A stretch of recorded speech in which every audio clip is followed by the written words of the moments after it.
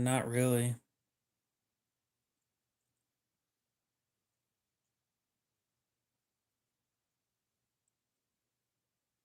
Been watching a show called Wardens on YouTube.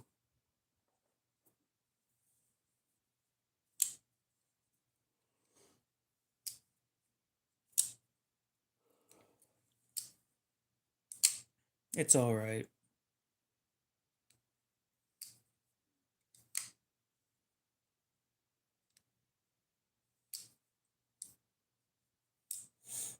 It's about game wardens in Montana. It's like 14 seasons. So,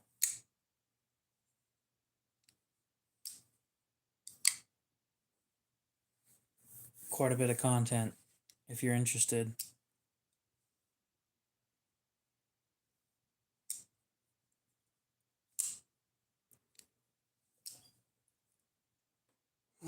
Dakota, what's up? I'm gonna wait a couple more minutes and then we'll be pulling your knife out. Mm.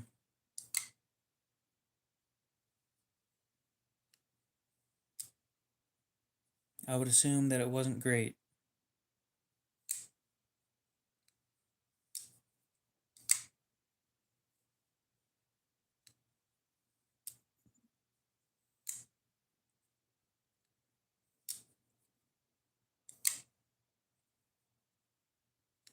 Live action stuff never really compares to the animated versions of them.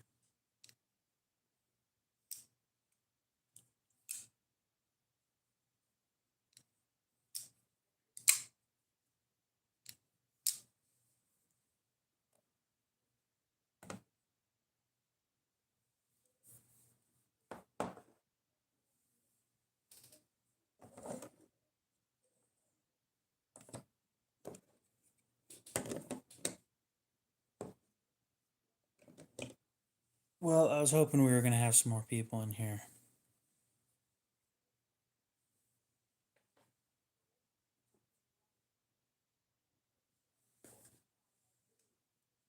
But unfortunately,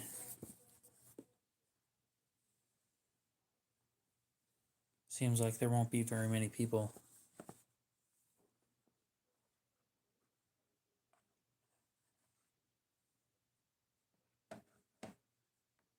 I don't have any OTF knives.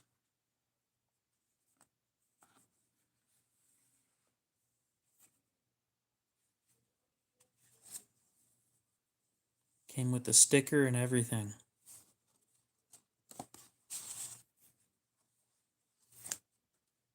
Well, now the sticker's on the floor, but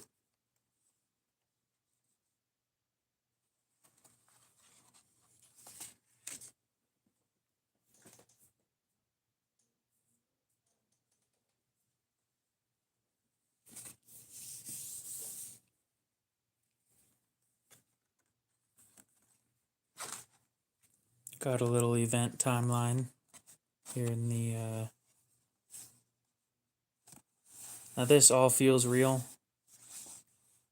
I'm not doubting this one. It all feels like it should. I compared it to the paper and everything that they used for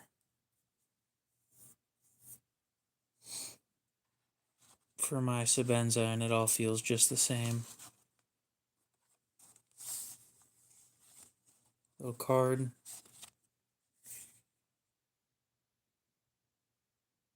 March 10th, 2020.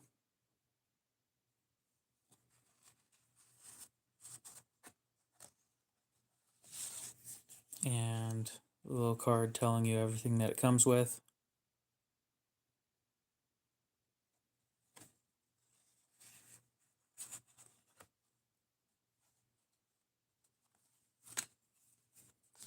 Now, when I got it, it wasn't looking like this. I just wrapped it the way that I remember mine being wrapped. Now, I also did notice some discoloration here. on the foam. I'm going to assume what happened is they left this in there and had it pressed up into it until the color on this seeped into the foam. I don't think that there's anything bad going on here. It feels, again, it all feels the same.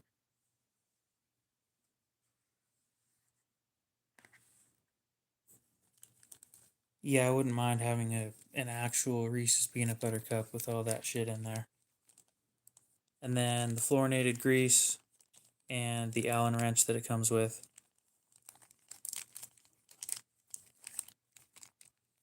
Those I just had sitting right here. And the leather pocket slip. This is a gentleman's knife.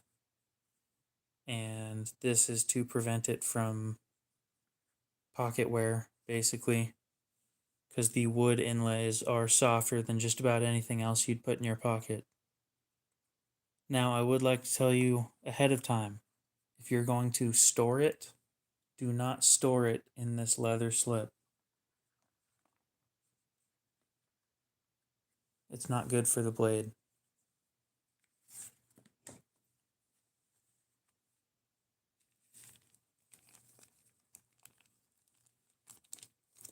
Yeah, I didn't read the description when I bought this thing.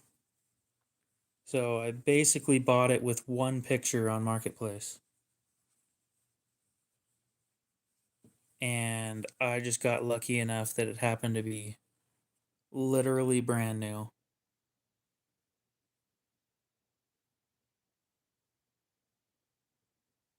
No damage. Literally brand new.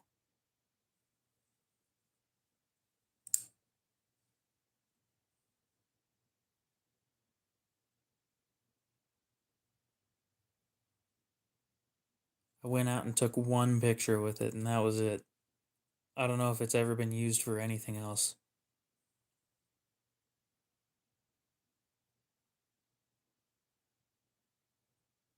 But again, just because it feels right doesn't mean it is right. I will be bringing it in tomorrow and having them take a look at it.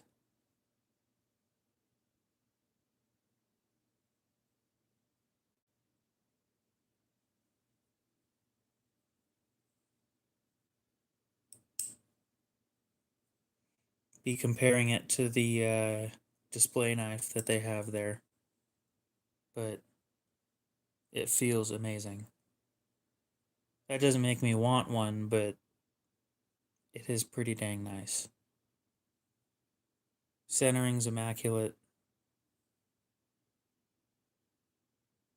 It doesn't get any better than that.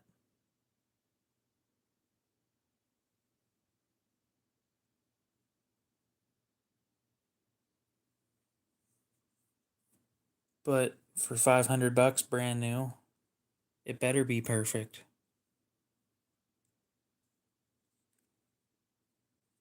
So yeah, they had this thing folded up and then this just sitting on top of it when it shipped, and I'm surprised that they would do that. I don't ship things like that. It is Makassar Ebony.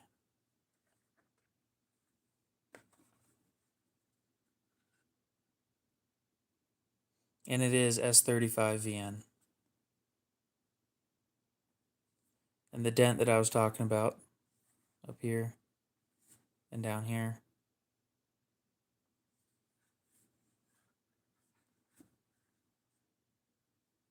Otherwise, the box is in pretty dang good condition as well.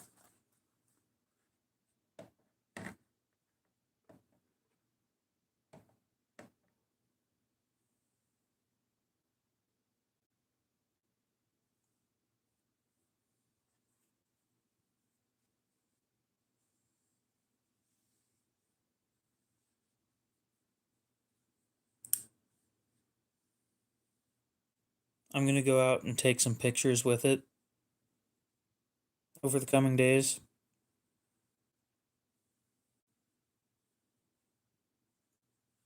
It's one of those things where I'd like to try and remember it, but I doubt I will. It is a beautiful knife. Liquid Grin, what's up?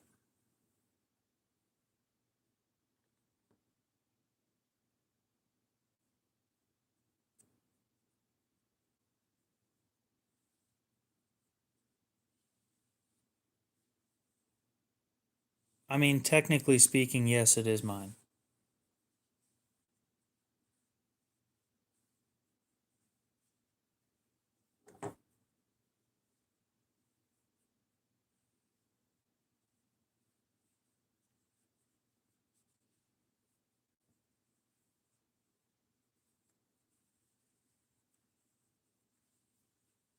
But I bought it to sell it, so yeah.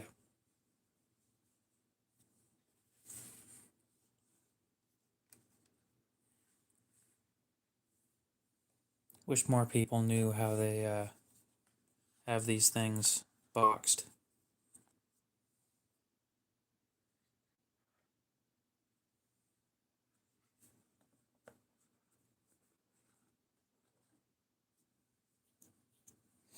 So this is technically speaking the second Reeve in the collection.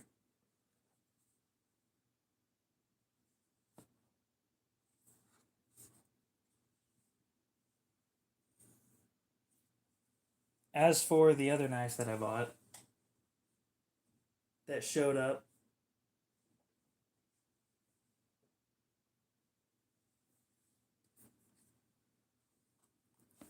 I now have 3 Chris Reeve knives in the collection.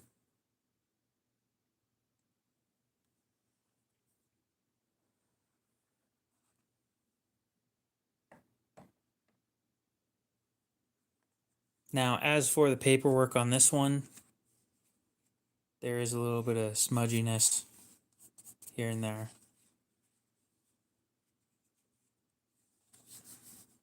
The sticker's gone.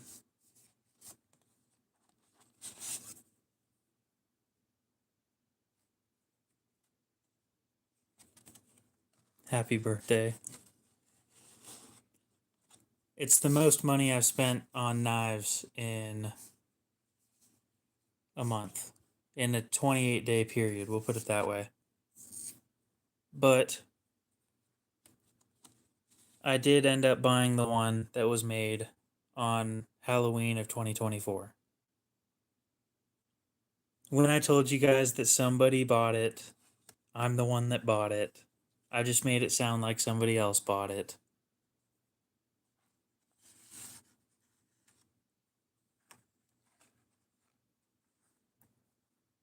Wish it was easier to show everything on camera, but it's not.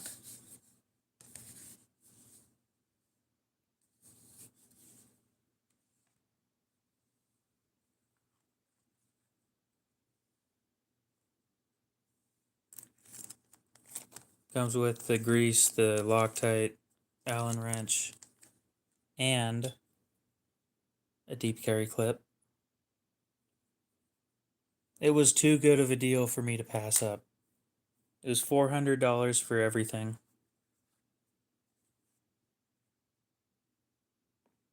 And we'll open this here in a sec once I put all the other stuff away. Namely, the papers.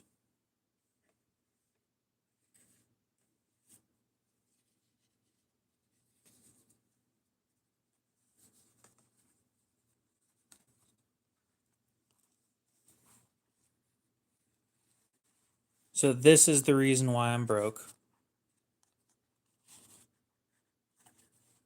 The first Sebenza I bought, I don't think that I bought it at the right time. This time, I don't think I could have done any better. Being that after you include the deep carry clip, total cost of the whole thing was probably $550, and I spent $400. So And I would like to thank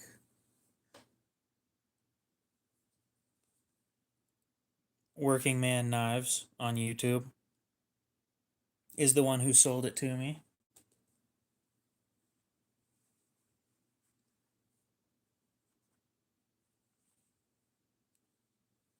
And of course, he wrapped it wrong too, but I'm not going to complain.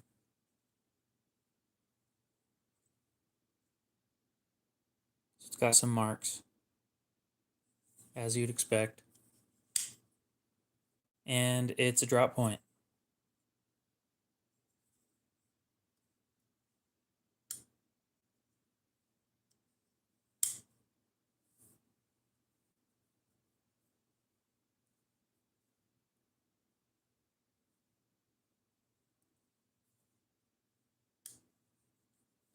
So let's talk finishes.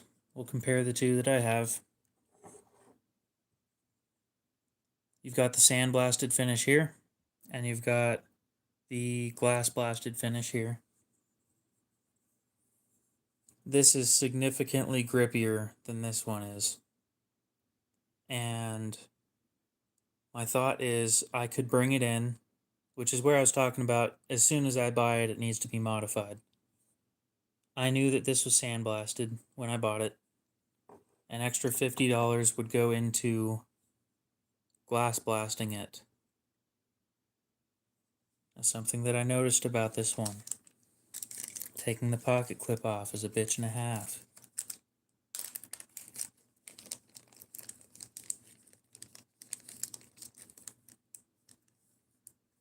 I'm hoping that maybe getting it glass blasted will change that.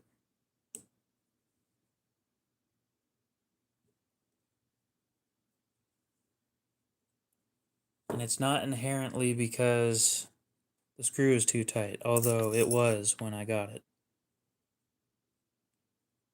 It's more of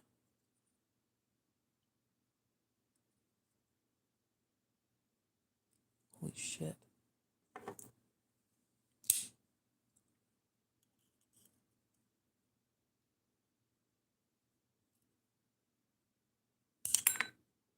That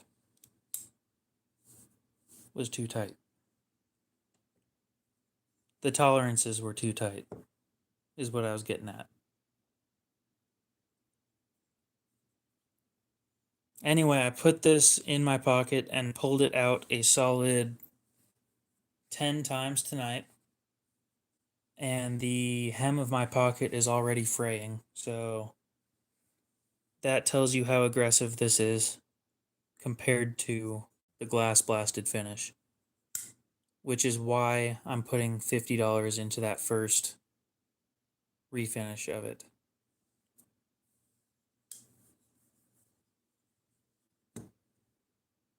So we will keep track of all of these and we will take it apart for probably its first cleaning.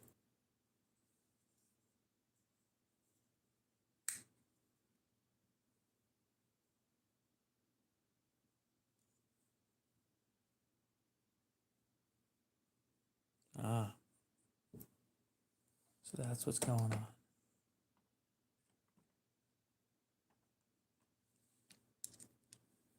Every once in a while.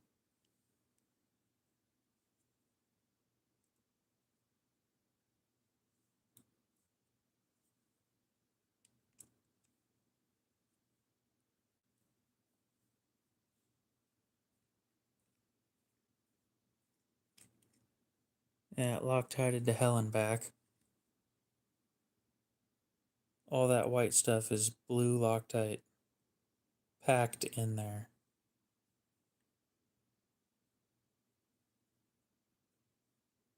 And lately, I don't even Loctite mine anymore.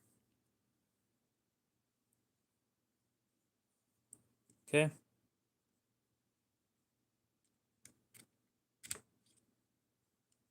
So I was going to do this earlier, but I figured you guys might want to see this on stream, so. Oh, that felt terrible.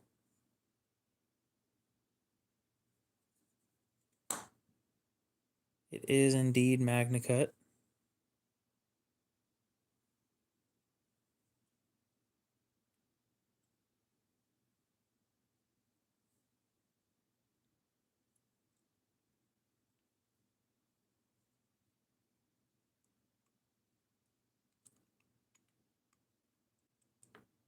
Interesting.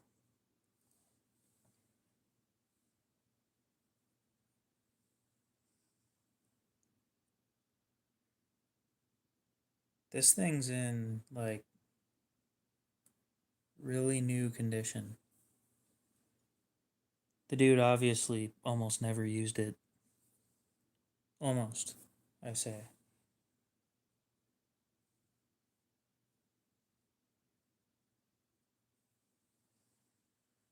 Because mine has wear marks in a few sections, specifically on, like, there's no polishing on this yet. And when these things go through being opened and closed a couple hundred times, you start seeing sections of it that are polished, and there's none of that here.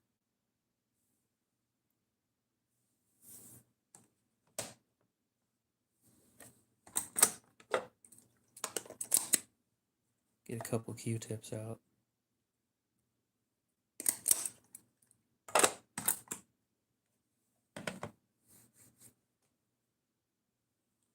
And some isopropyl alcohol.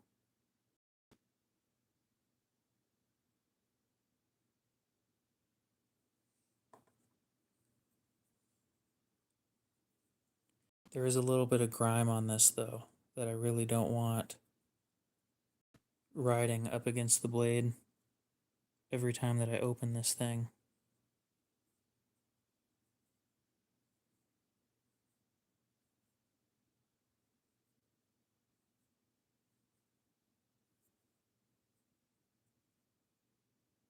Yep. Ari, what's up?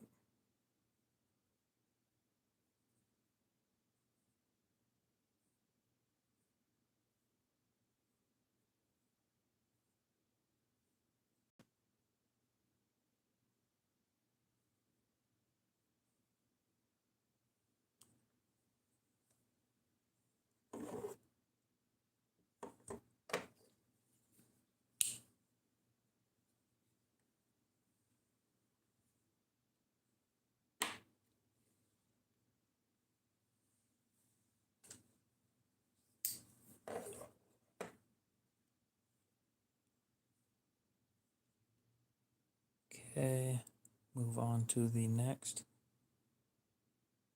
Actually, right now I'm not bored.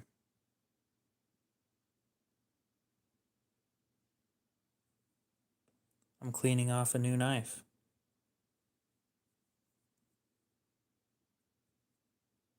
Yeah, other than it looks like the dude dropped it or something.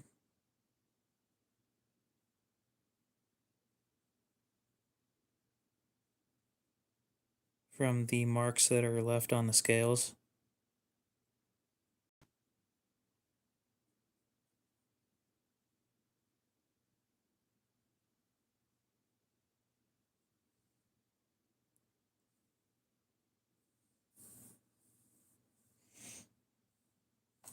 I don't know, it's been a long time since I've played video games.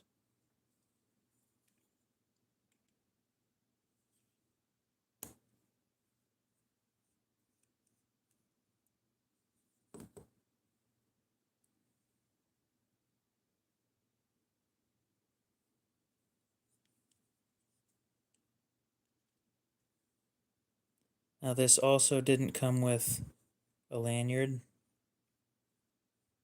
Seems like it was cut, which I didn't remember it being taken off. I don't understand why they cut them. It seems to be a common thing where when you get your Sebenza, you cut the lanyard, but you don't have to. You can just untie it. Yes, I do.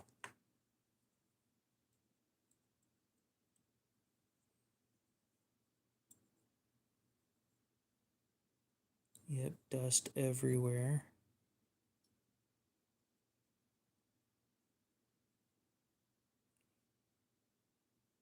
Oh. Never had that happen before.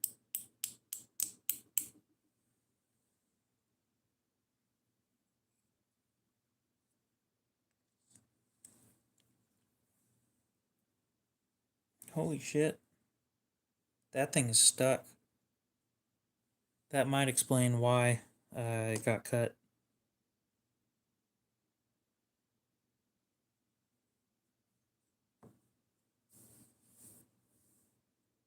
Q-tips. What, did I go through them all already?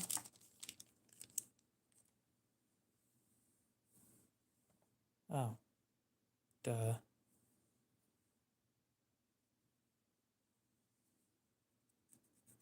I don't like lanyards. Nope. I would have taken it off anyway, but I wouldn't have cut it, is what I'm saying.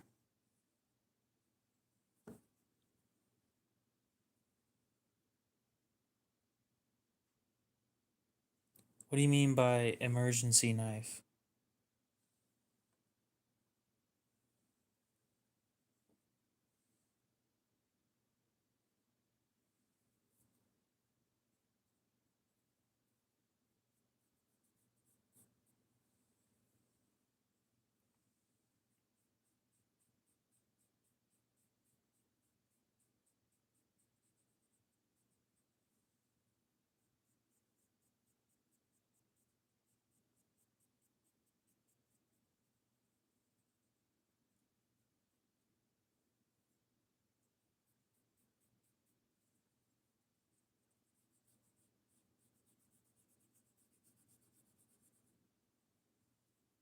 Yeah, I don't know what you mean by that either, so if you don't know, then I definitely don't know.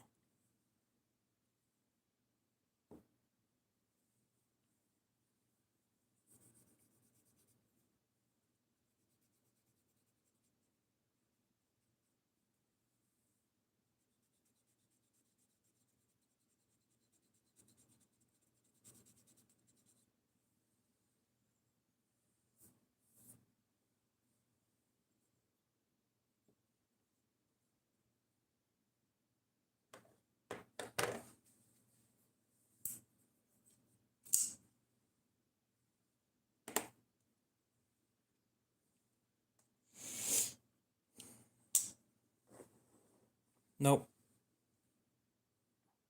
I don't.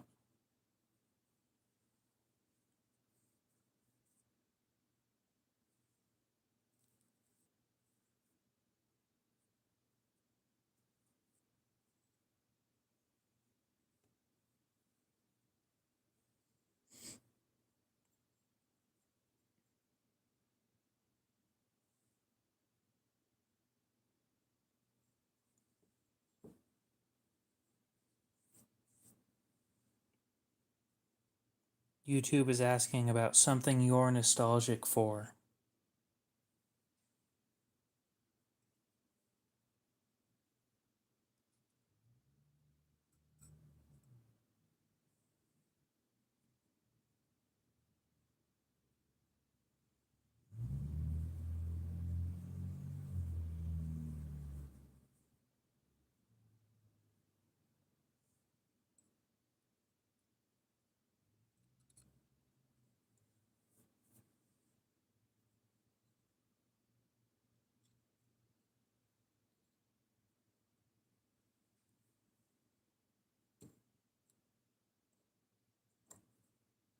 Certain foods, such as.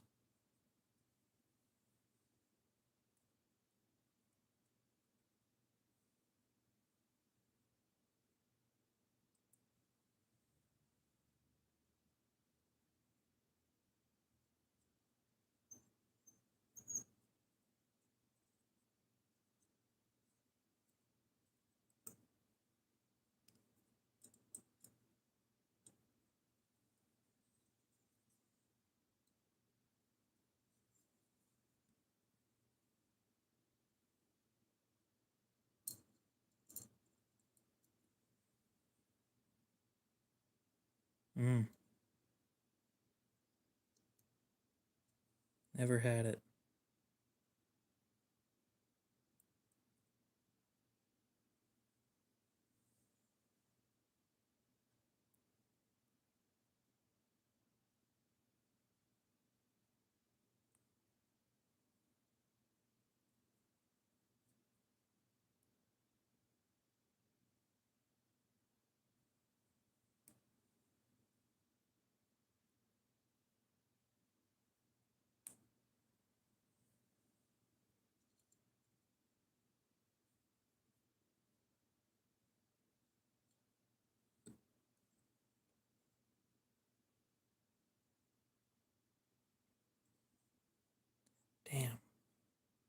tolerance on this one is really fucking tight. Oh.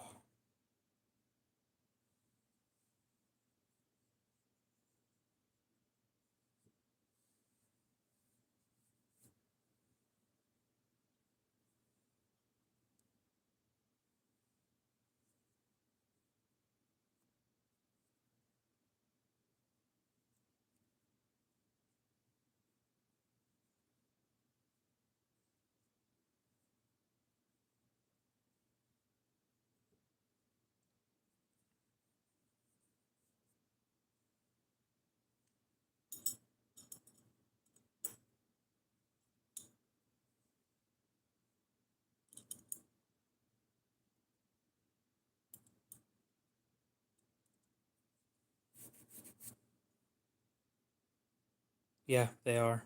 By quite a bit.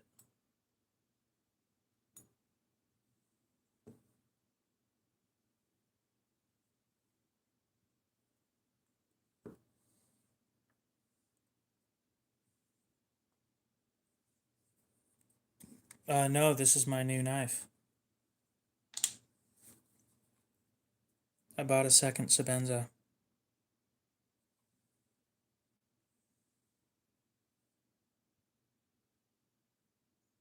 You guys know when you buy a new knife, you gotta go through and do everything right. On the off chance that the previous owner didn't, which this one has had like zero maintenance done to it ever. But it's also like barely been used, so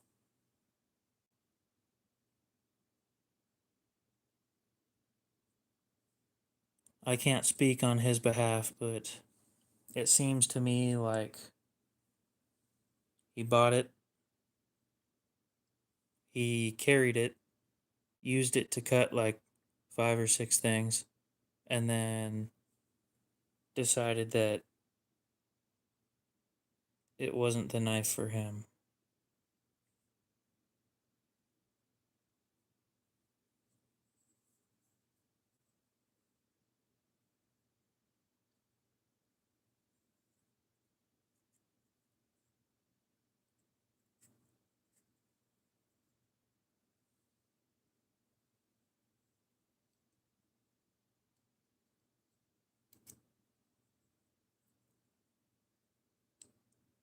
It's a very picky knife, yes.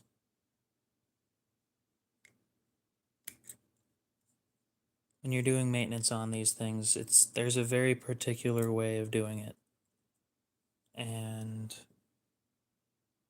not everybody has the patience for it, which is fine.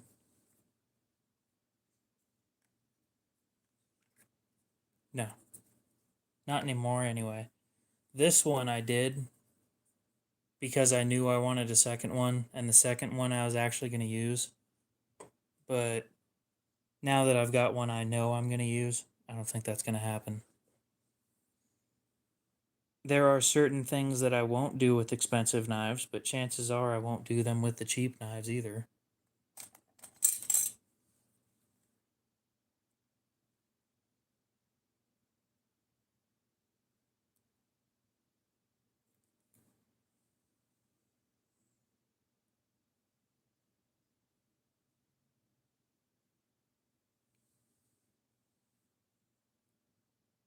I mean, what do you think Sabenza means?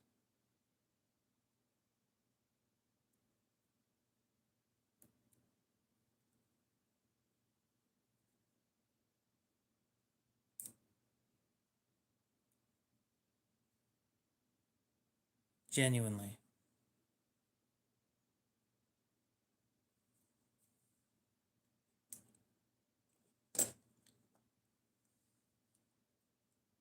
No. Sabenza means work.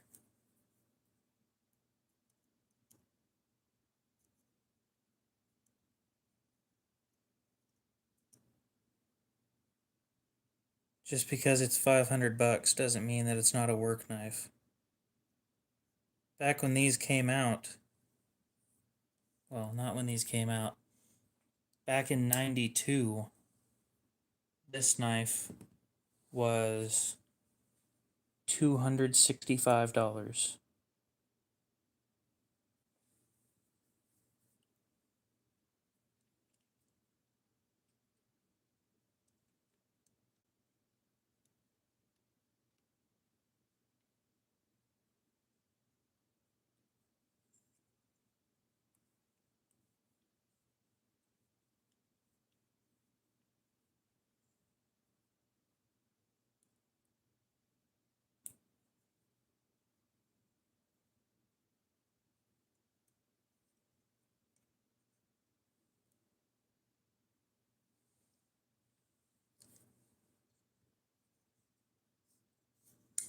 Sure, but I don't like fixed blades, so yeah, it's a Chris Reeve Sabenza.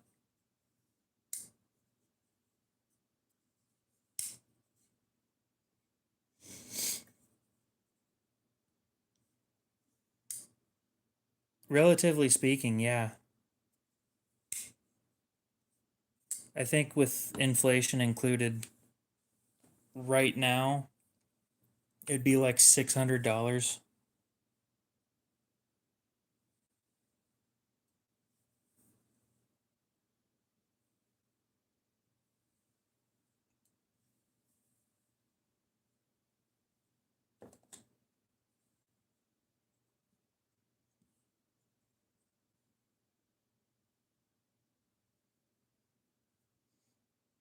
Uh, they're 500.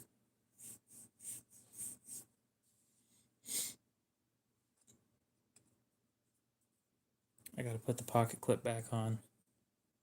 I hate putting the pocket clip on this thing because it is so damn tight. It feels like I'm breaking something every time I do it. But KO, you only put it on twice, yeah? And both times it felt like I was breaking something.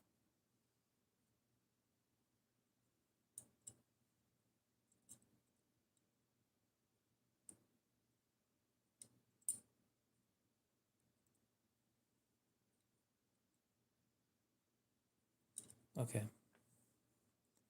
That Allen wrench has an issue.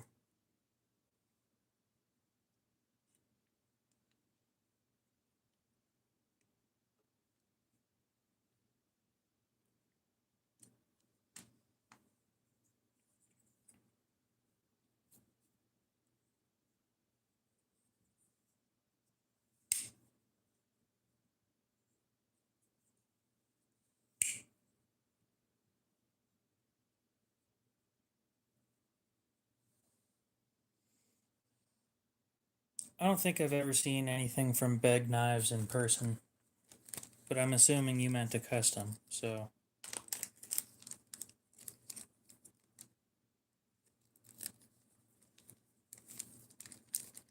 I'll be honest, their custom options aren't great.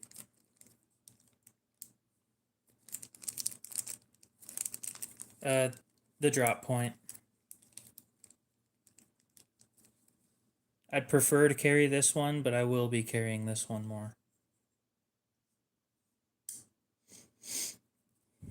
Once I go and pay for the glass blast treatment. This one was 400.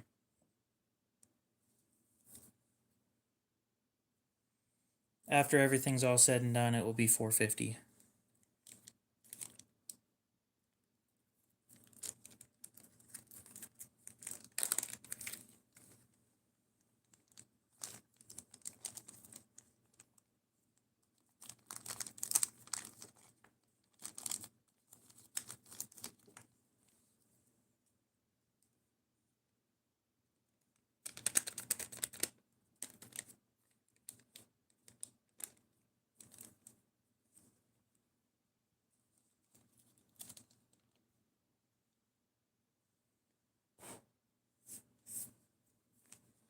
It's this finish right here. It's a lot less aggressive with pants. So it's less grippy, but I'd prefer less grippy over shredding my pants every time that I put it in my pocket.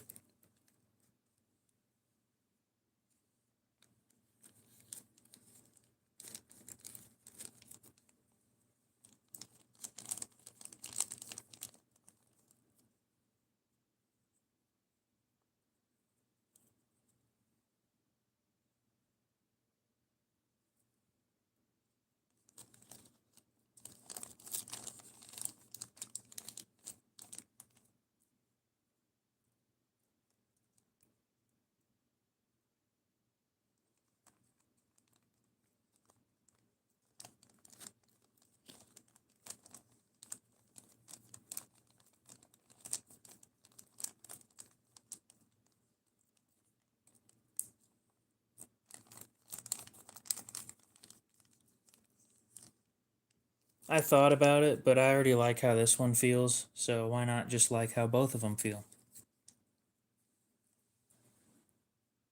I don't really like how the sand blasted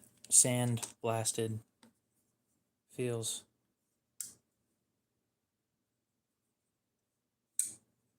It also needs broken in because it's obvious that thing was never carried.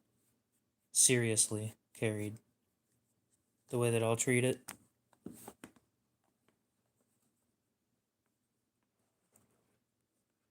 And then there's the question. Will they charge me extra to bead blast my second pocket clip? Or will they even do it? Find out next time on Dragon Ball Z.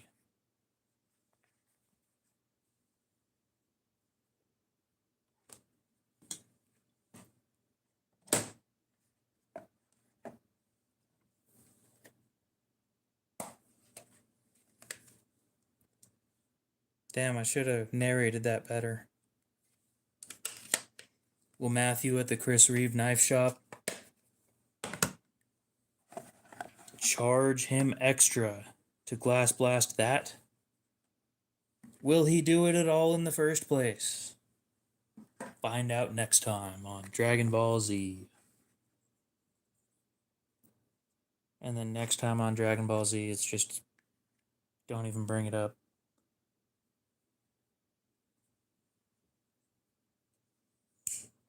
Dang, for a second there, I thought the new one was smooth.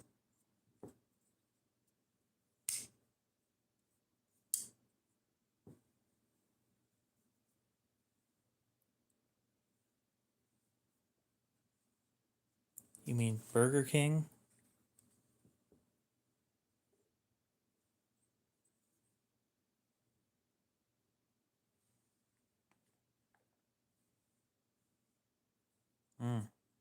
I haven't gone there in a bit.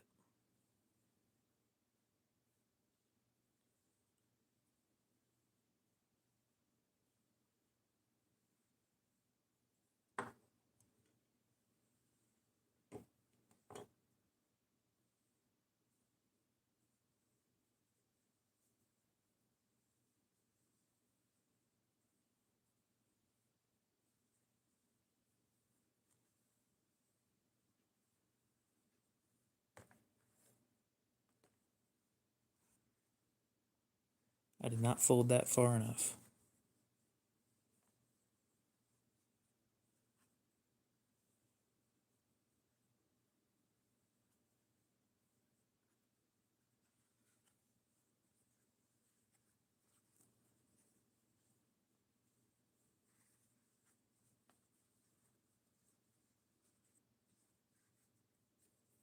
Oh, better than nothing. It's a microfiber of some sort. It's cloth.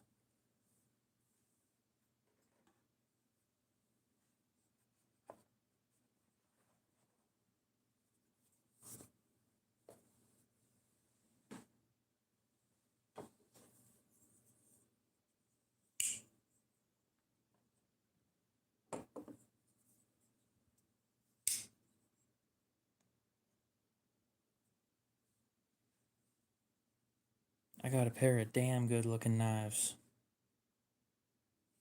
I just wish the guy didn't sharpen it before he sold it to me. One of them is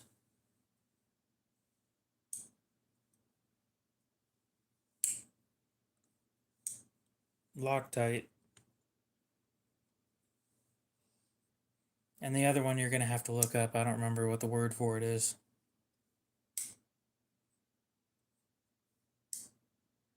Fluorinated grease.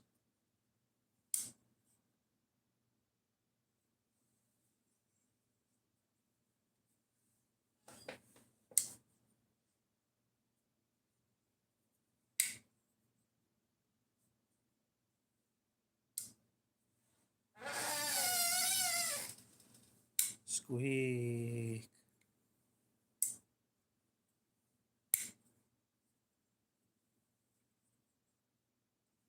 Yep.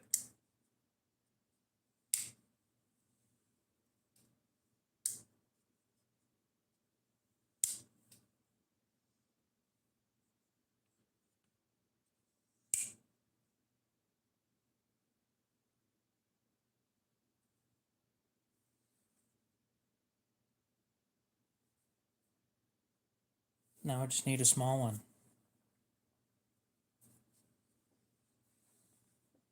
And an Umnumzon. And an aftermarket scale for an Umnumzon.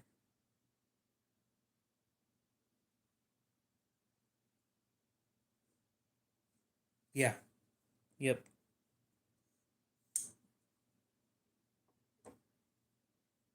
The lock face is a ball bearing.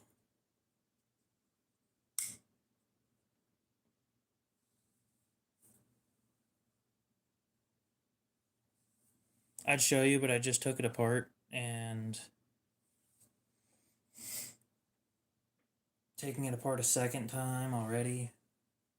I mean, I could. This one's more of a pain to take apart than the other one is, though. It needs a new Allen wrench.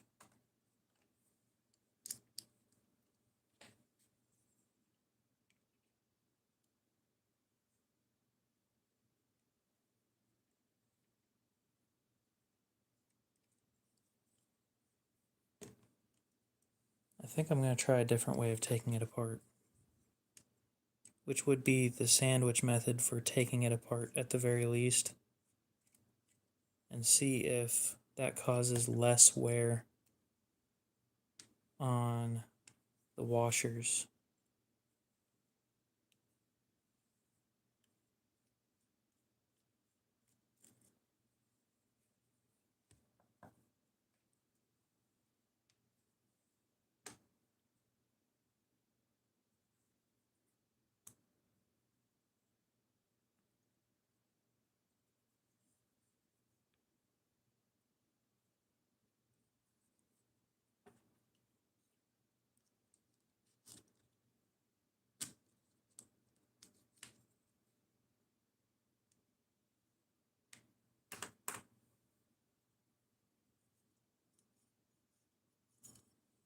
Oh, that worked out a lot smoother.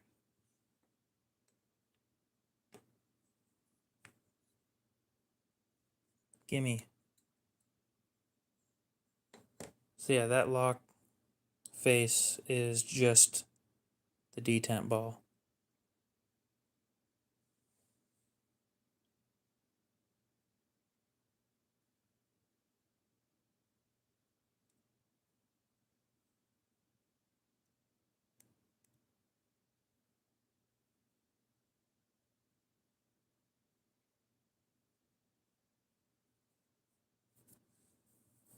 Yeah, ceramic.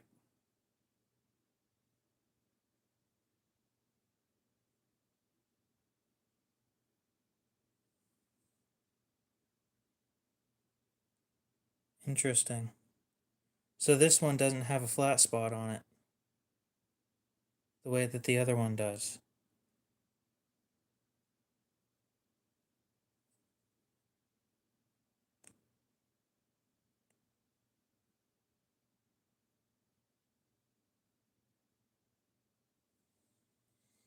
All around, this one's just less perfect than the other one is.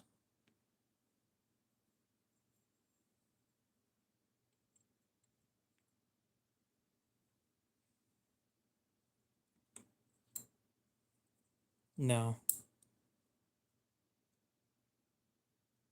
There wouldn't be any benefits.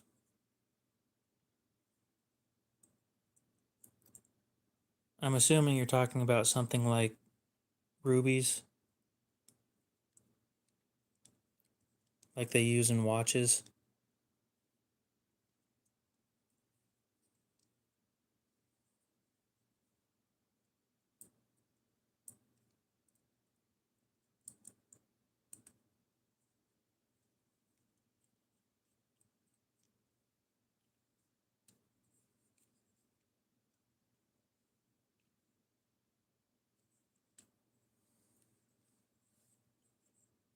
So rubies are used in wear-resistant applications in watches, specifically things like I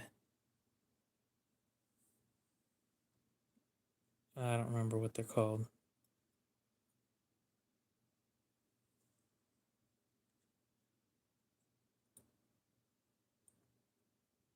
but they are used in watches pretty often. When you see a watch that says like 7 jewel or something, that's what they mean, is how many synthetic rubies are inside the movement.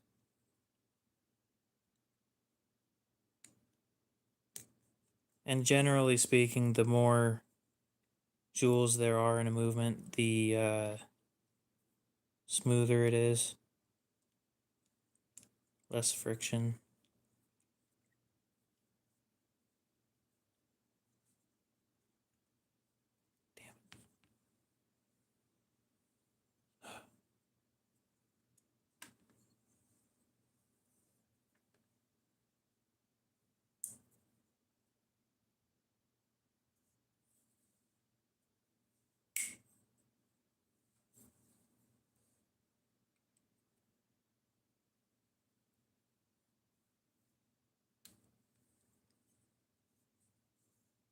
It's good enough. Good enough for who it's for.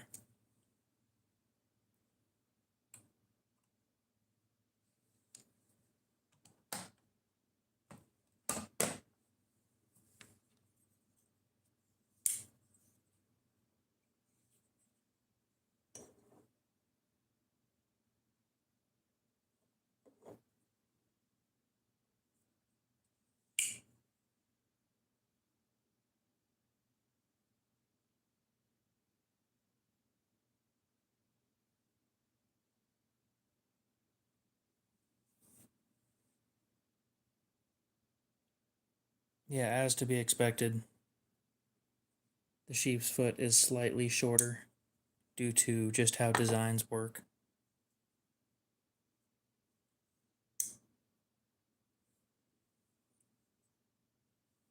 But yeah, if you look in here, the blade is like fairly close to sticking out. I have not. It's not really worth it to me. You know, you're just going to take it apart and weigh something, it's not worth it. Here pretty soon I'll be putting some aftermarket back spacers in. And I've got an aftermarket scale, front scale for this one coming.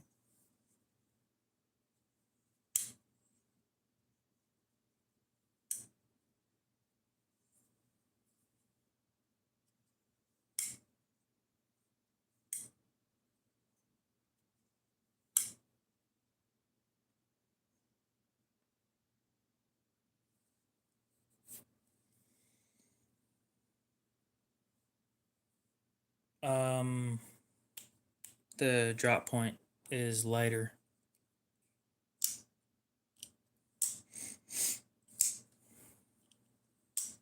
I can almost guarantee that. There's more blade material on this one.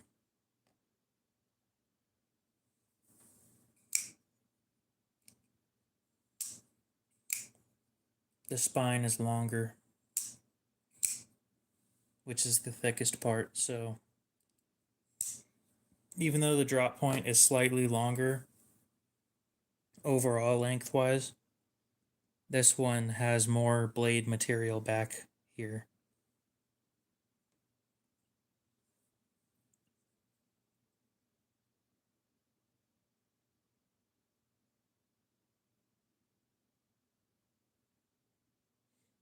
When you compare the two, it's a little more obvious, but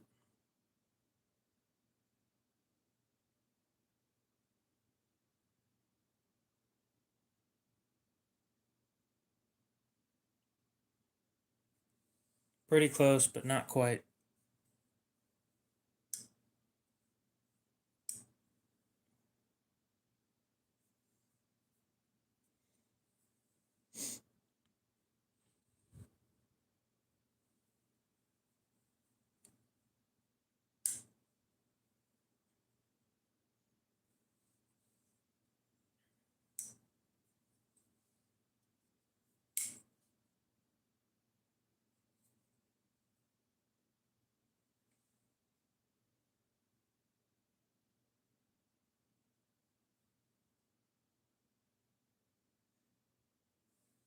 All I know is from now on, again, I'm never letting anybody else sharpen my knives.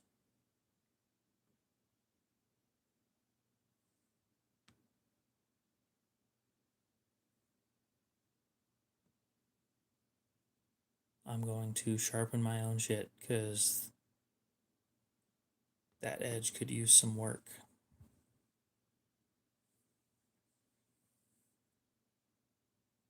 But it'll sharpen out over time. I'm not going to sit there and waste any of that blade.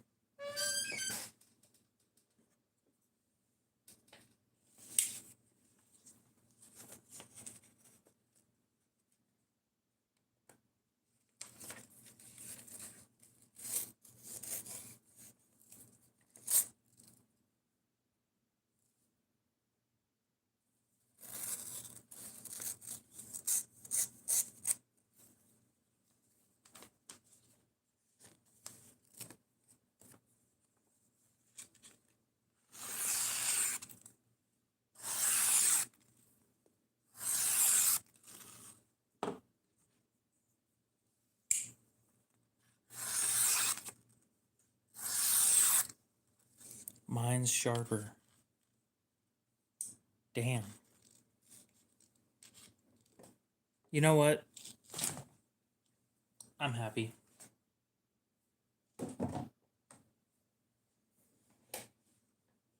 My edges are officially better than a fixed angle sharpening system. And that's saying something right there. Because this one was done on a fixed angle. This one was done by hand. And you don't really see it, but you can feel it when you're pushing through.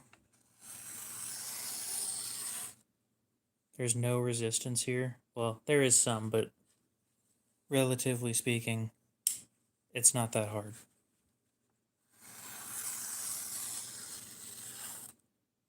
And this one catches a little more than the other one does.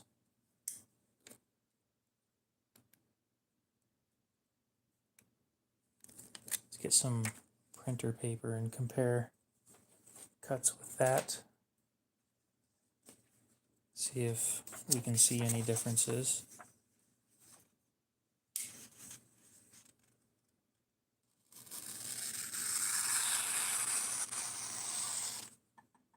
Couple spots where it caught, as you may have noticed.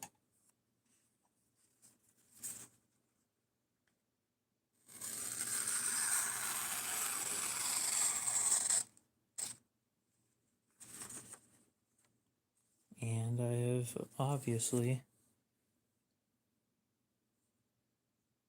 Oh, yeah. That was after going out and eating with it, too. So I think he said that one was freshly sharpened, and this one I've already gone and, like, cut food with it.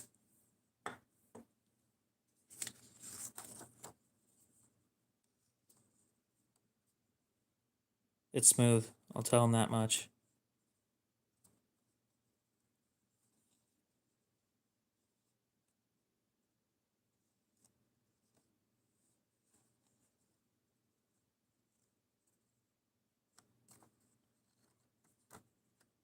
The drop point or the sheep's foot?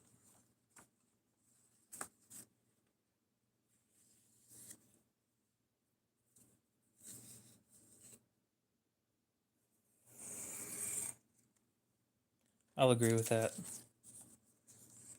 I much prefer a sheep's foot over a drop point, but I don't think I was ever going to get a sheep's foot for the price that I got this one for. And somewhere in the back of my mind, I think that if I got another sheep's foot, I wouldn't treat it the same as I would treat a drop point. I wouldn't use it the same.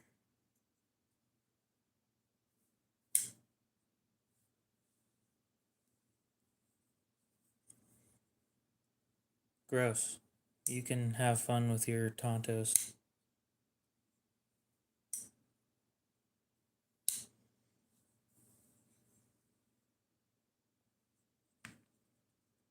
Not much, Ken. How you going?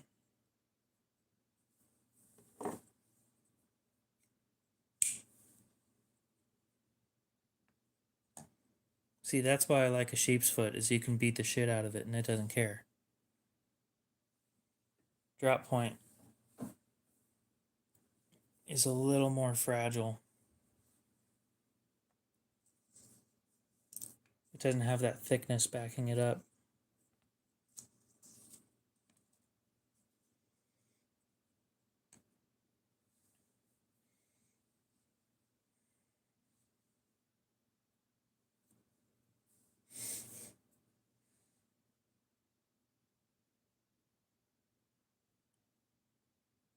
Oh, I can't wait to get this thing glass blasted.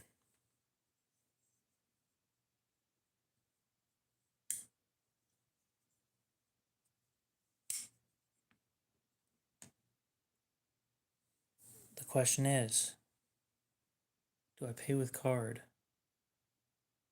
Or do I go sell some more shit, pay with cash?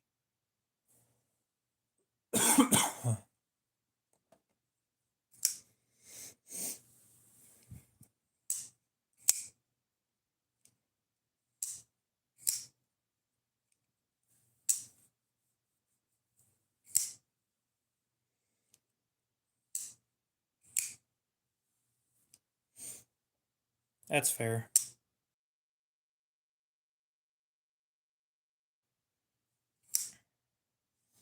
Clip points are great.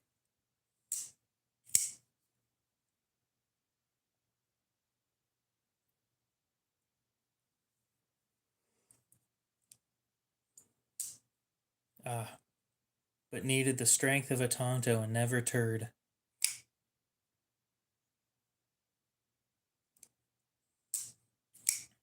Clip point tips are just too fragile.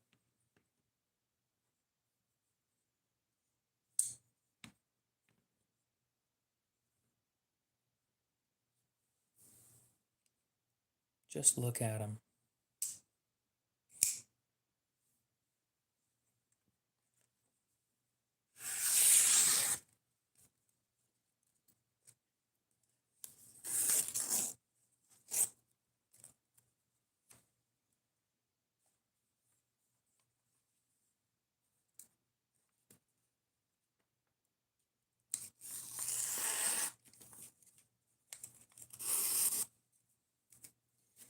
But yeah, once I have that thing glass blasted, I'll be carrying it. Actually, that's not a lanyard hole. It's a hole for a lanyard pin that has a hole in it. Maybe.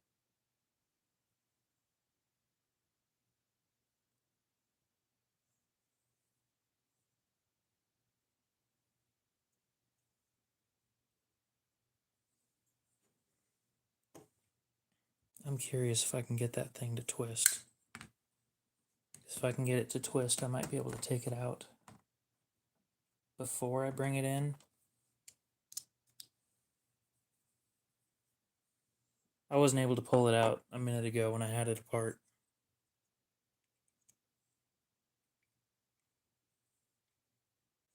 So I can twist it.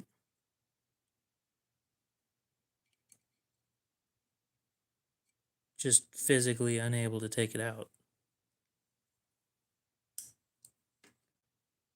Just another piece of titanium to make the thing more expensive for you. Wait until you see how much Boss charges for a plug for those on Spyderco's.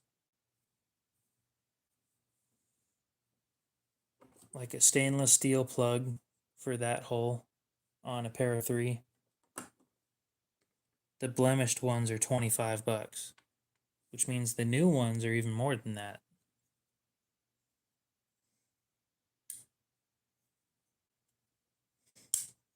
I'm going to try and take that thing out again, which means I'm taking it back apart.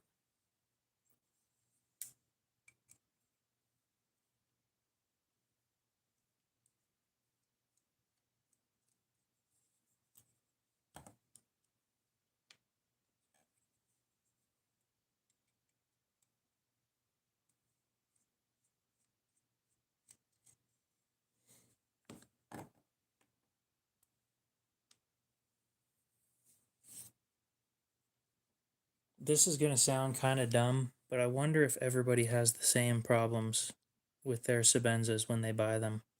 And they just sit there and say, I spent $500 on this knife, and I don't want to talk bad about it because it makes me feel like I wasted my money.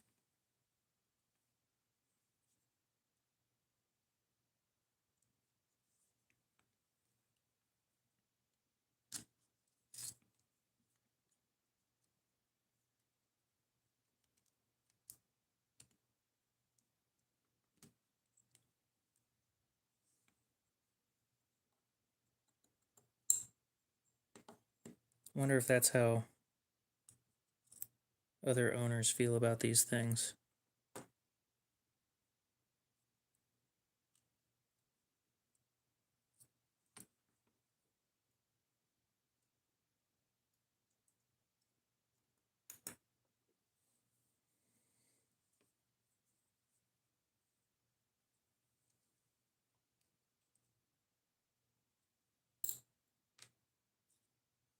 Oh.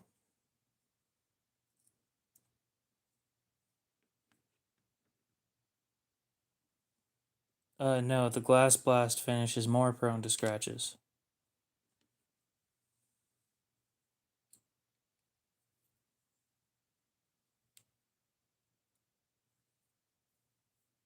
It just looks better and costs more. Yep, got it out.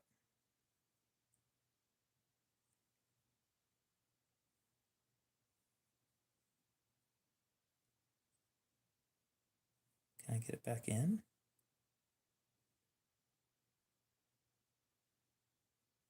Who knows? Who cares? I will take care of that when the time comes. I just wanted to know if I could take it off or not. Well, I guess the time comes now that I think about it.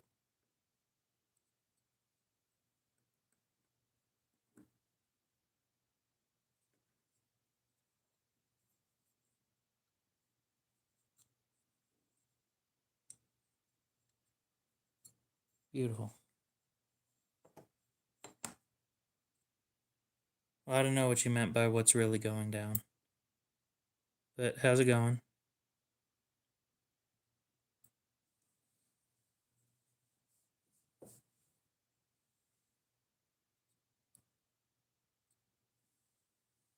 See, the thing is, I just don't need sandpaper in my pockets, basically.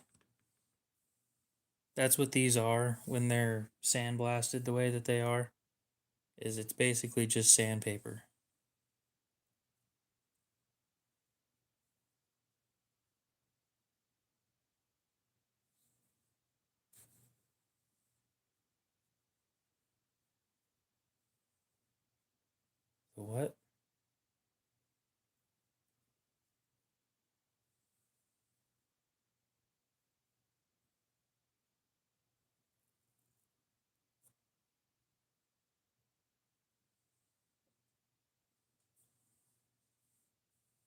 Oh, I need to get an Umnumzon.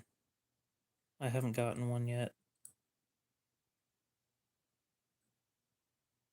You know, just casually drop another $500 on a knife. I can't afford to do that. I am broke.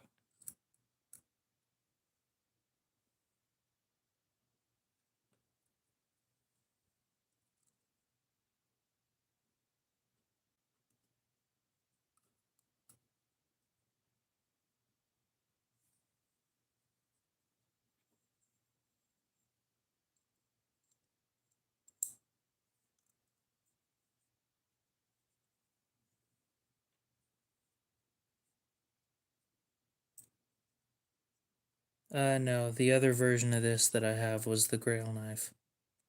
The Unumzon would just be a work knife. I wouldn't treat it special or anything.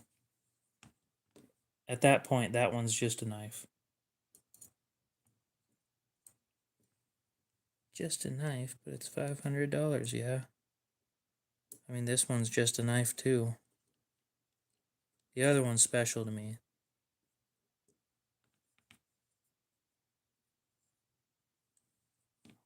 That freaking sucks.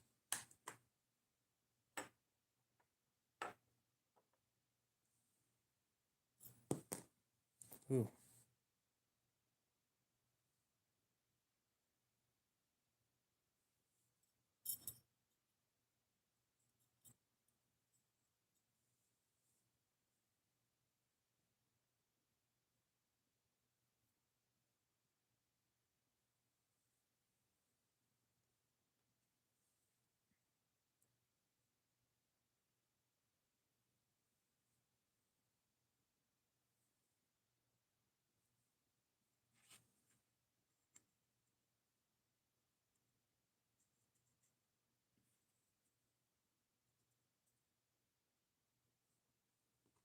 I do wonder if loosening this...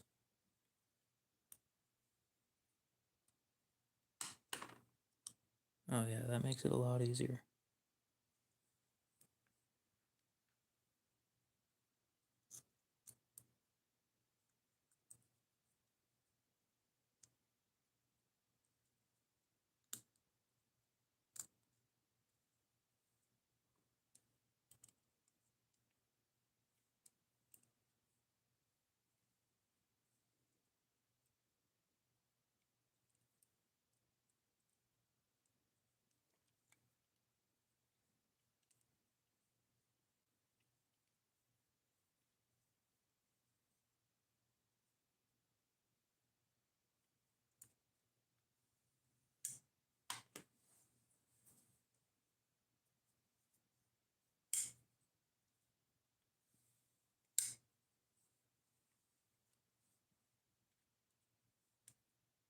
That sucks, dude.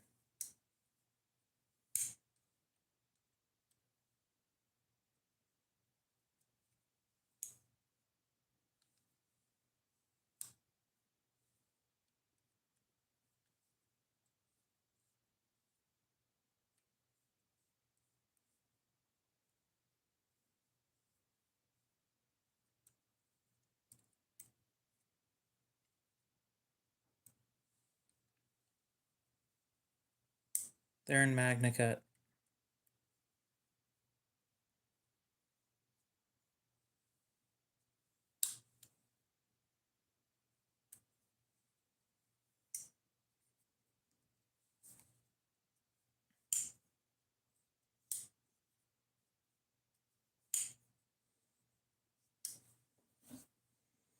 I wouldn't buy one of these in any other steel unless it included the price of how much a reblade would cost.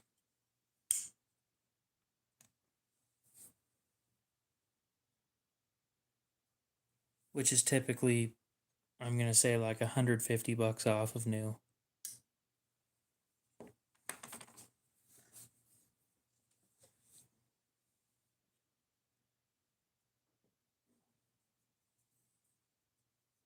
Yeah, I've been happy with the MagnaCut.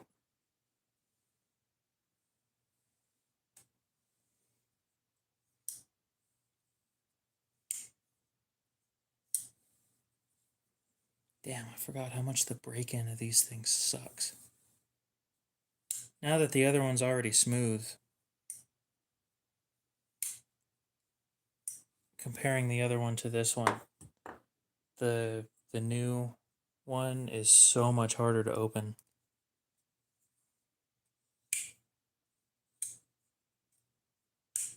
Warsmith, what's up?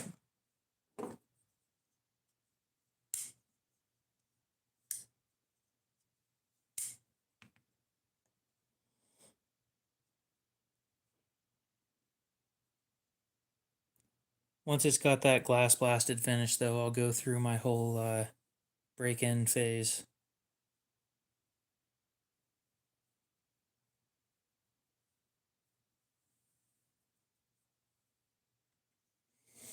I think no luck is better than bad luck by quite a bit.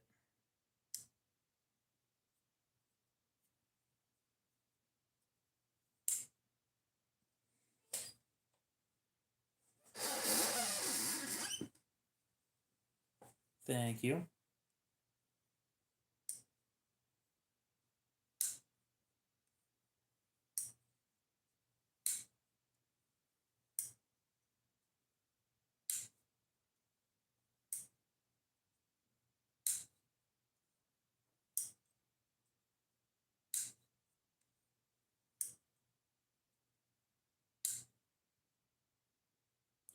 Oh, that makes a lot more sense. This fucking chair.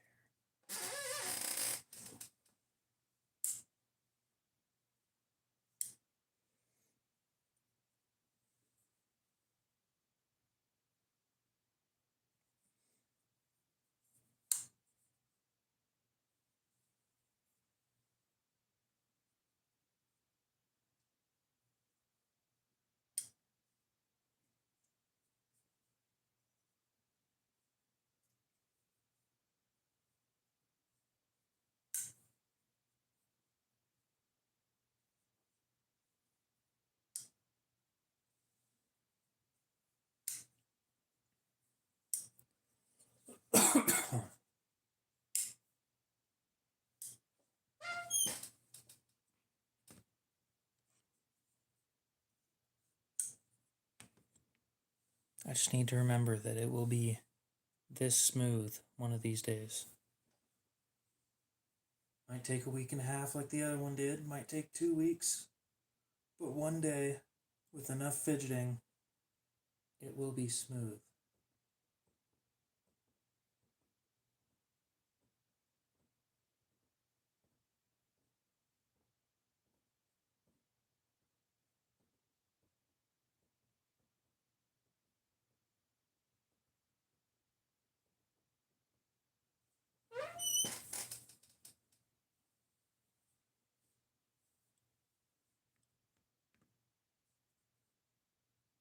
It just gives me an excuse to not be like mildly irritated with it right now.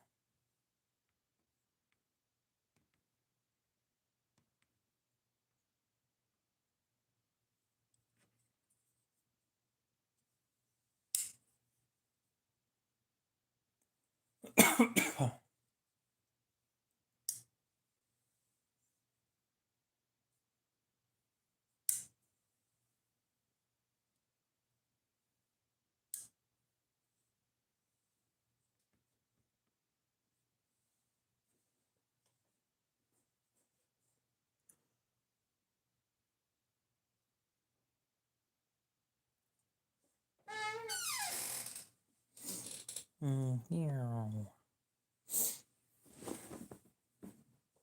I live like 20 minutes away. I'll just drive over there, drop it off, pick it up when I come back.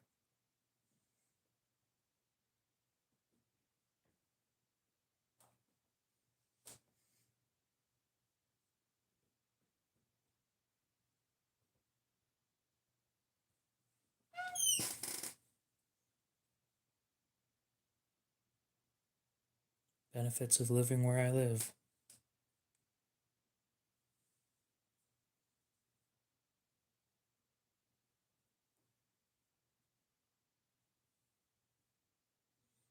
50. It is 50 to have it redone.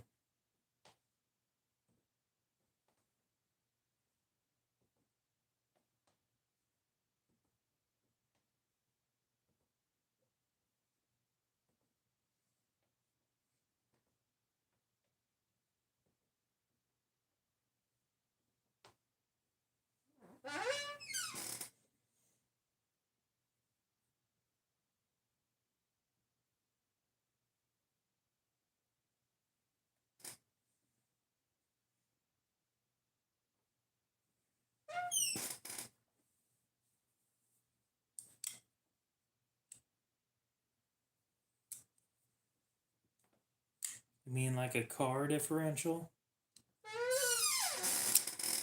Squeak. Oh.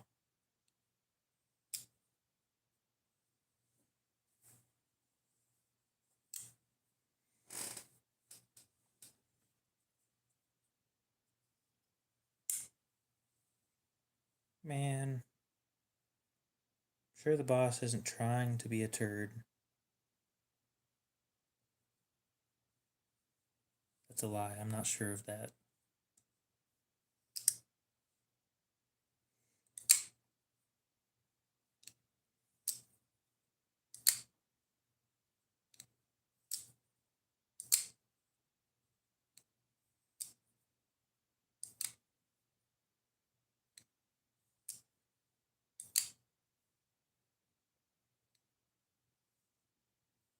Sure.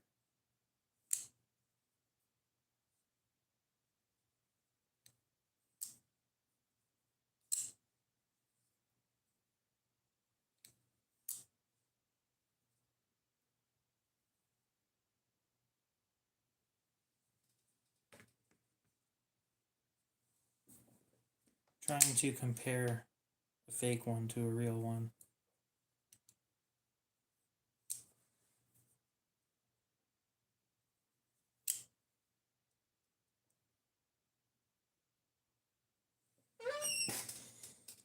The fake one is bad. 8.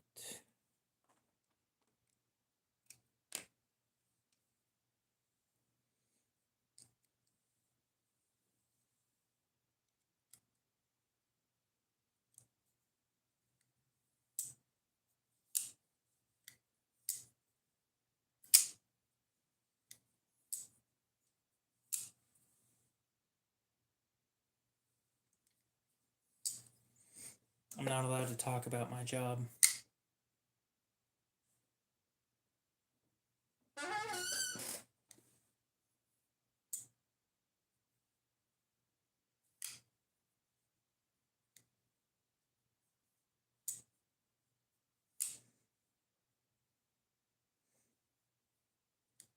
Believe me, just because I own these things doesn't mean that I have a shit ton of money. I blew all of my money on 3 Chris Reeve knives in a month. And I borrowed money for one of them as well. So trust me when I say this isn't usual.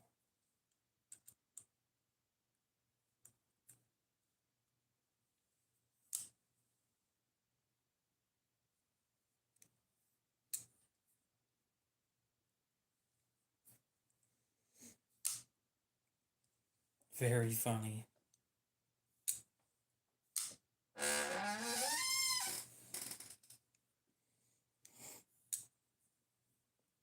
I don't meet any of the requirements to be one of those, other than height. Fun fact, there are height requirements for stuff like that.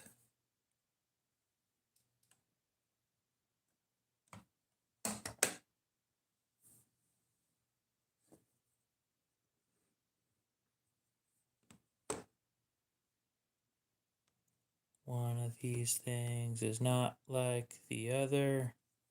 One of these things doesn't belong.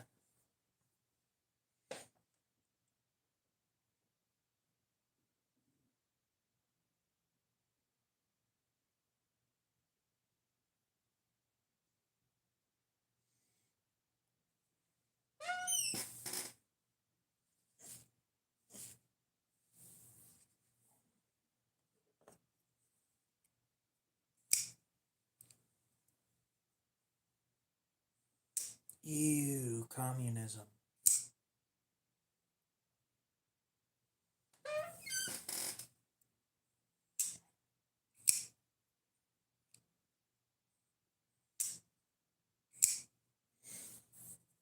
I'll stick with my current capitalistic problems.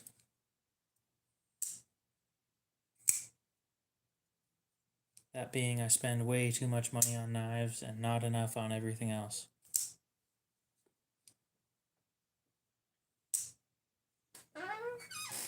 But hey, one of these days the channel will pay for itself. I'm looking forward to that day because it's not today.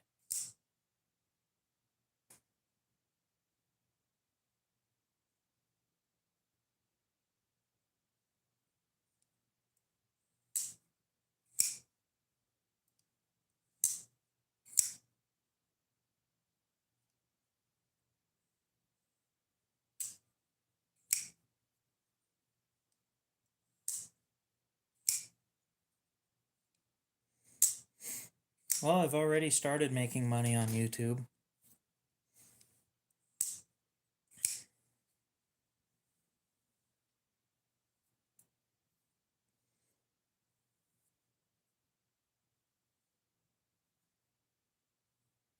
I just need to give them my tax info before I can take any of it out.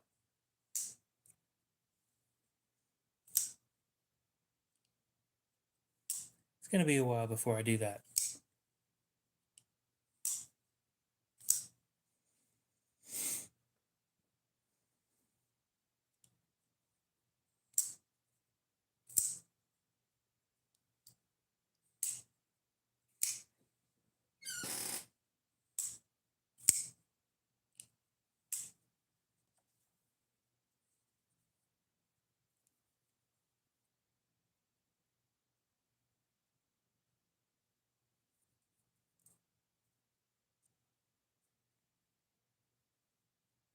Oh,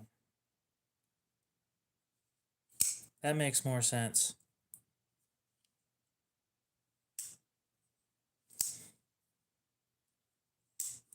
It's not as much interesting as it is how much time are you willing to put into this. I just started making money. I've been doing YouTube for nearly 3 years.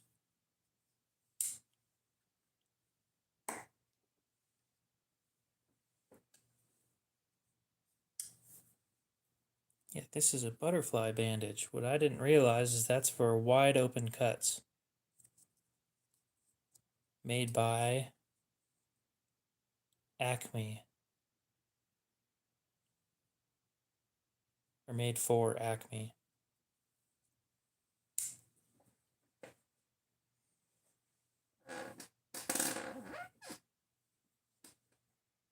I'm a content creator. That doesn't mean I'm great at it.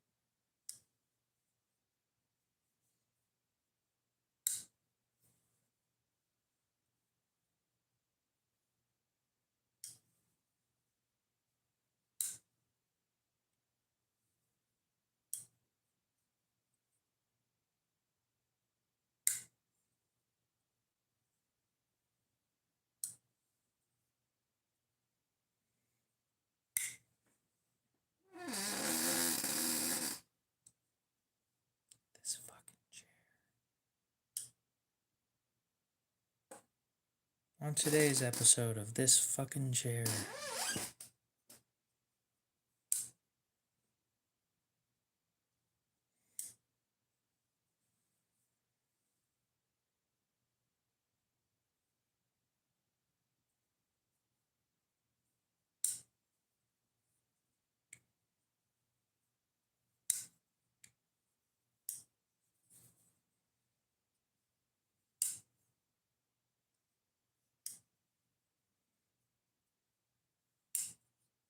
Mm.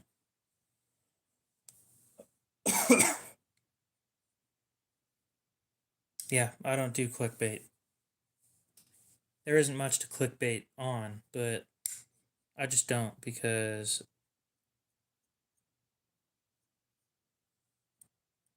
I hate it when that's done to me.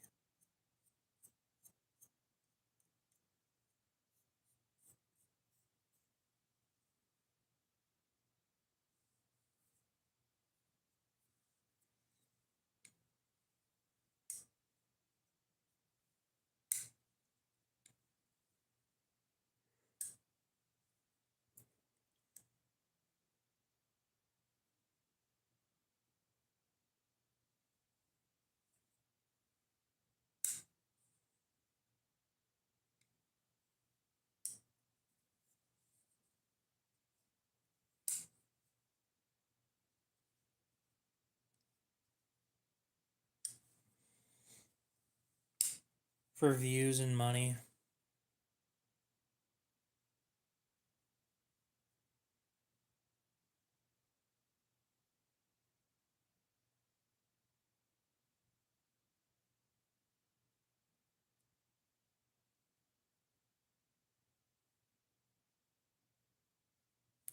My reputation means more to me than one viral video.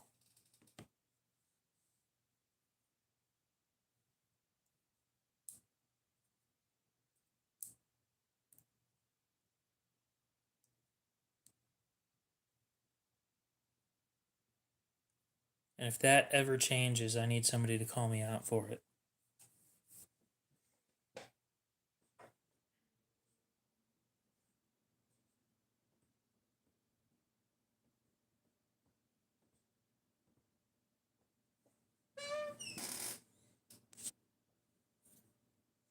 Like, if I ever decide to sell out, which I doubt I will, you'd have to pay me some insane amount of money. I need people to call me out for it.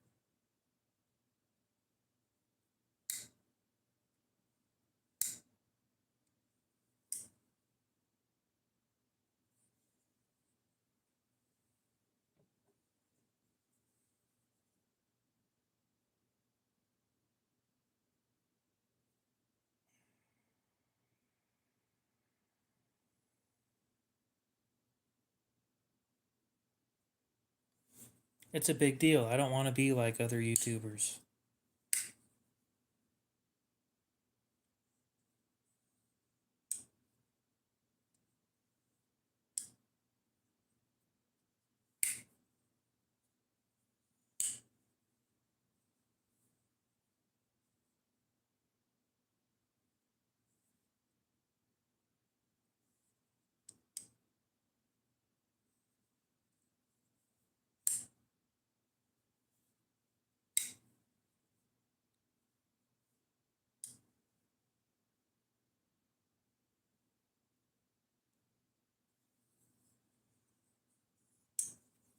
Because I'm not a pretentious douchebag.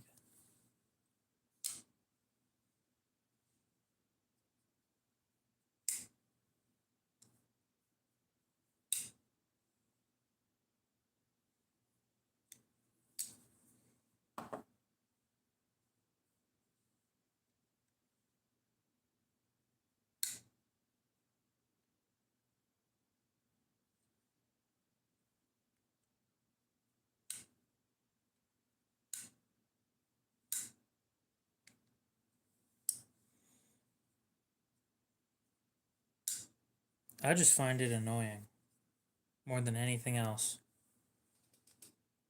Look at this.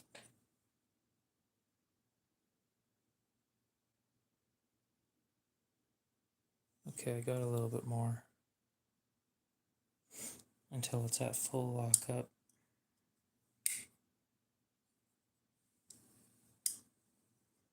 Because I don't want it at full lockup.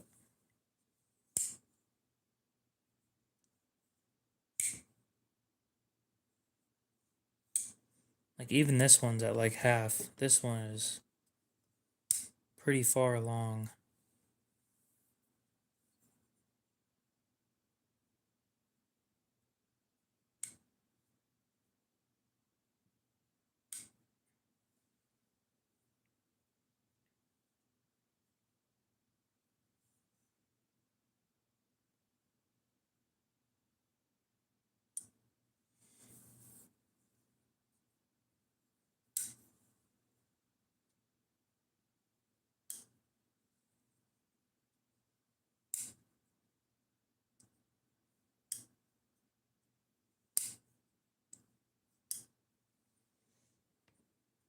My back.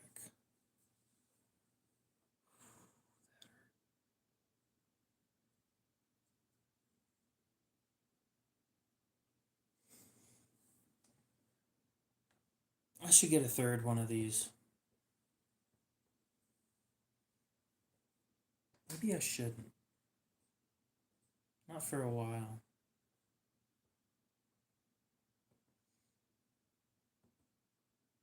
focus on coming out with a design first.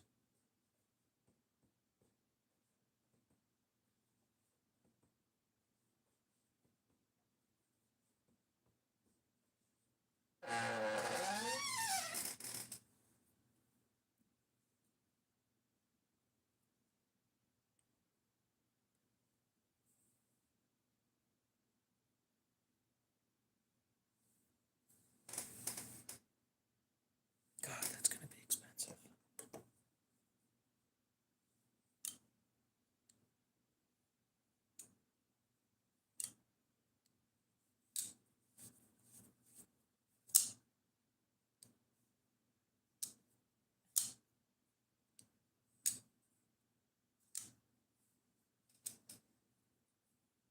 I'll go grab that second phone. I'm curious if Oz Machine Company has a phone number.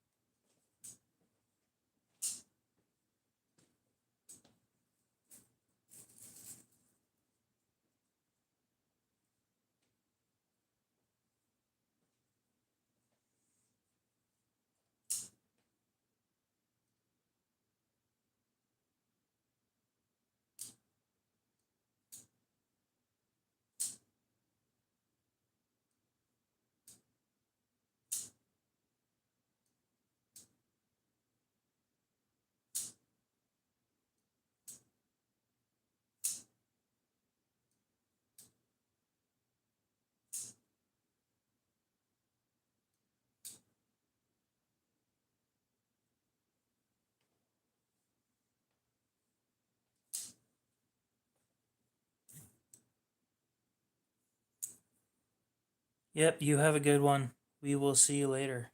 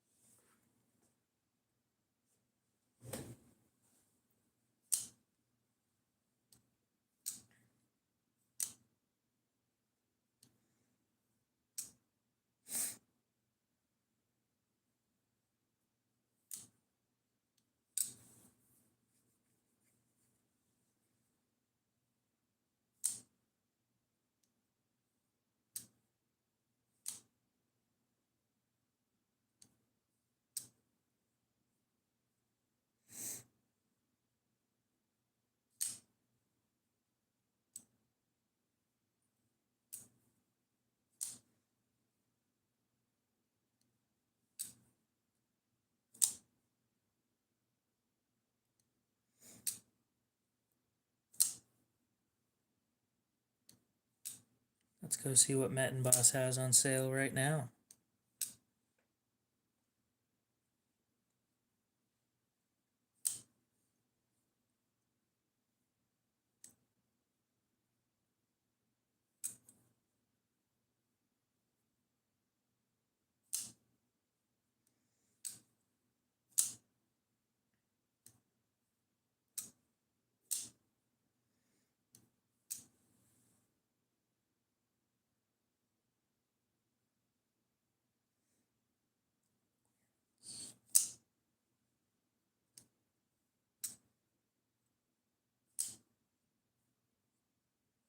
Anything that I might want. Those are all sold out.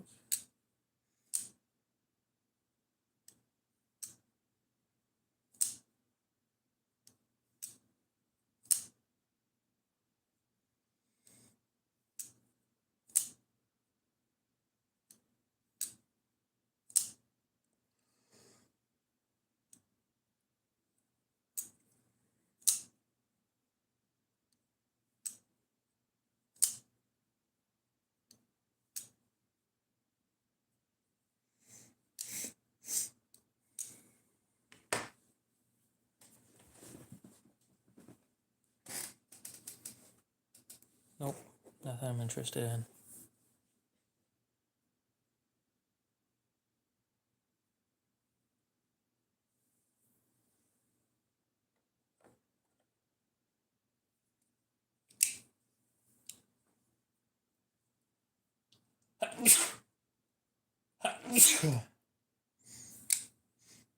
Damn.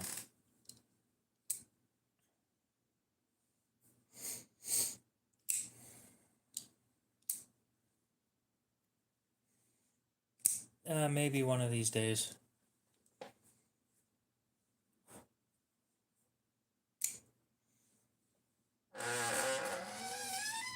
I don't stream for as long as he does.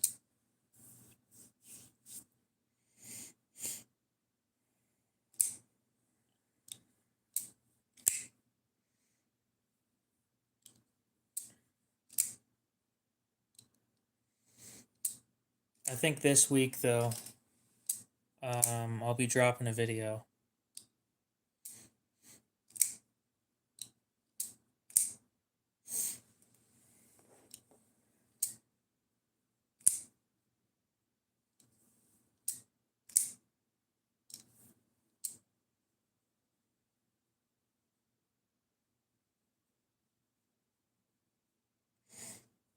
I need to clean off the table before I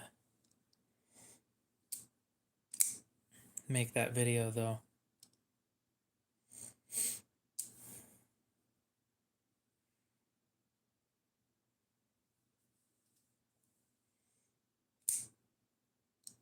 What do you mean, why do you see 3?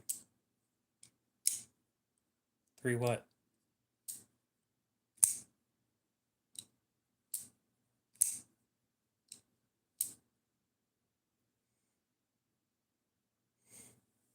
Oh, well, here's my first one, a real one. You got a fake one here. And then you got another real one.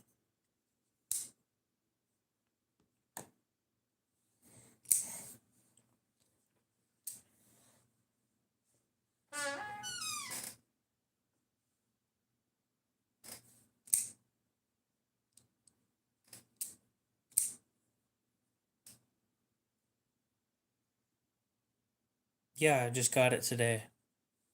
This was that $400 knife that I bought. So when I told everybody that I bought another knife, and I said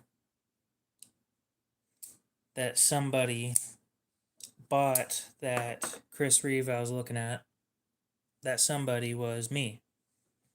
I just didn't clarify that because I wanted it to be a surprise. So, surprise.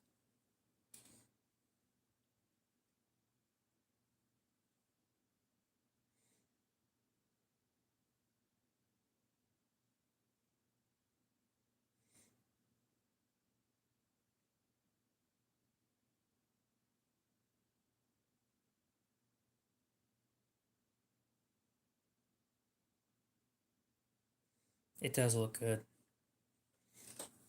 So I'll be getting it bead blasted or glass blasted or whatever.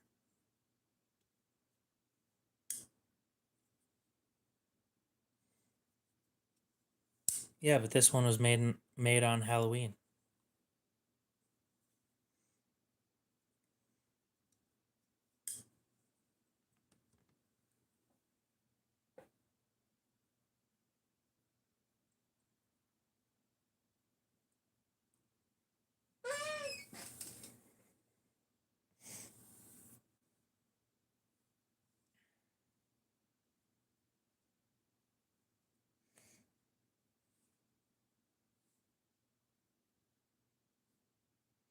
Oh, that's not going to stick around long. New messages.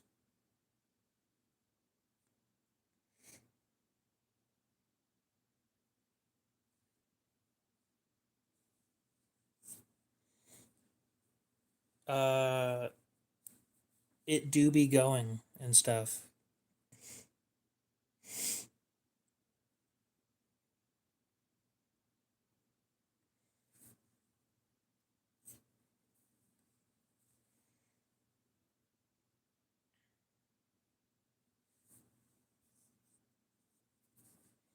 Hell yeah, indeed.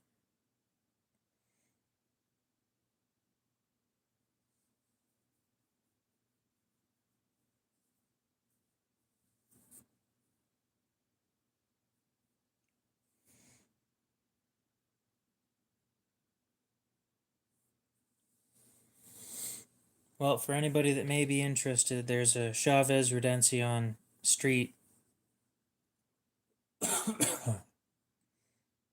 on Blade Binge for $235 full tie.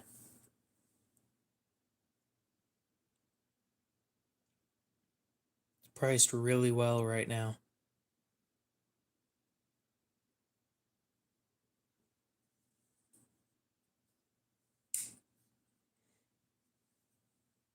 What sucks for you?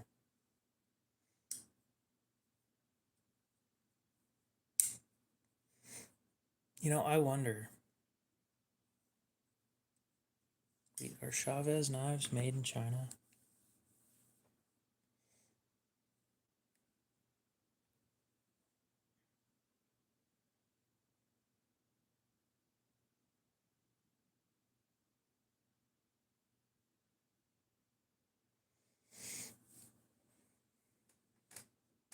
Oh, you can't? Why not?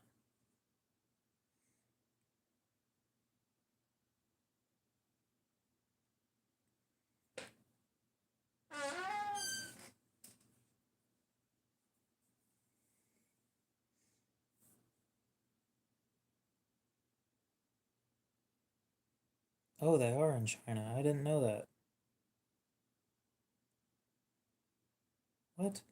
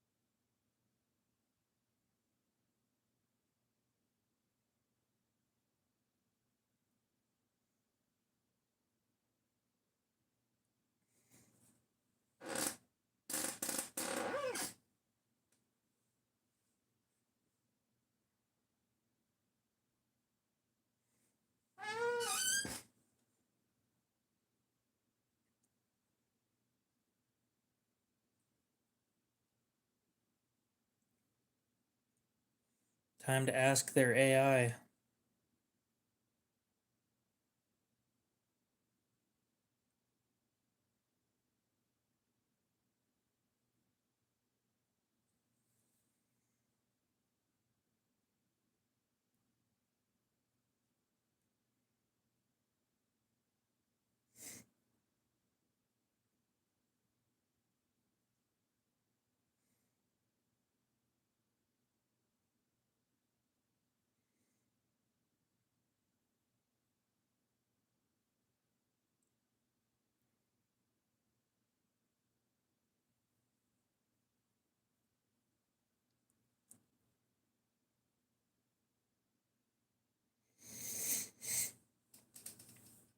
Our platform is open to international buyers, including Canada.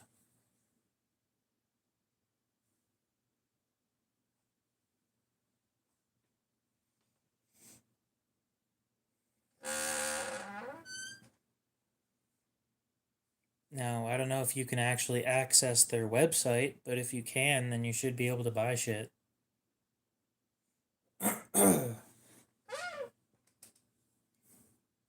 The same thing with Blade HQ. They ship to Canada too. Mike's Customs.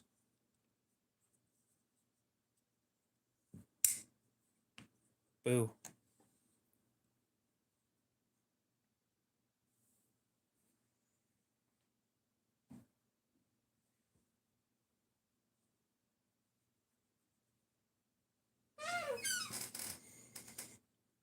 Yeah, you should look into that now.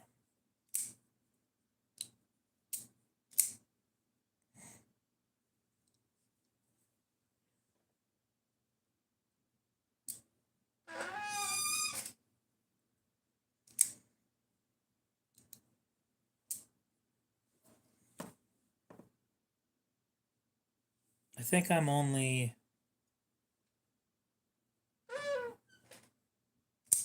Let's see, that took 13 hours. But that was 13 hours there and back. Up to Lewiston is 9 hours. Lewiston plus another 30%. So I'm like... No, I did not make these. I bought them. I'm like 12 to 13 hours away from Canada.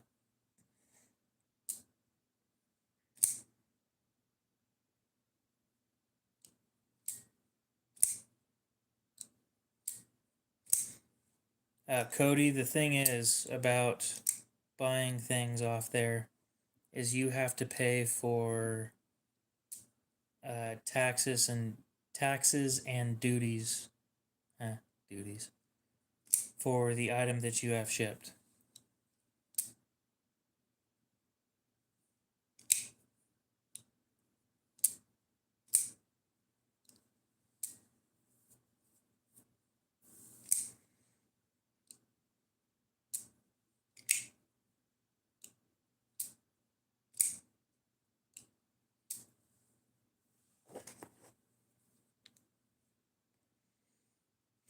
Well, let's see how much the tariffs are between America and Canada right now.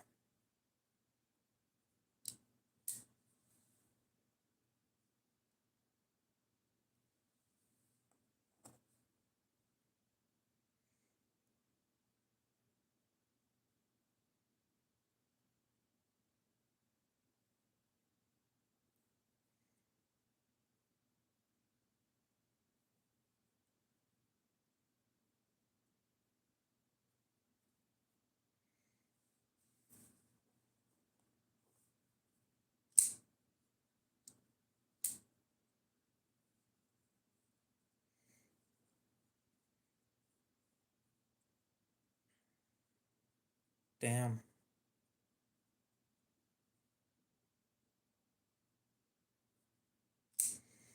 I didn't know you guys still had that kind of tariff. It's 25% right now. Damn. Tafin, what's up?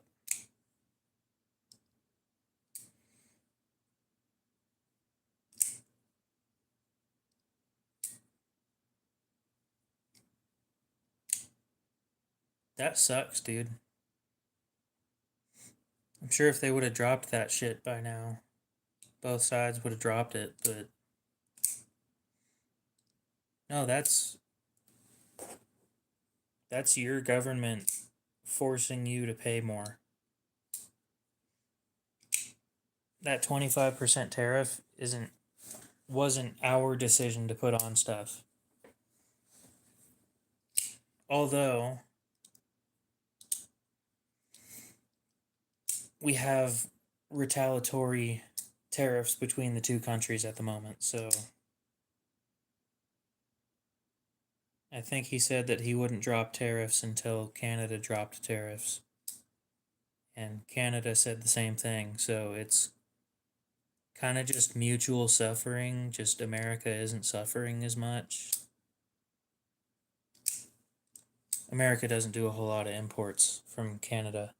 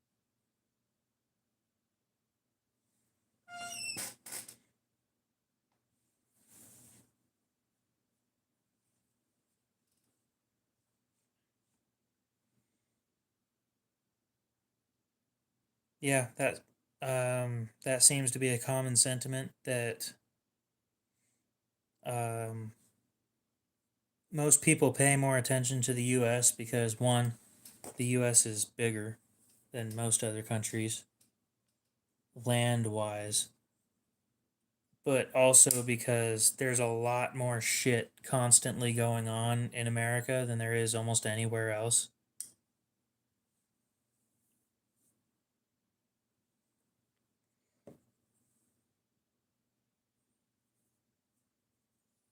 I've been saying this for a bit, but Cody, your guys' next election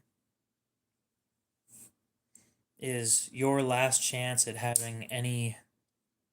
I don't want to get too deep into politics, but it's your guys' last chance at having any of the freedoms that you currently have or that have been being taken away over the last few months.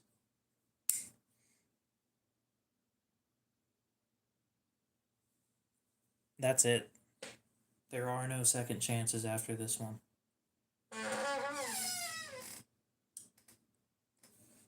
Ground squeak.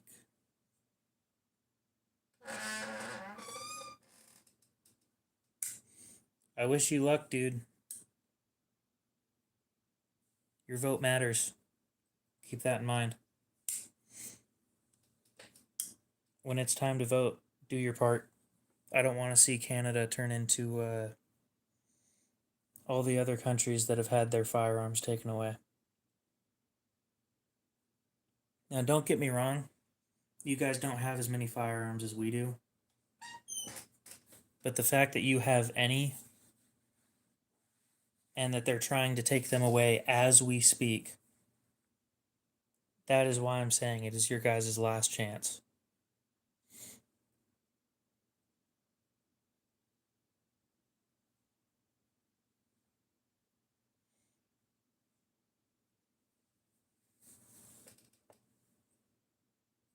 Now, don't get me wrong, I don't fully agree with either side because both sides say a lot of stupid shit.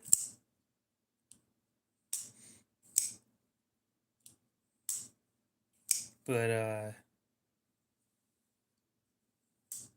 oh, my feelings. Oh no.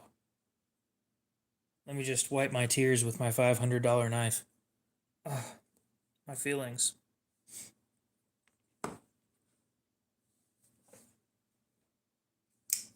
Oh no, more tears. I gotta wipe them off with the $550 knife. Mm.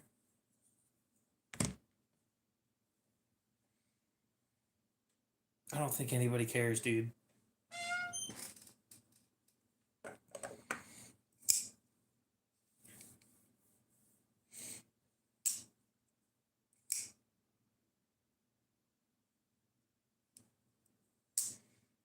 Okay, I don't care. Just within view, there's like $1,500 worth of knives.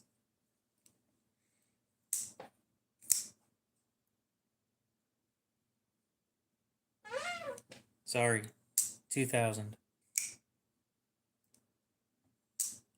I don't care. You joined my stream. Nobody's forcing you to stay here. You're free to leave.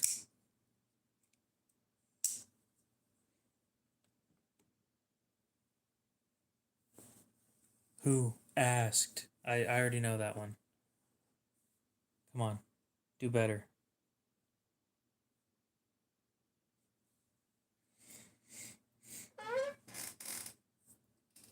Anyway, continuing on with the conversation we were having.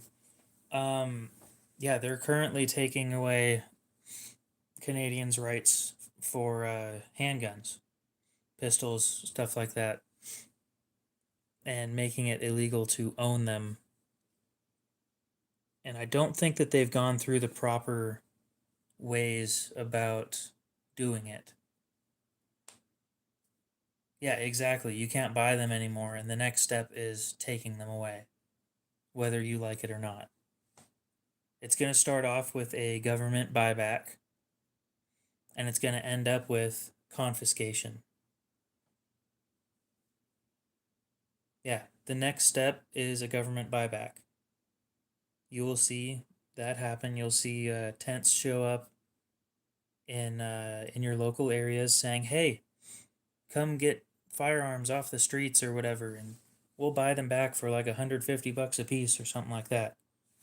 And people will go turn them in because one, they're struggling and they need money, and two, they don't think that their right to bear arms is as important as it really is. Then, for those of them that don't give them up willingly, they will be taken forcibly.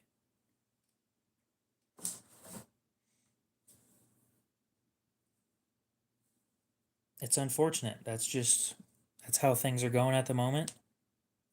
Why I said it's your guys' last chance. You have one shot.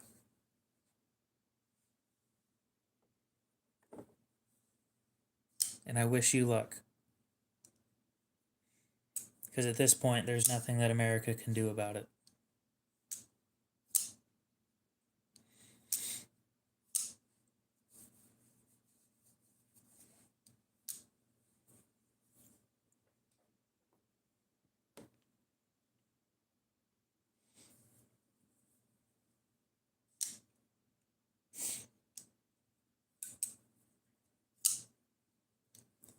I'd hate to see another country go to shit like that.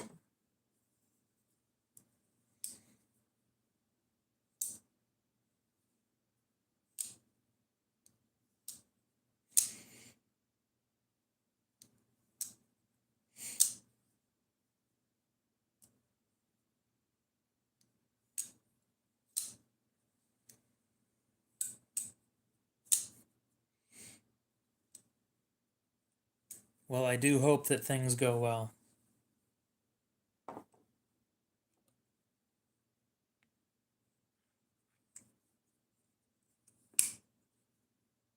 Ooh, fancy.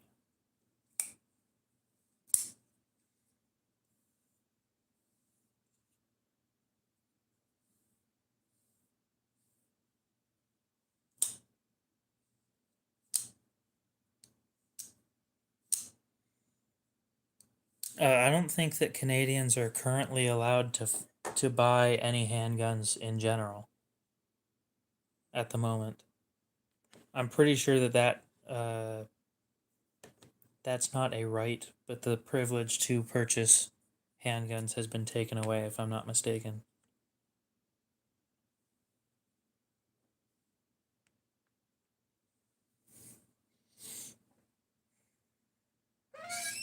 Ooh, I have the perfect knife. Yeah. There we go.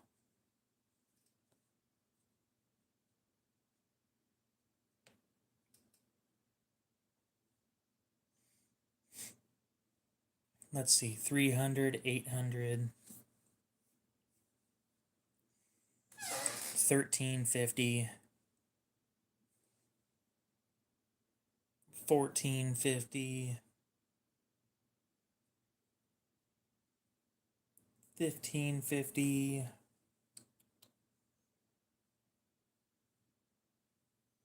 1800, 1950.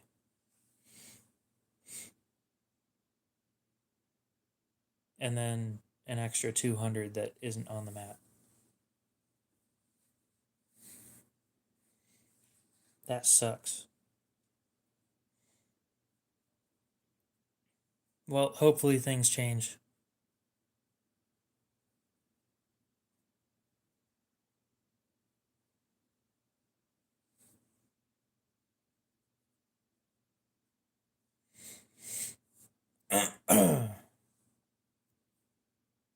Dang, I lost a like when I was talking about that. Dang, Senior Nuts has left. That's unfortunate.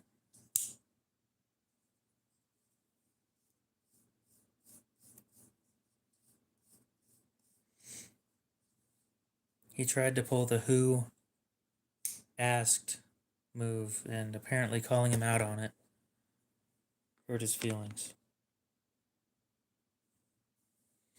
It happens.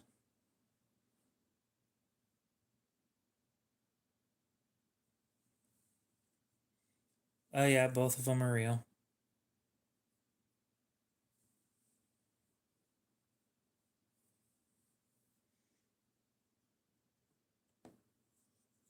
The new ones, when you buy them new, it sucks. And this one, it's basically new, which is kind of unfortunate because they're a huge pain when you get them right out of the box. They have a break-in period, and with me, it took almost 2 weeks to break it in to where it was this smooth, or you could like almost flick it.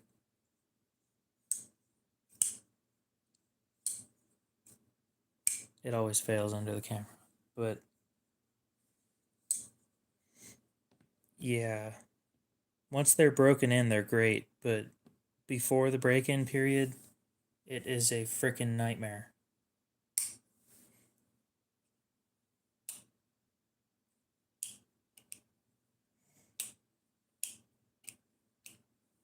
Again, with how often I fidget with my knives, it doesn't surprise me that it broke in that amount of time. But for somebody who just uses them a couple times a day, and all the only reason they open them is to use them, it's going to take a few months. I probably opened and closed this one like 500 times. I got it ordered and delivered.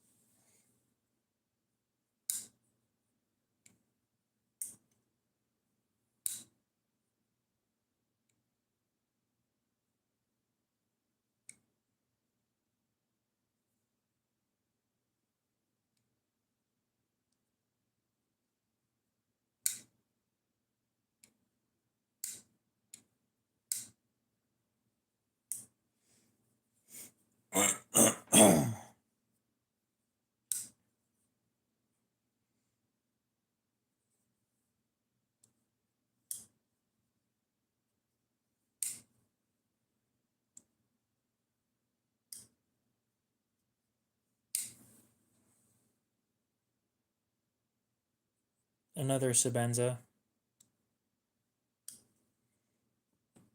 Well, don't do that. It hurts.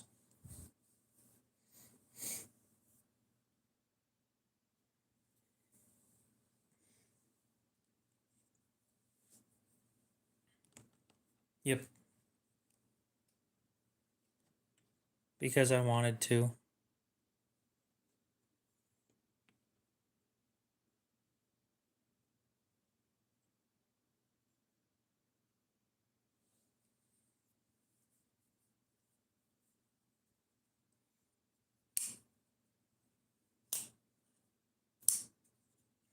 Yep, that's a common thing with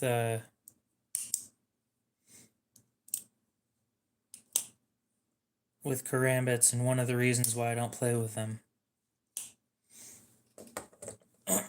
Getting bit by one of those isn't very fun.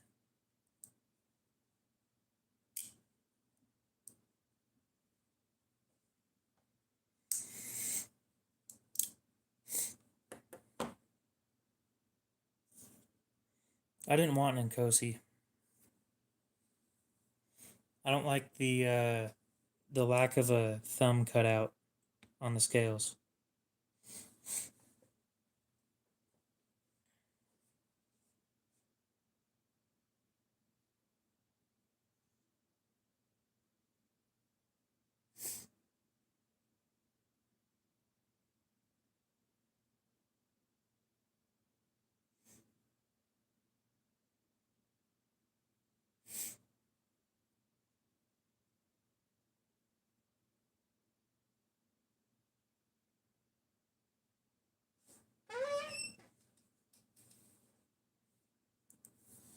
Oh, I don't like Tontos.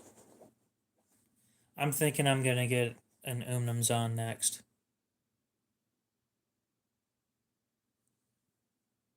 A huge difference between the two, or between these and Nkosi's?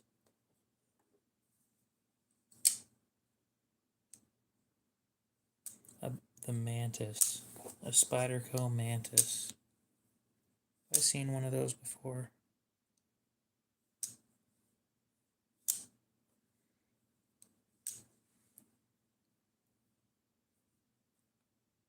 Spyderco mantis, or oh yeah, nope, that exists. Oh, did you mean the Mannix?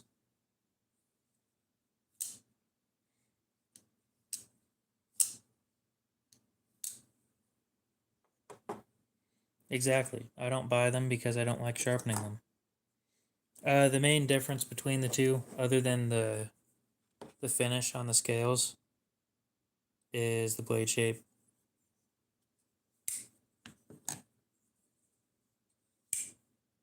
I went with the drop point on this one because it was like ridiculously cheap.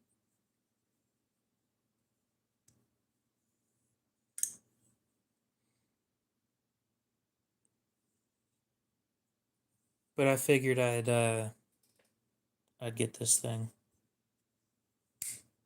Anyway, this was the one that I said somebody on Blade Binge bought it. When I said, here's how I said it, right? I showed you guys the knife.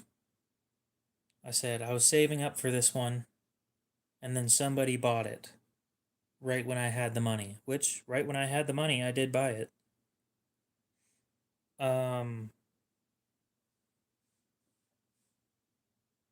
Continuing on,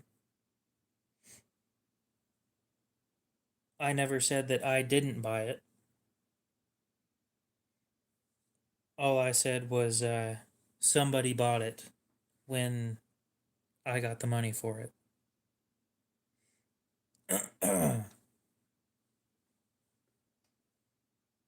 What did you get? So here it is, the listing. Yeah, I didn't want it freshly sharpened, but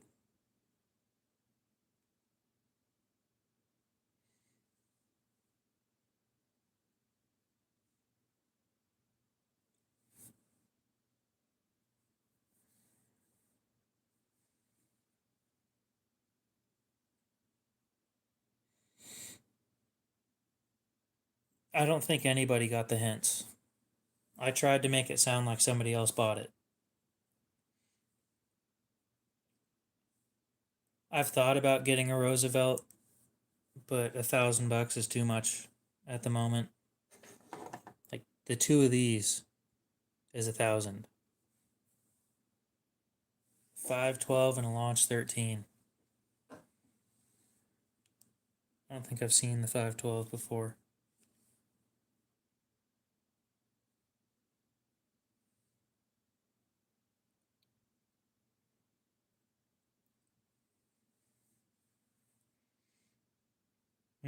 Crewwear. I just don't think that a Roosevelt is going to be twice as good as a Sabenza. So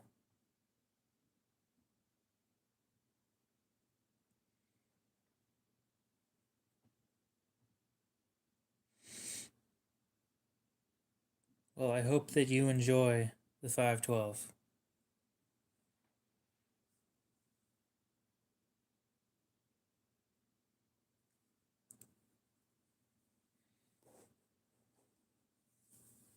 I've seen the Lamia. I don't really like it.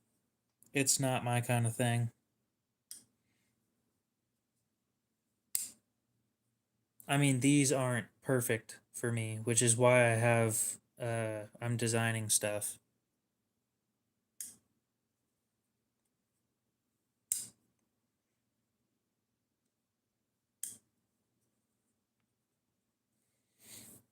I want one of these that's flickable without effort.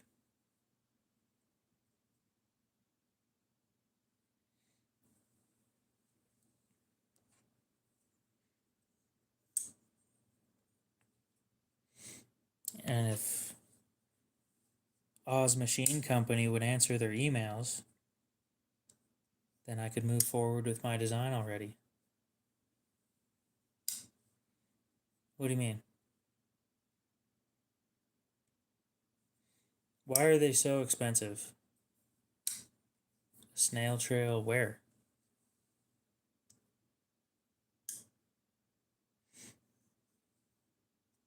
So these ones are made in Boise, Idaho.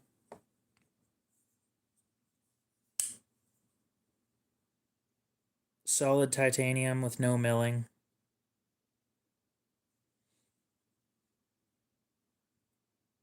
Well, sure, it's probably got snail trails on it. I don't really care. It's used. MagnaCut blade steel, setting between 63 and 64 HRC, which is a high hardness. Great edge retention. Decent stainless capabilities. Not perfect, but decent enough. The name? It is a Chris Reeve Sabenza. But if you just look up Sabenza, it'll show up.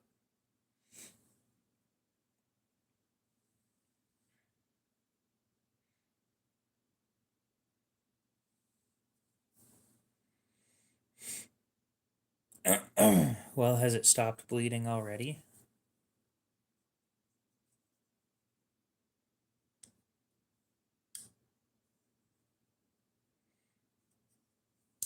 Oh, are you talking about the scratches and stuff on the scales?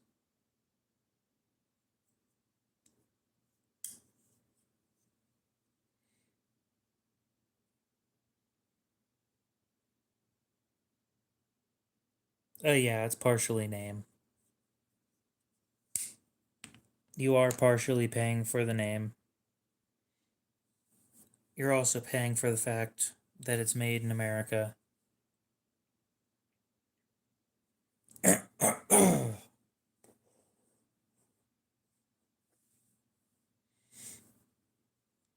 Will these sit up? Hey, they will. Not that you guys care, but that'll look good in pictures when I have them like this.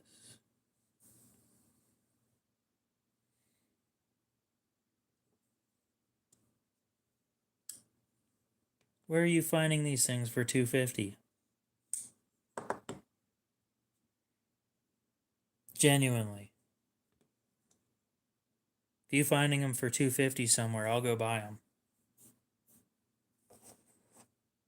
True. This knife, both of these knives will last longer than I will. Yeah, wherever you found them for $250, tell me. I'll buy them right now.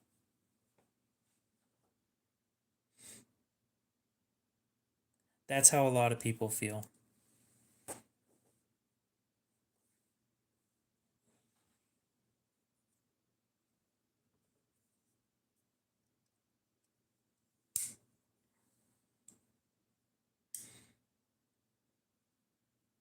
I'd hope that my family understands that some of the shit that I own is expensive. They all know that these things are $500 a piece.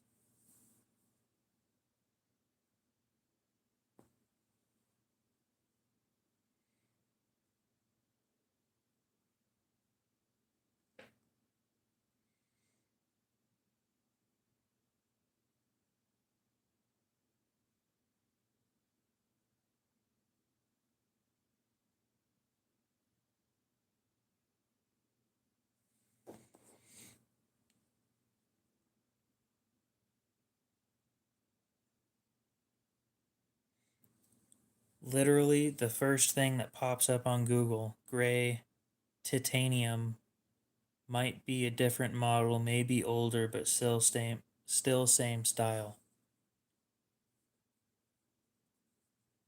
Yeah, you're not finding these anywhere for 250. I promise you that. And if you are, tell me a website. I'll go look, and I will go snatch one up right now.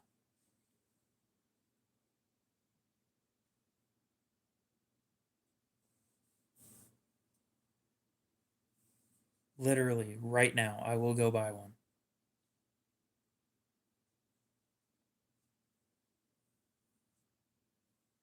I don't have $250, but I can make it work.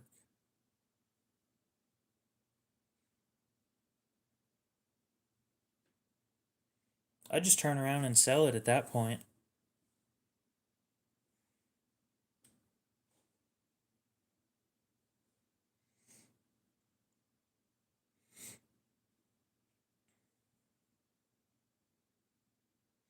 I mean, you can turn around and sell them for like 400, but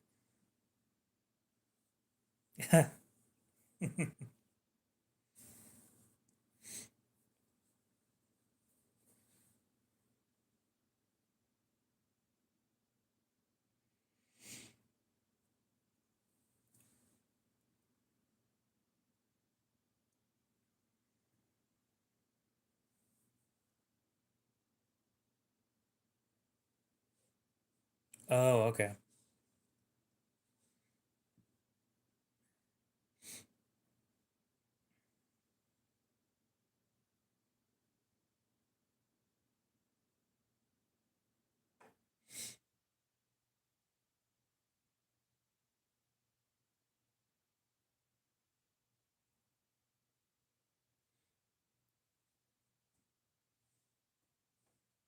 Brand new, they're 500.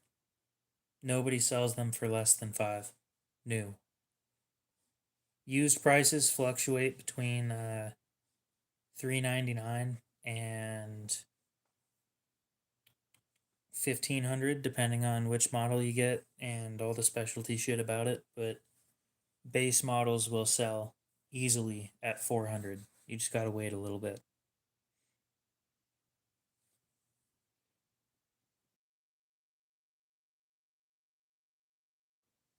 And then there's the other side of things that there are two different sizes. This is the large. Both of these are the large.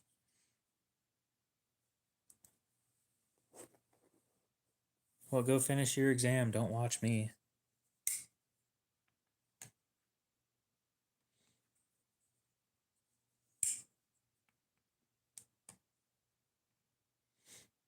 God, I can't wait to break this thing in.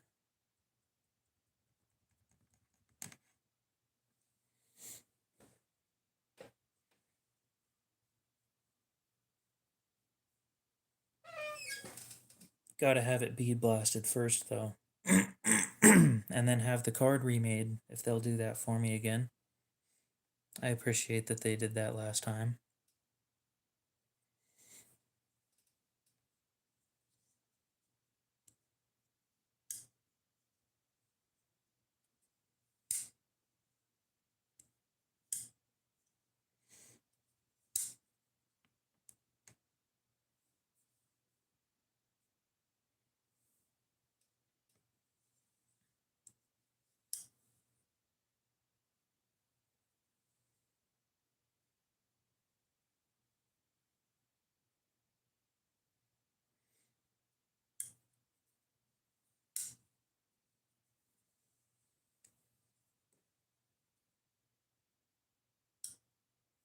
What did who do for me?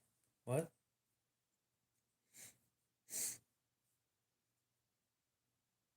I have no clue what you're talking about.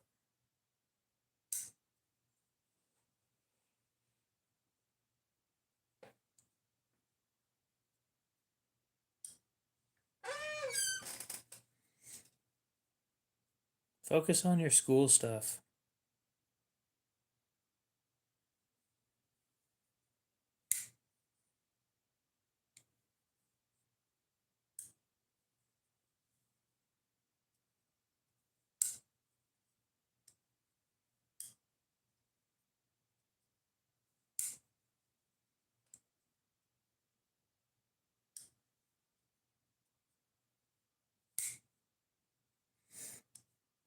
I'm just waiting until he comes back with a price.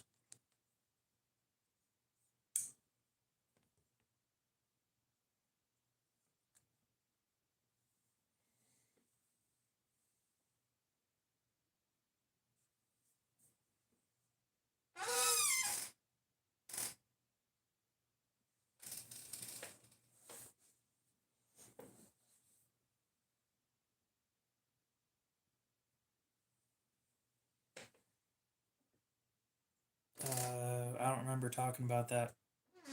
I haven't talked about that for a little bit, I don't think.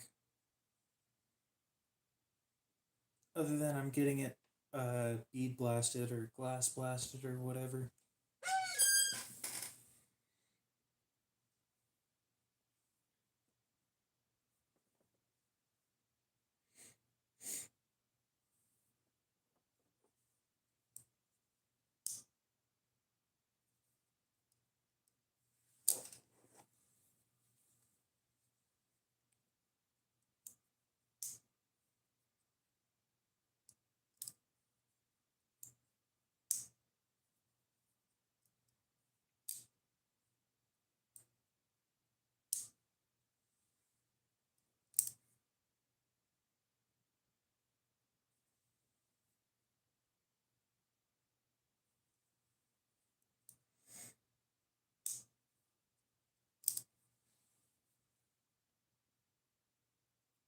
Hence why I didn't go. Too many classes that I'm never going to use the information from. Waste of money.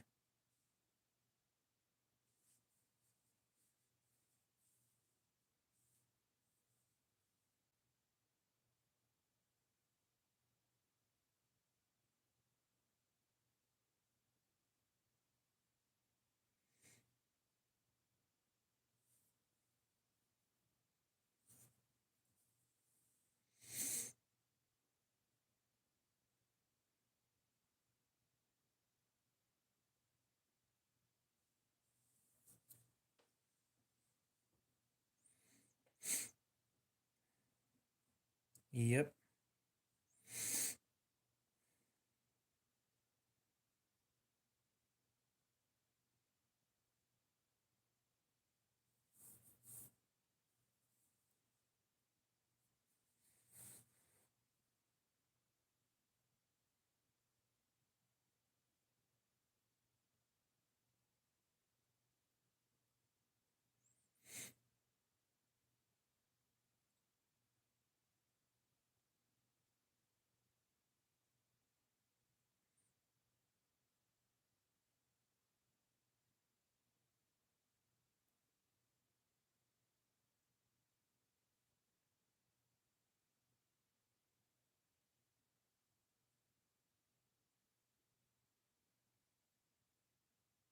Yeah, this one's used.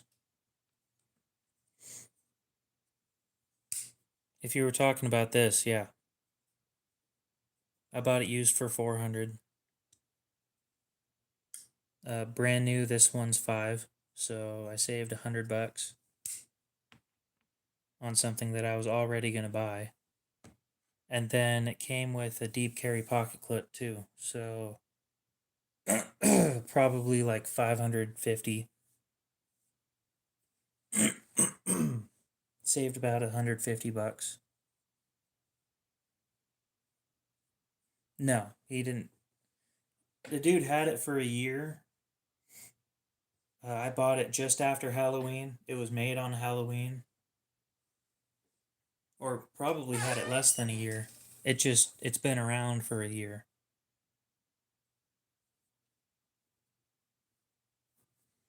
I don't know. I don't know how I feel about the clip yet. It's harder to take out of my pocket with the deep carry clip, so I'm probably going to stick with the original. I do have an aftermarket front scale coming though, so we'll see how that looks on there. Life is good. Now that I don't have to worry about shipping times anymore.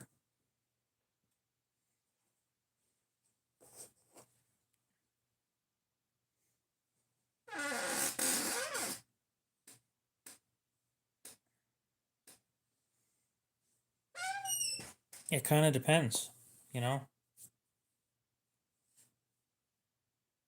It's probably pointless, but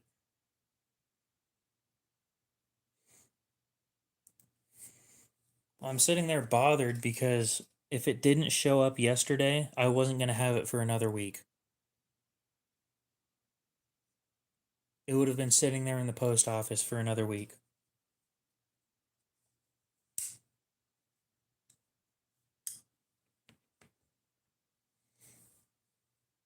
That's another 7 days of me not having a knife that I really want to use. I'm already probably going to have to drop it off and wait 3 days for them to glass blast it.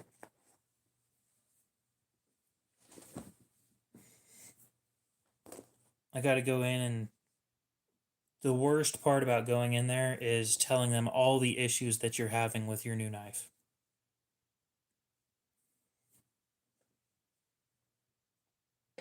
Well, that post office is tiny. But why? But why what? I don't get what you're asking.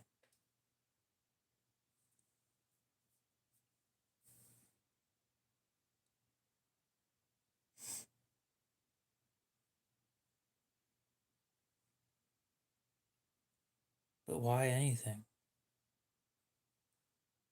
Because.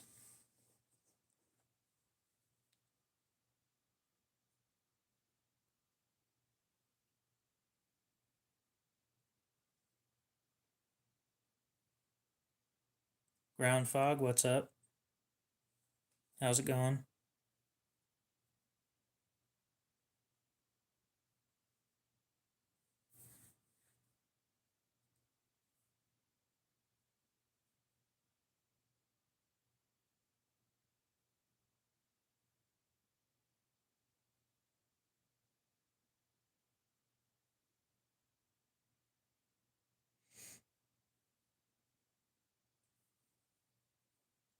Because why not? That's a good reason. I have no reason not to.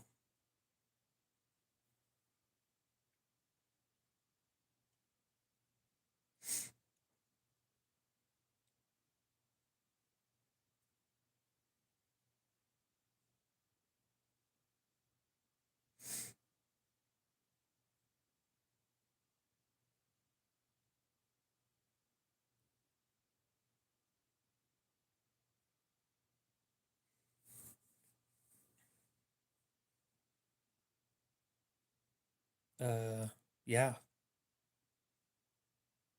that's exactly what I'm doing. That's what I did with this one. This one was sandblasted when I bought it. And then I brought it there, paid $50, had it done with the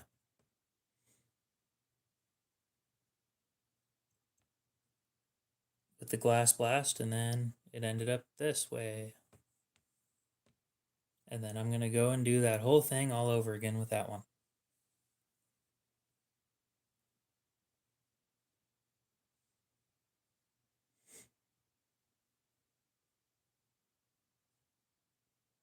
No, I'm that close. I'm like 20 minutes away. Pretty close. I'm closer to Koenig, but I'm still a good few minutes away from them.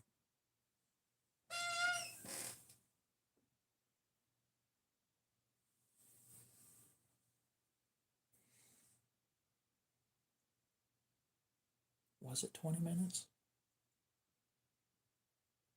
I don't know. It really depends on traffic. Yeah, just bring it in. Say, hey, I want it glass blasted. They say, okay. Um, drop it off here, and we'll call you when it's finished. And then they call me like a few hours later if they're not busy, or a couple days later if they are busy. And I go and pick it up.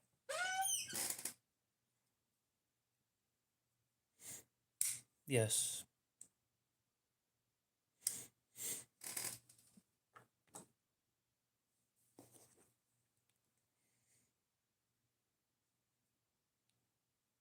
I have never heard of you. I need to vet people for before I stream with them.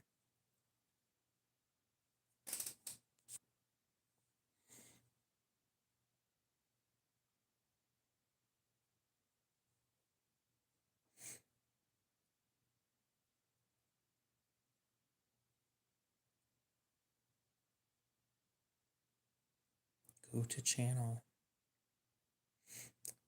Damn, you got 1,000 videos out. You're nobody.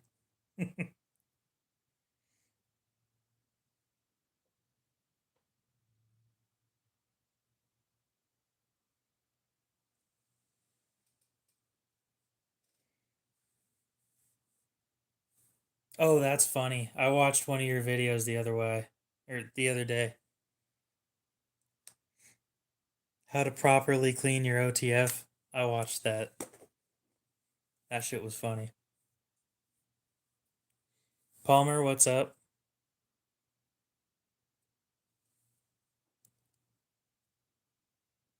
Yeah, those. Oh my god, that pisses me off. Somebody you're streaming with says something that's offensive, and then now you're responsible for them being stupid, or for somebody else reporting you for them being. It's dumb.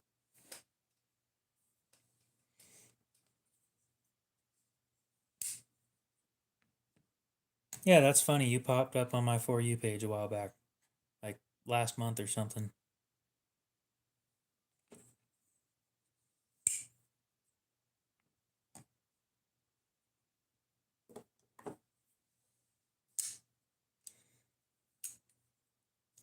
That doesn't sound like a bad idea. Getting some sleep.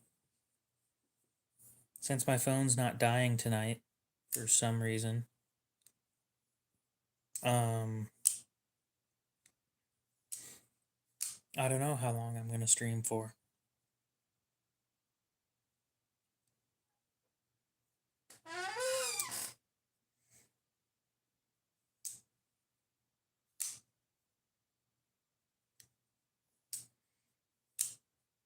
Well, obviously, you've popped up with quite a few people.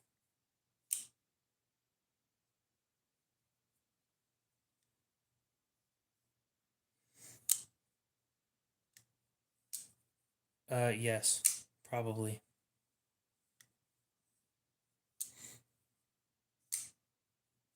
Well, okay then, Cody. We'll see you later.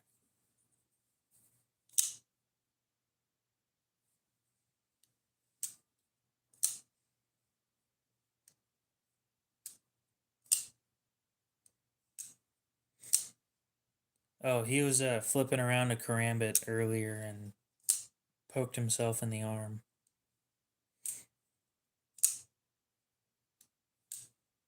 Oh, yeah.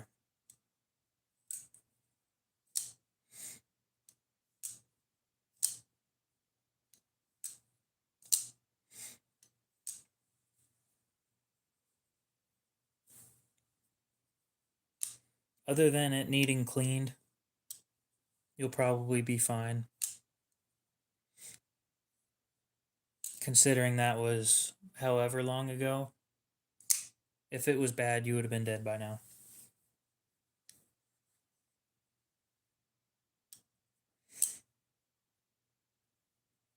Depending on which side, I'd give you a few minutes.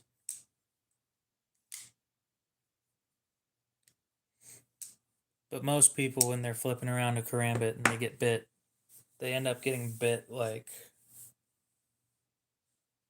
up here in this area, and the vital areas are like this area. So if it's like a poke up here, you're probably going to be fine. Other than it needs cleaned. But other than that, yeah, you're fine.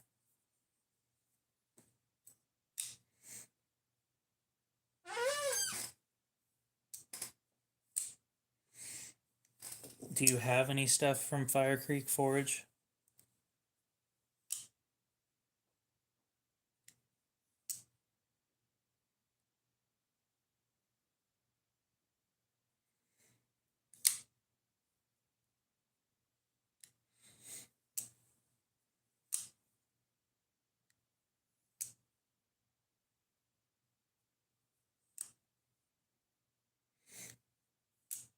I need to find custom makers who make folders.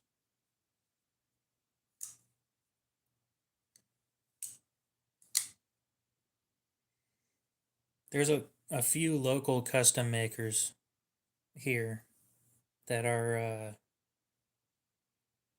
making folders.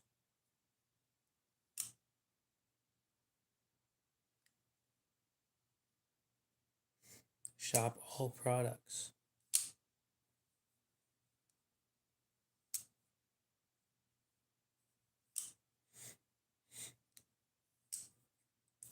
Yeah, if it stopped when you put pressure on it, you're not going to die. And you're still talking or typing, so you're not going to die. Oh, from Bless Knives?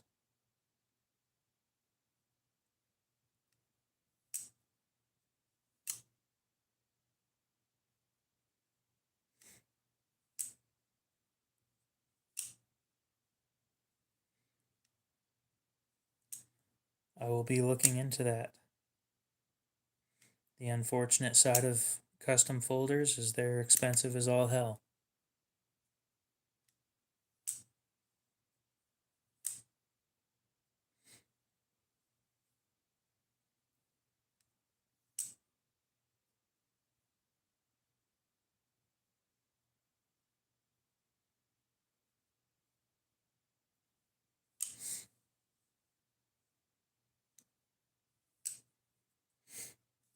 So how do you like Oh.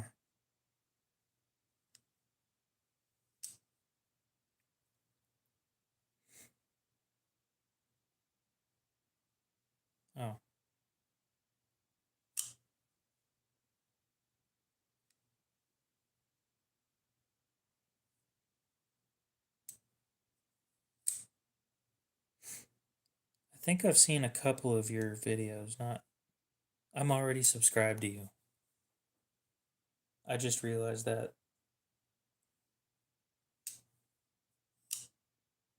That's funny. I was already subscribed to you like a while ago.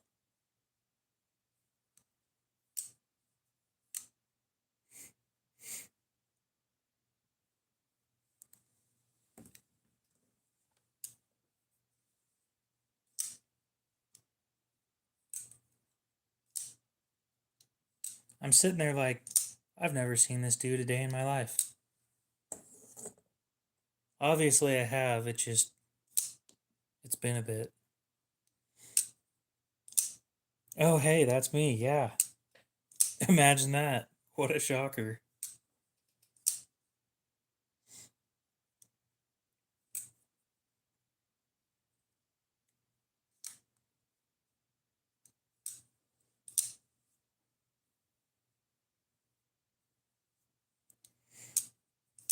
The biggest downside of YouTube at the moment is you can't touch firearms on stream.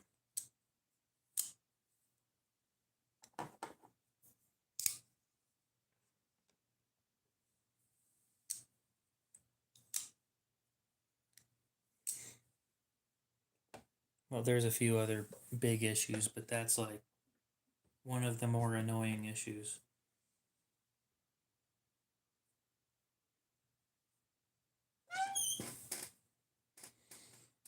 Oh, I should end my stream earlier than usual. I gotta put clothes away and I gotta make my bed. I gotta dry my comforter and stuff.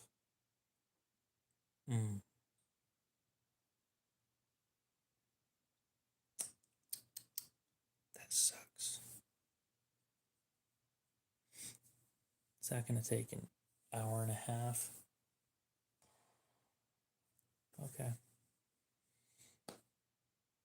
How fun.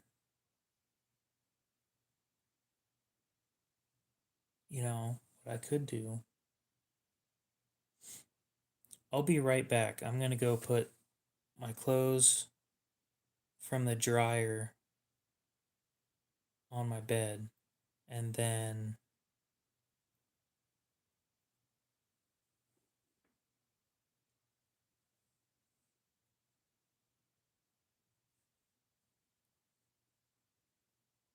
throw the bedding in.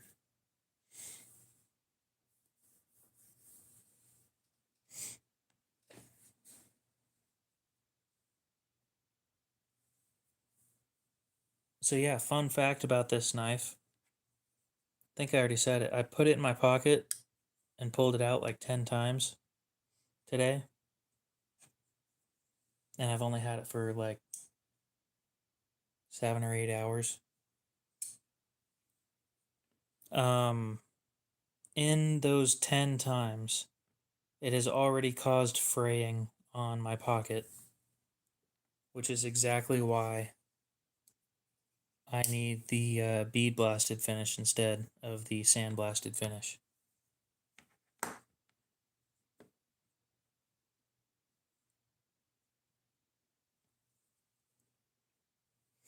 Anyway, guys, I'll be back in a couple minutes. You guys enjoy the sound of me scrambling upstairs while trying not to drop any clothing.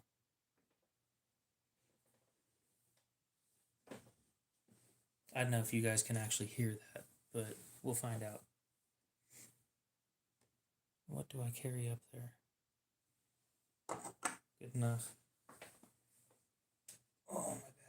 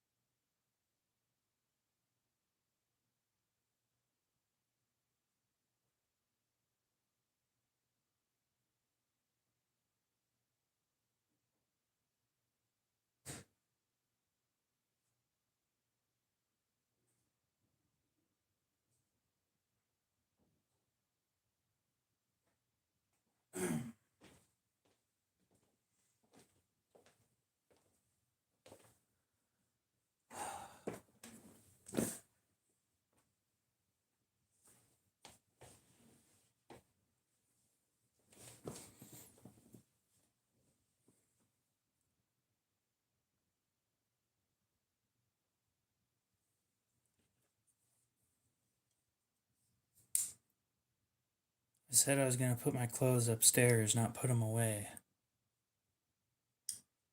So they're not put away.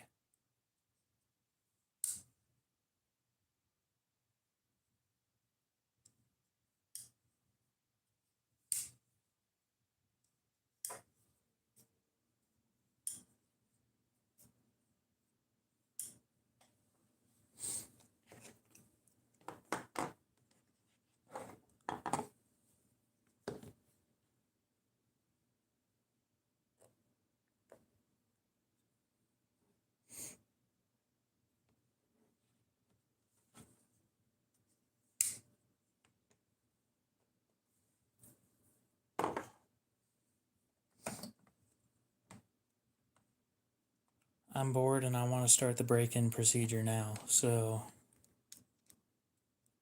off we go.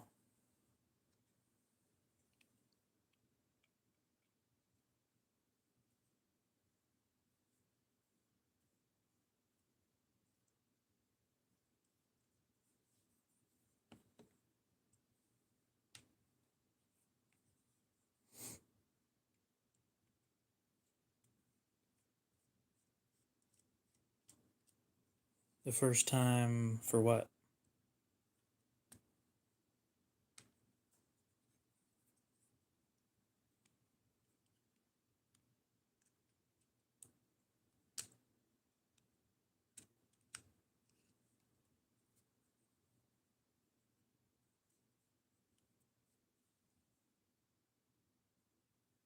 No.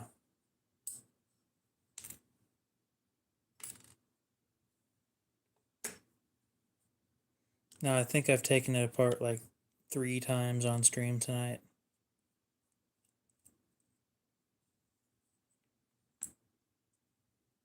I just want the break-in procedure done right.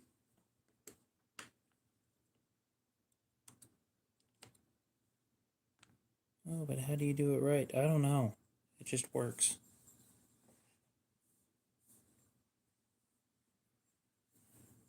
It either works or it doesn't work. I'd much prefer that it works.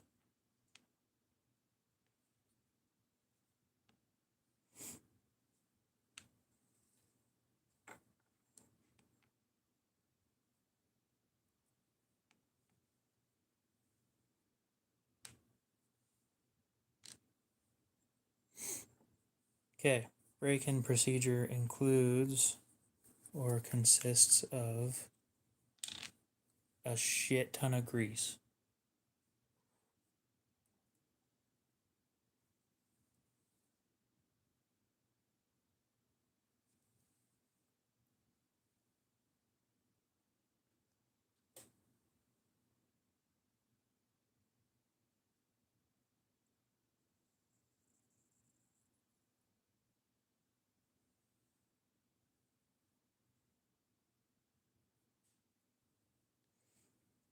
The rare scales come on them from factory.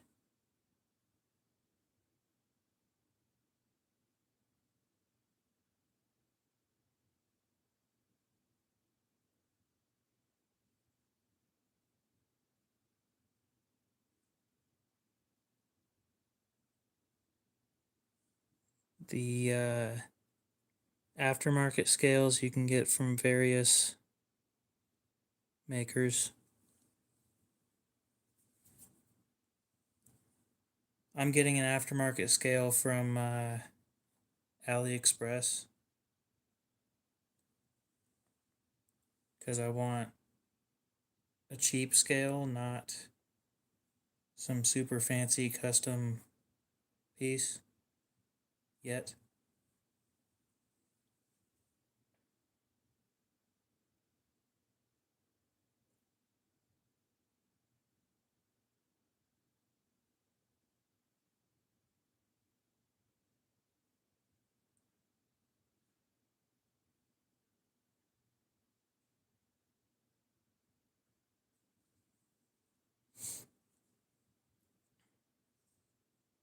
For the blades,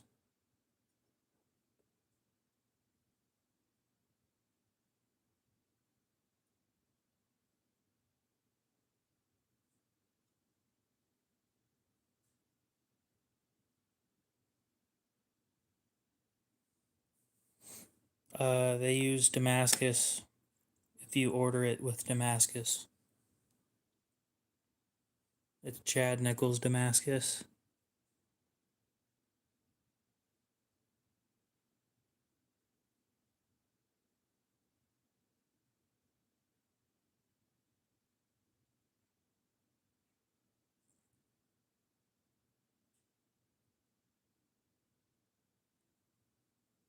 No.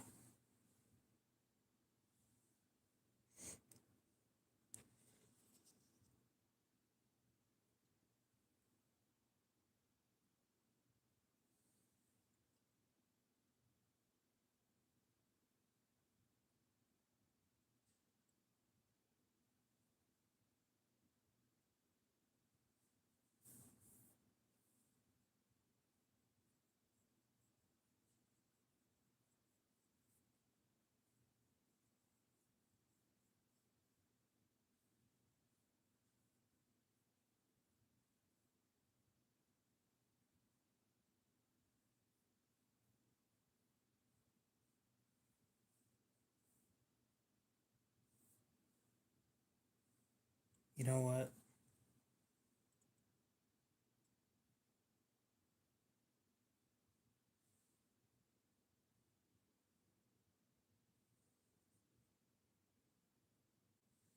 I'm going to retry this, but I'm going to do it the wrong way.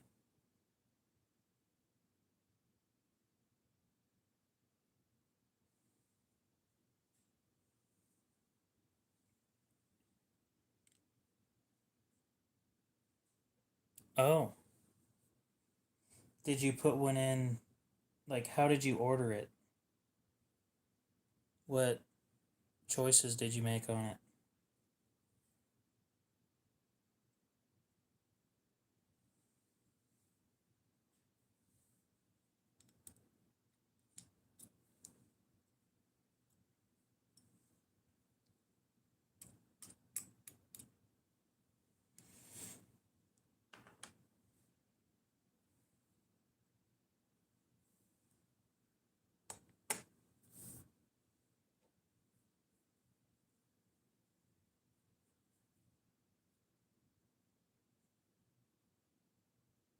Oh. Oh, you didn't order a custom?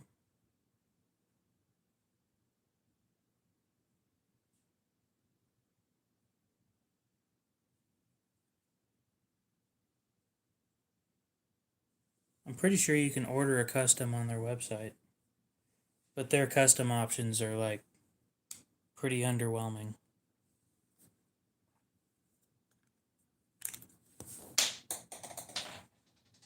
Damn, that sucks.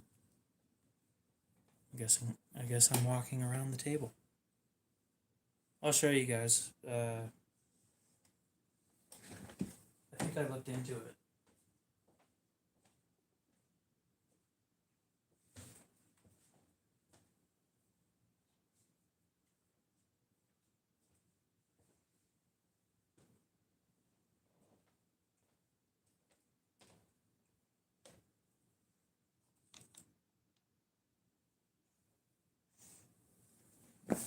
I see.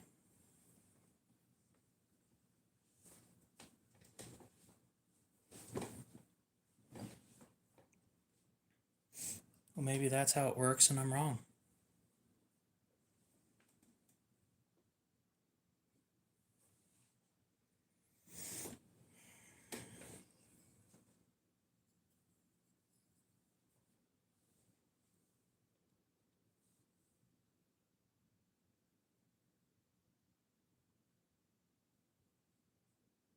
Which is a thing. I might just be wrong. That's perfectly fine.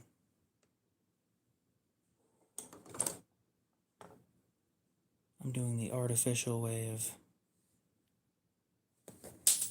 God damn, can I drop, like, everything?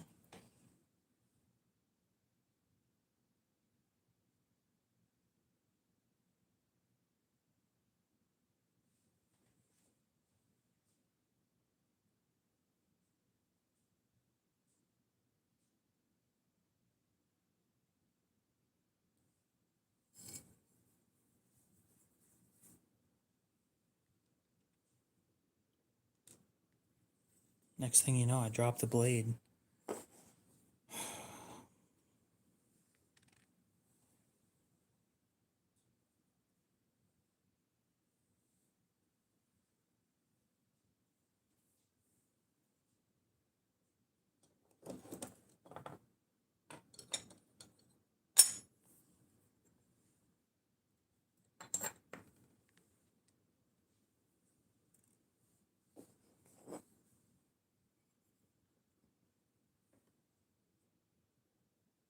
We're doing this the wrong way.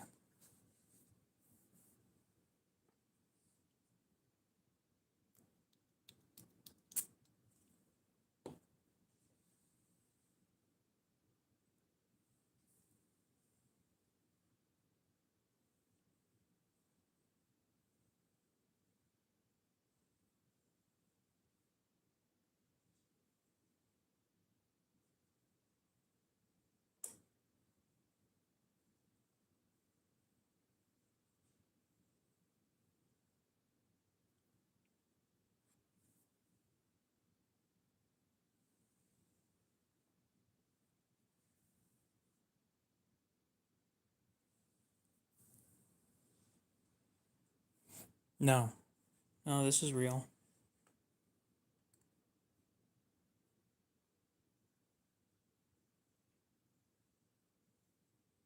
Fake one came with bearings.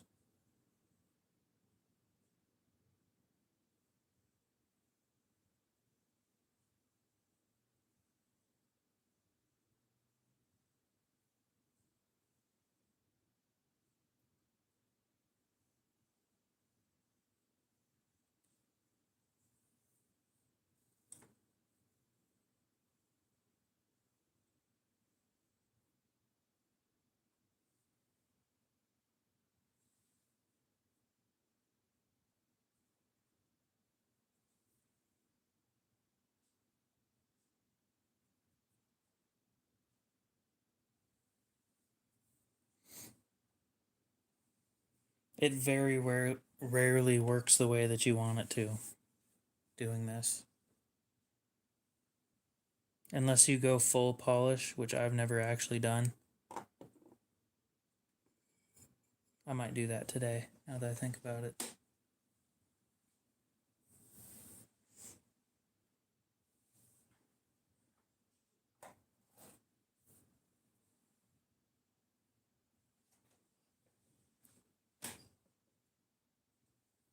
Yeah, I'll agree with that.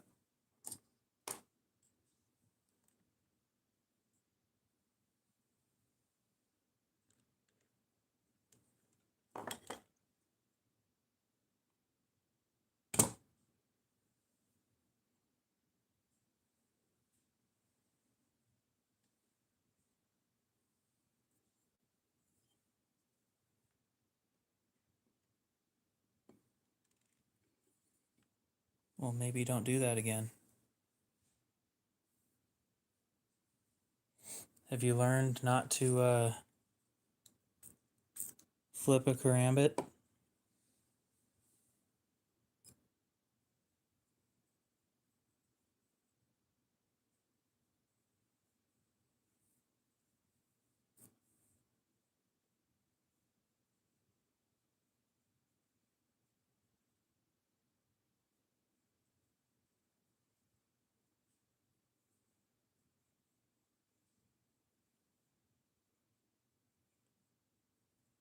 Okay.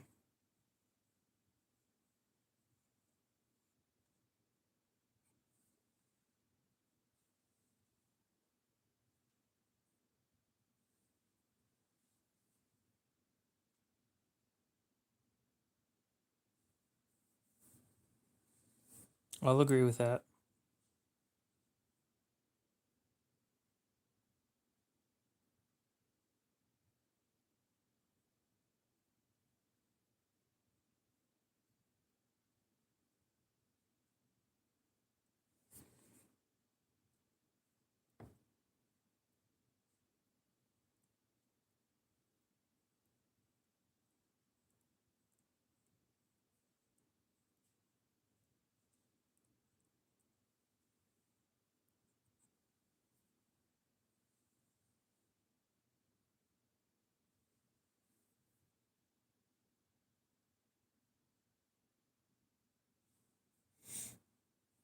curious if doing it in circles like that will be beneficial or not.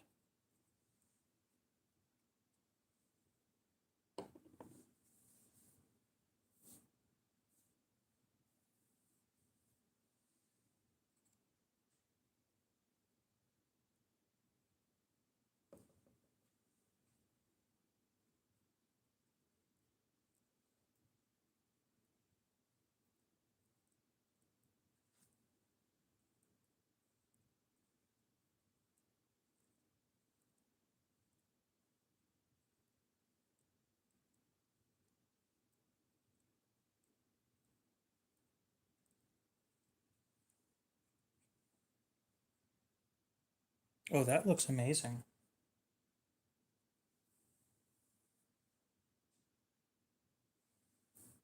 With near perfect circles.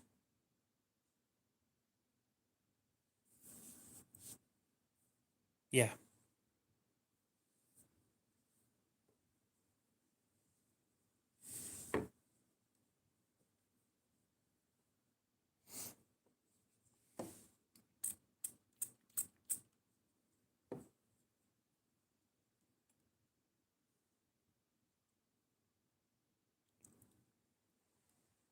Damn.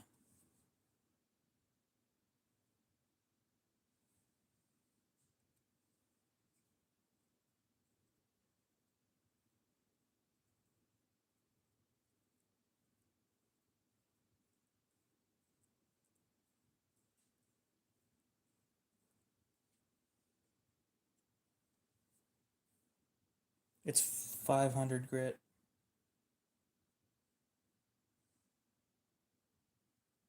You got to start at the low grits and then move your way up. The plan is to finish at 8K.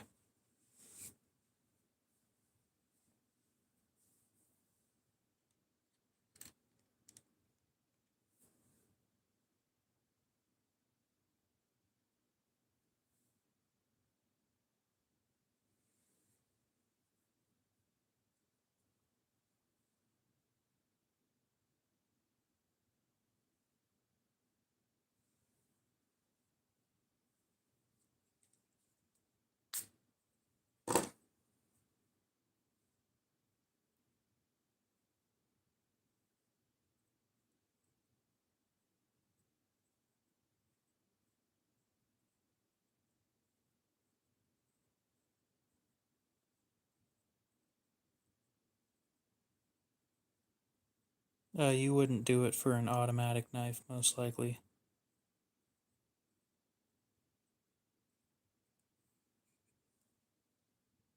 Oh, beautiful.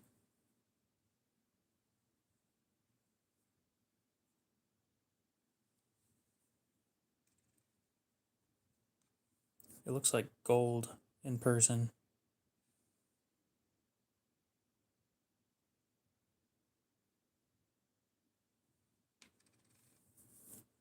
Okay, so now we'll move up to 1800.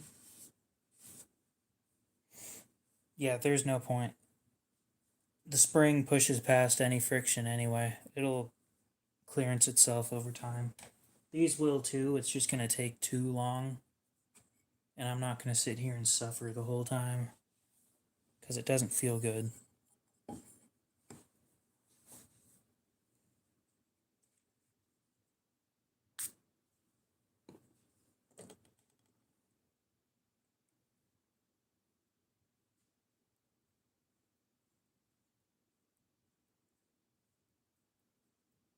Anyway, for these you only want to do one side, which is the side that will be touching the blade.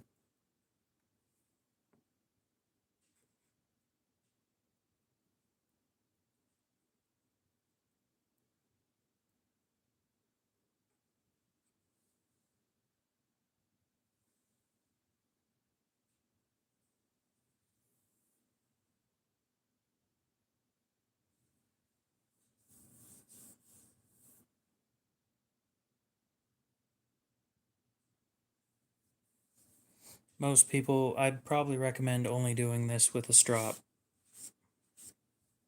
to be honest.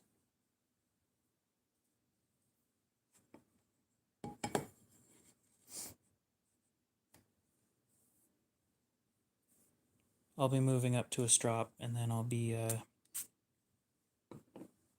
finished, hopefully.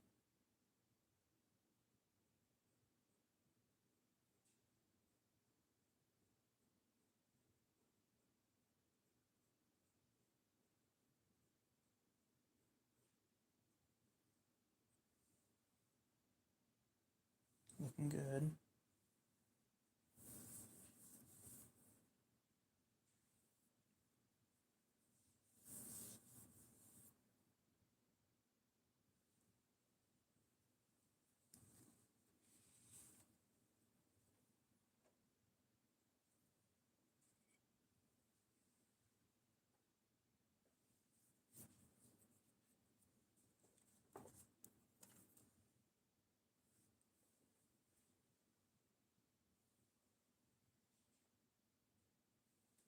Oh, let me go grab the other strap real quick.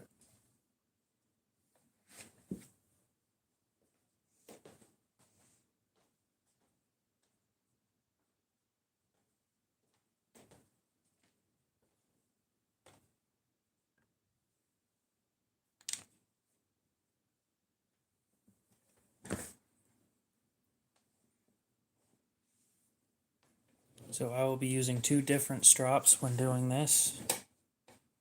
The first one is this one.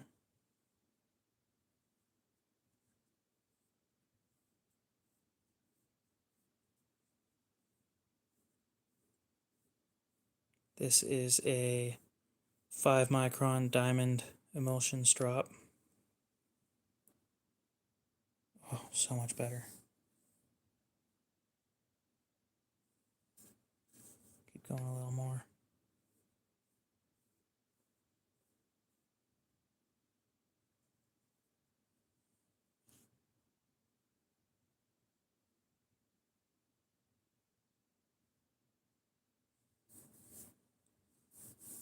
Yep. Move up.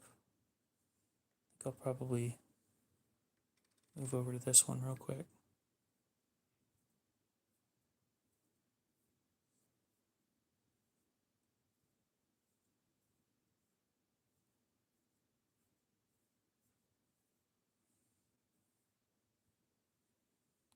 Then we will move up to the polishing strop. Need a little bit more polish on it though.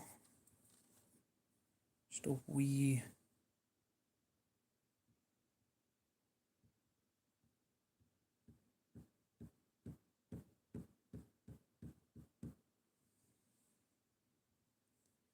That looks good to me.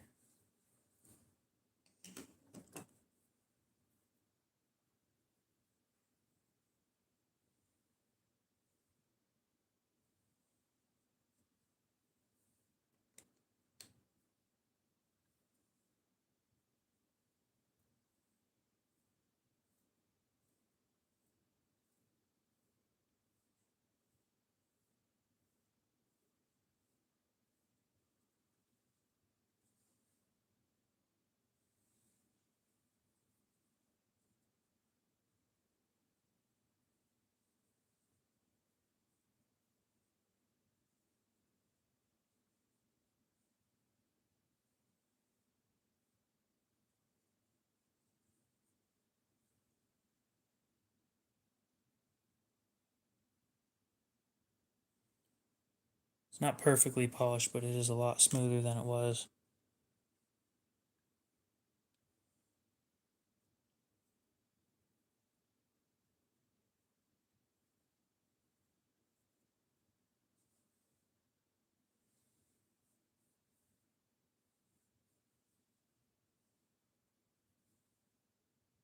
Okay.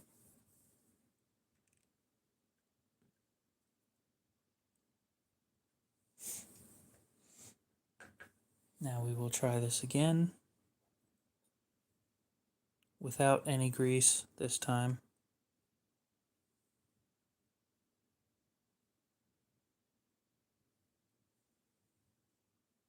Except for in this.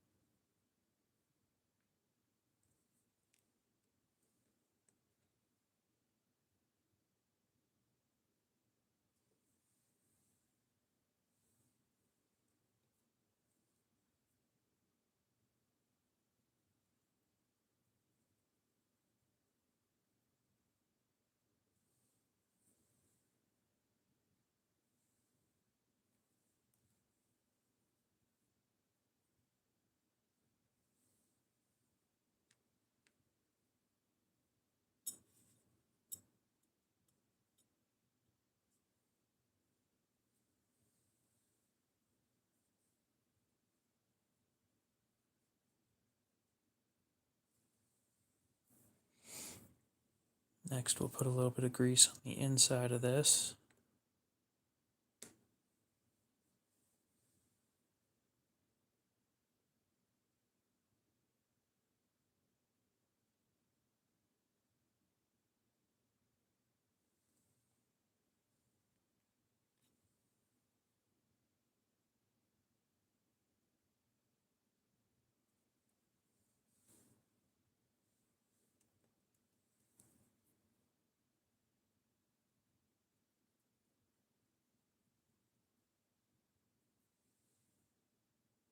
Rub that stuff all around.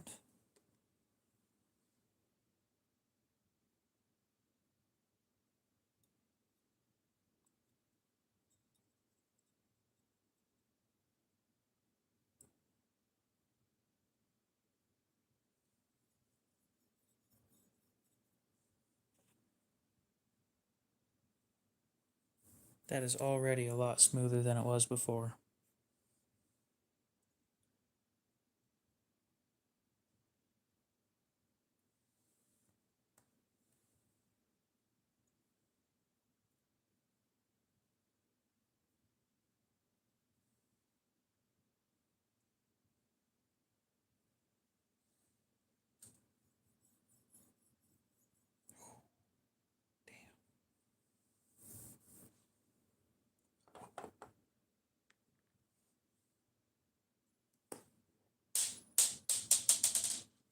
Want to guess what that was? Anybody?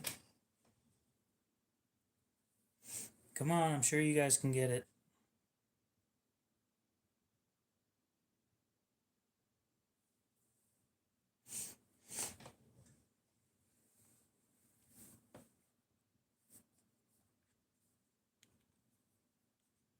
No, Stan.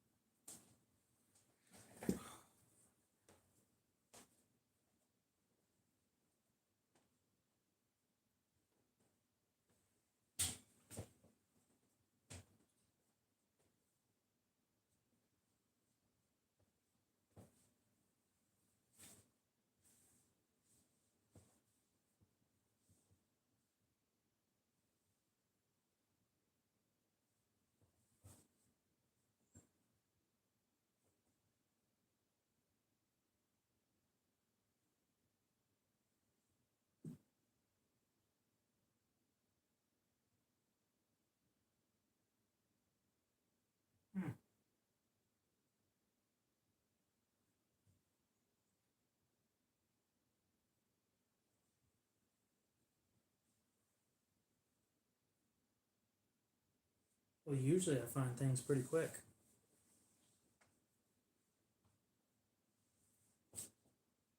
Oh.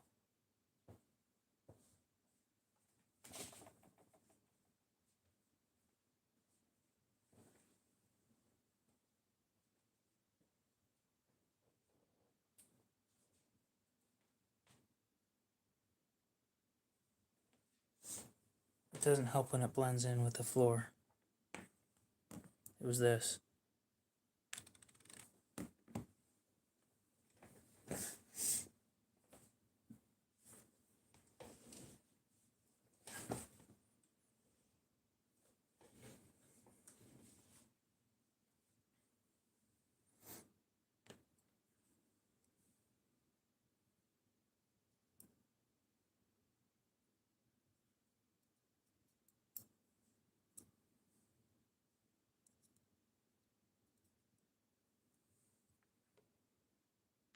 And the grease I use is this stuff from Harbor Freight.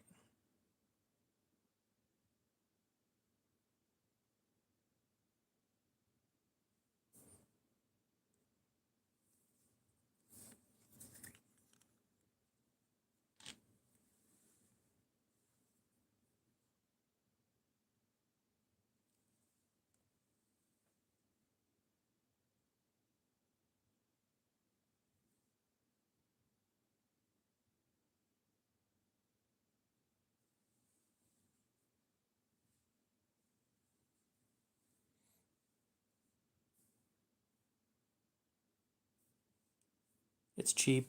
It's like $10 for a tube.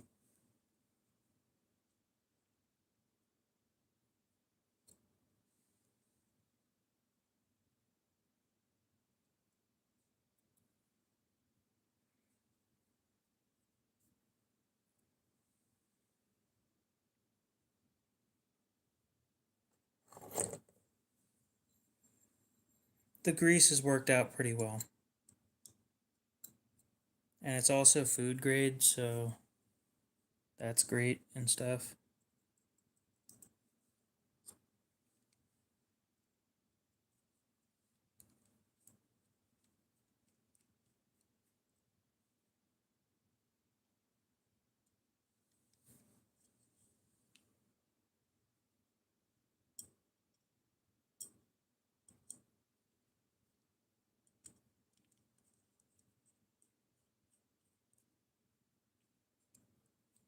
I don't think that it would work great for that.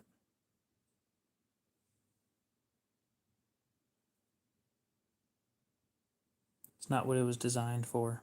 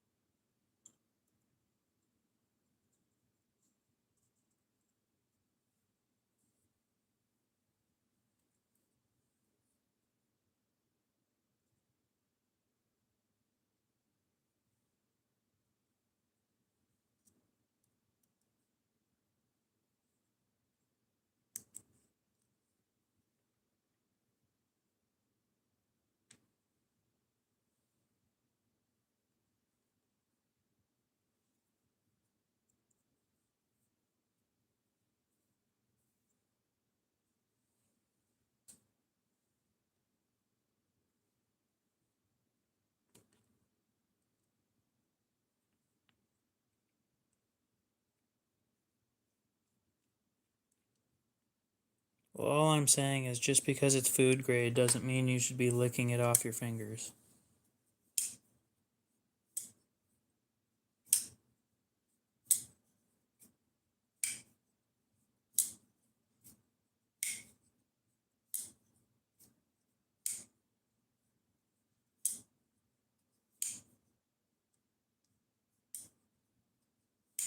No, it's still not a captive pivot.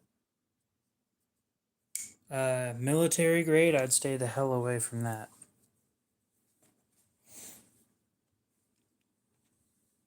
We're gonna put some grease in the. It's not a captive pivot, it just. Like if I have the blade closed, it'll rotate freely.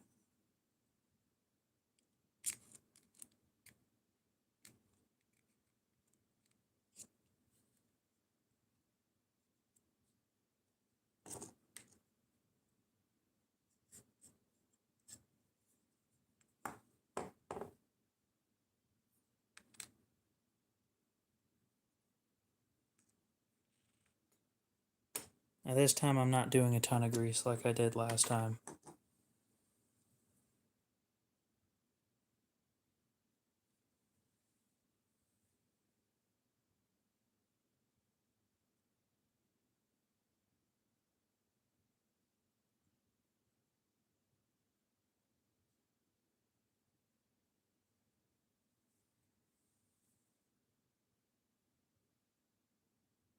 I've been told in the videos that they do, showing you how to do maintenance on these things, they use a shit ton of grease on them.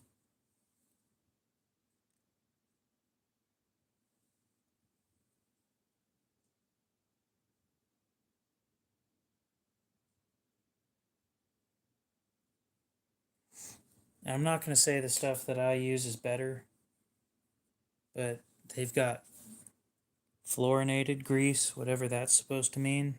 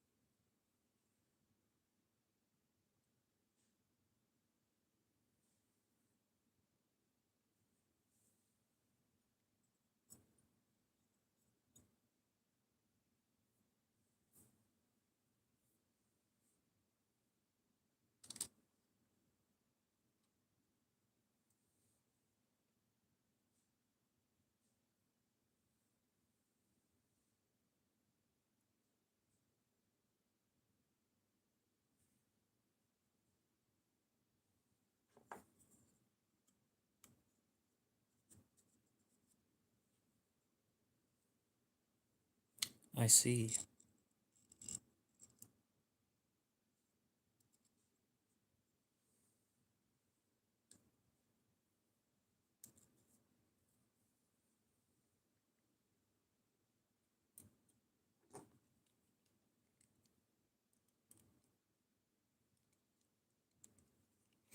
So this right here should be a massive step up from where it was.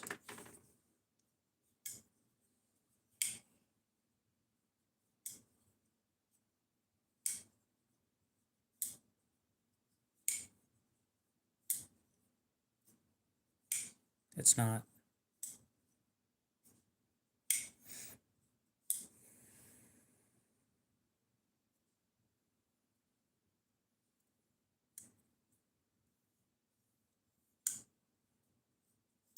The grease helped with the lock stick though. This is what experimenting is all about. Figure out the shit that works. Yeah, the other one's just broken in. That's my best explanation.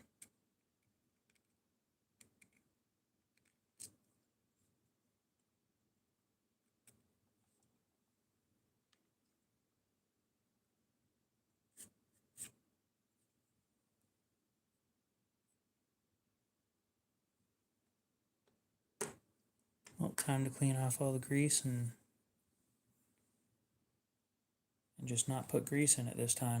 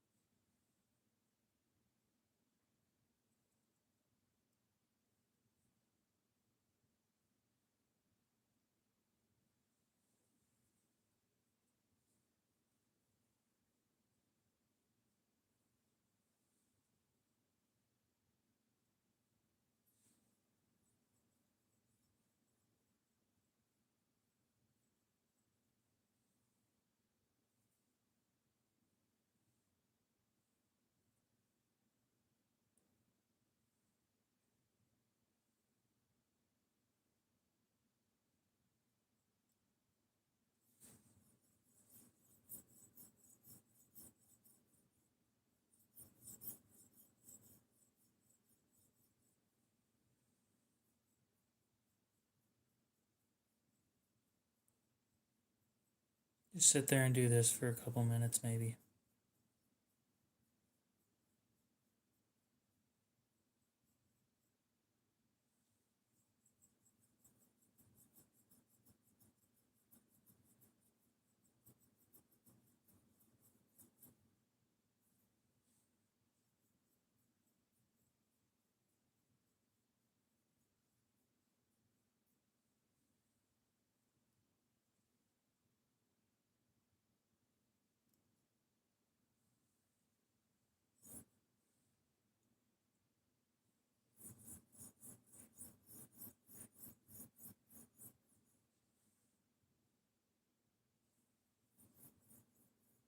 You feel like you're abusing them?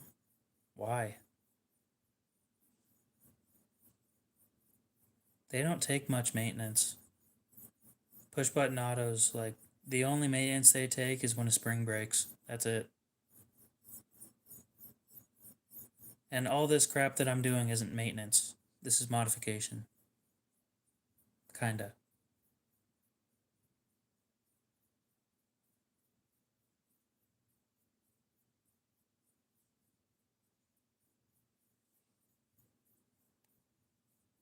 Think you're worried about nothing.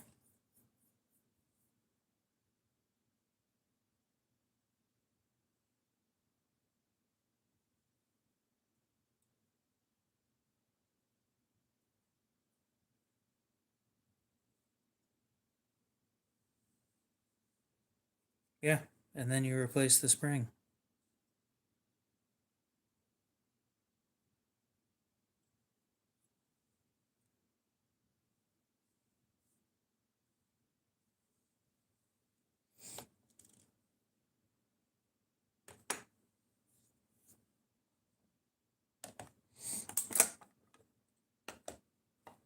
Protex don't tend to have that problem.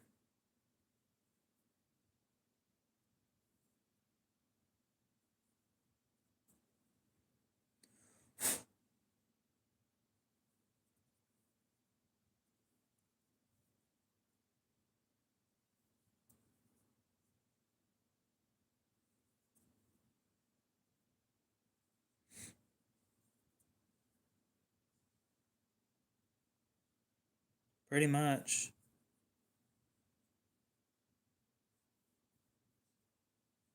Once you get them dirty, you'll need to clean it, but other than that,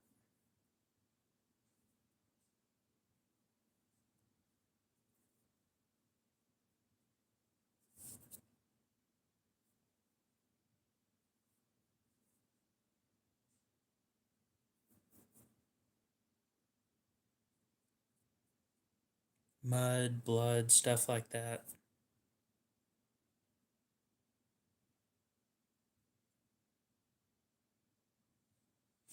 Other than that, yeah, it'll be fine.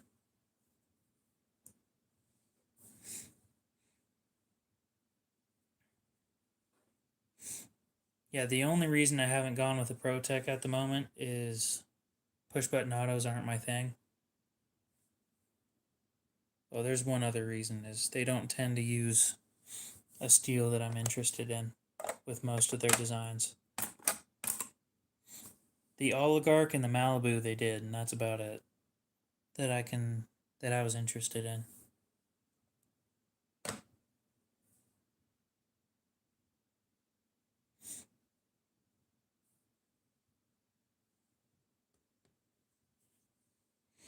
You know, just for shits and giggles.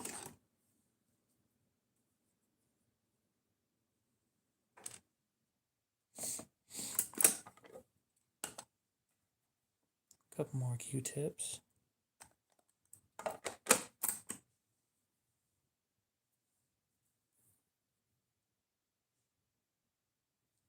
And a wee bit of metal polish.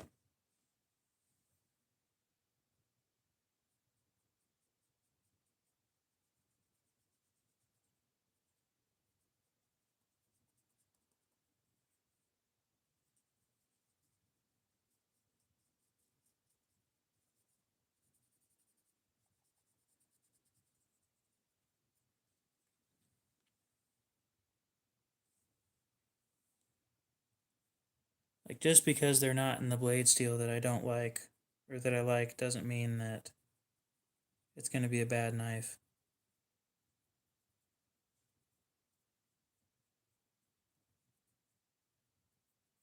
I just have preferences. No, that's called bigotry. You're against the lower end steels.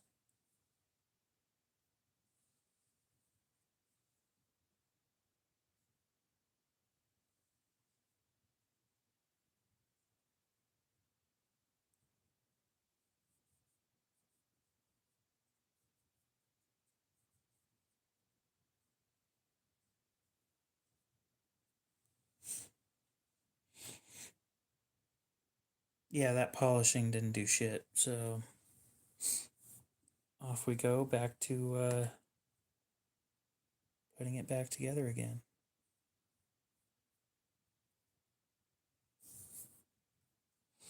Because of course it didn't do anything.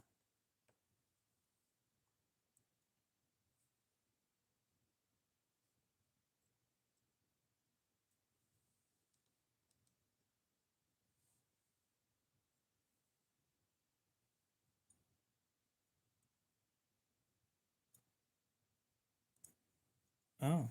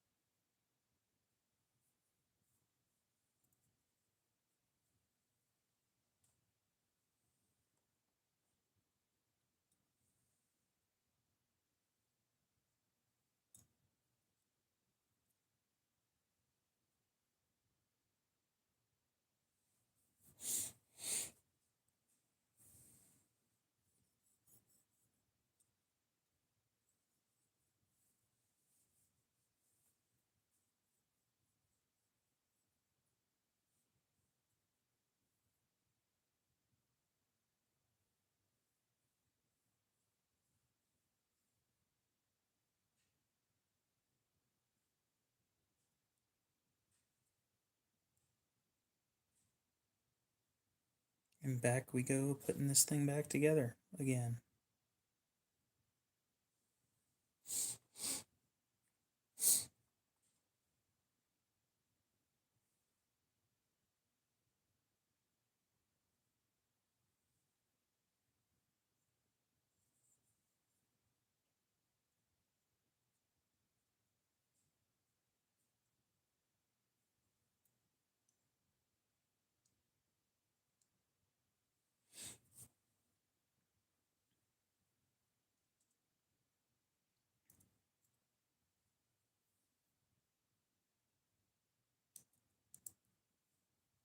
Well, for some people, it's their whole thing.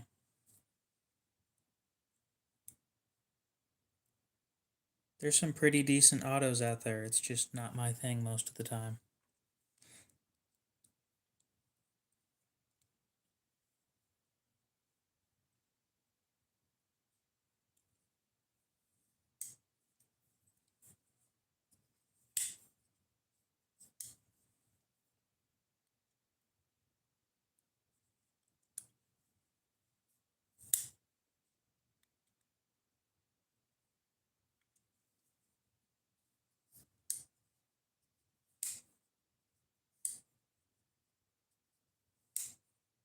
Ari, welcome back.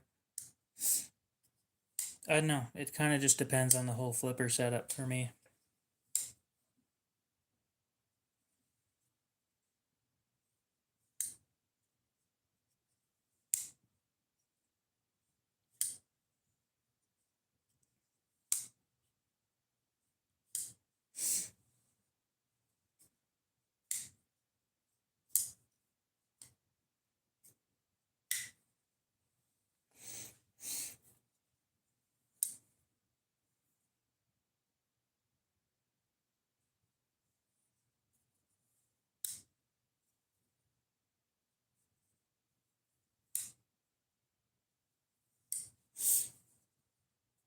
I don't smoke. Nope. I find smoking to be a waste of money. Same thing with alcohol for the most part.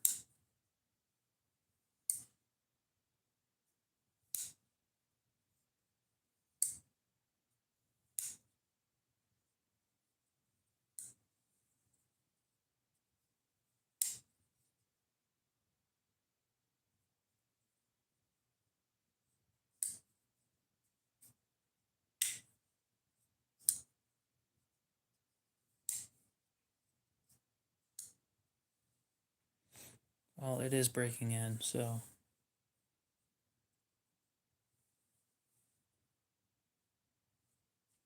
How do I handle stress? By dealing with it.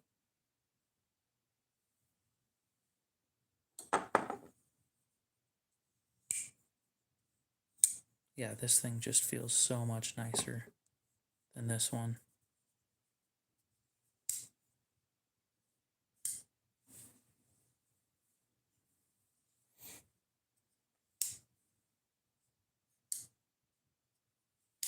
You grow a pair and deal with it.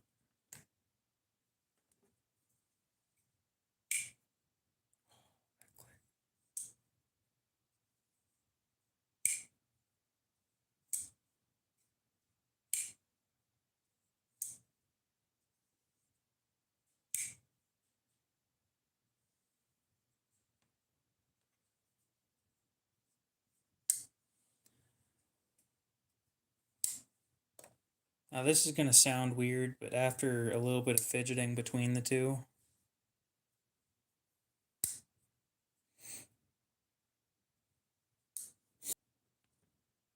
this one feels cheaper.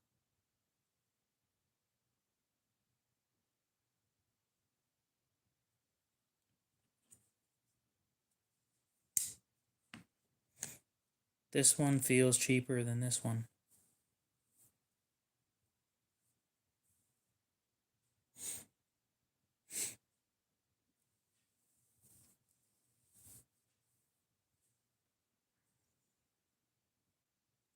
And I think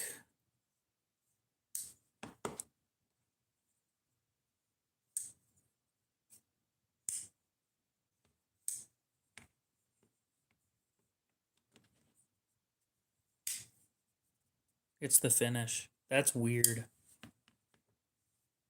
That is a weird feeling.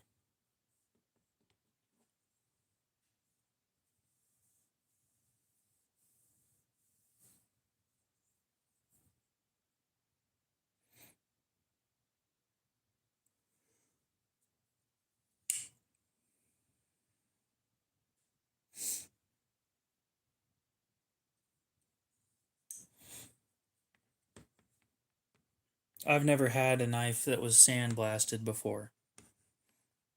And this one was, but I didn't even carry it while it was sandblasted. I just brought it straight over. This one, I've actually had a chance to mess with it for a little bit. It feels more expensive than this one because this one feels like a Kershaw leak.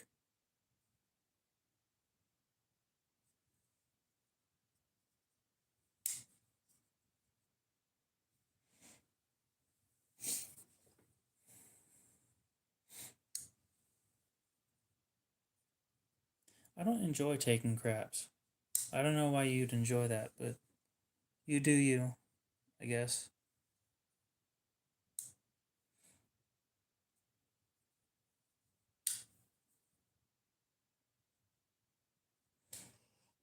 I'm not going to tell you not to enjoy taking a crap.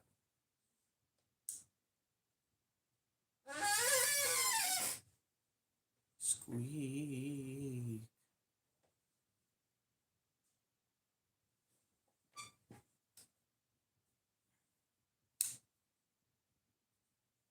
God, Cody likes taking craps too.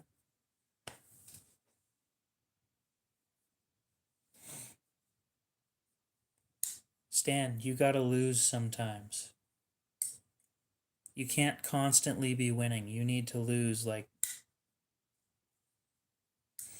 let's say you play 5 hands, lose 2 out of 3 times, or 2 out of 5 times.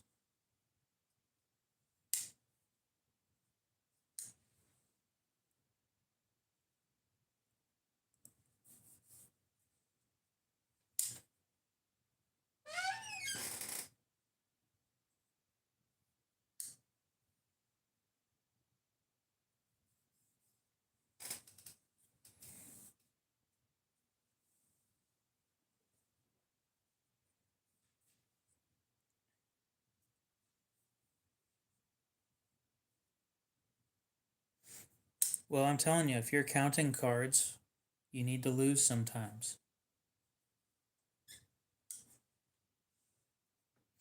Lose like slightly less often than winning.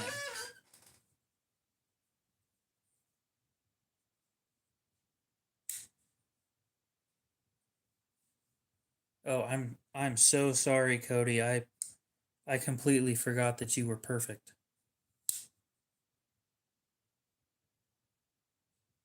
That you digest food without any waste.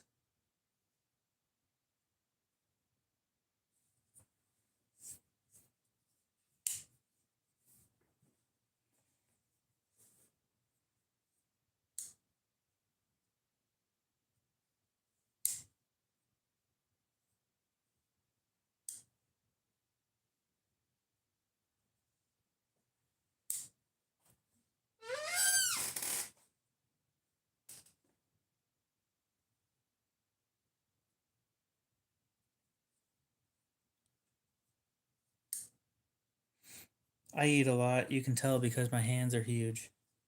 At least that's what everybody else says.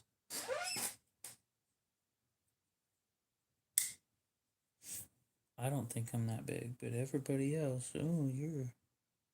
Holy shit, dude. Sausage fingers. Oh my god. What are you, an XL? They're mean to me.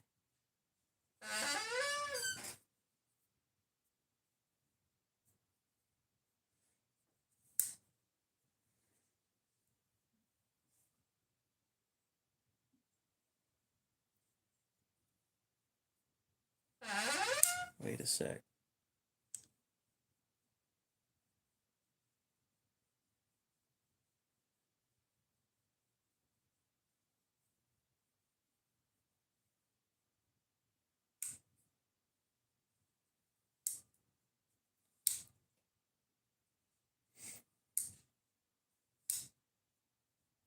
Bobrick, what's up?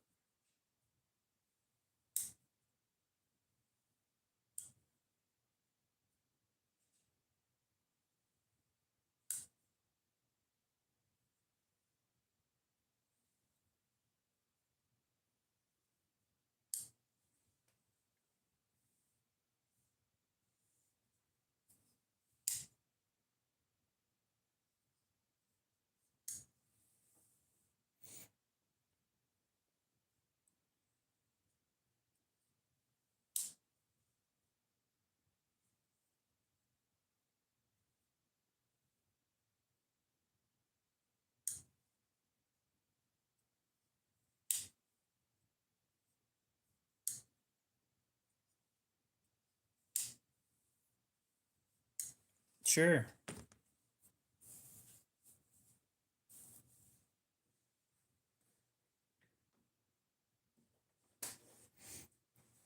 Big back, big back, big back, big back.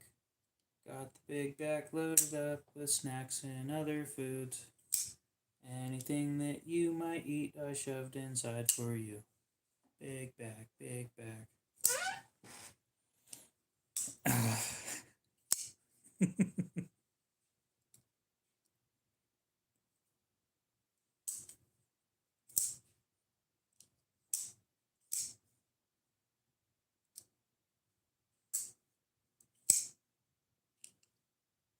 If it's beer, it might not have frozen.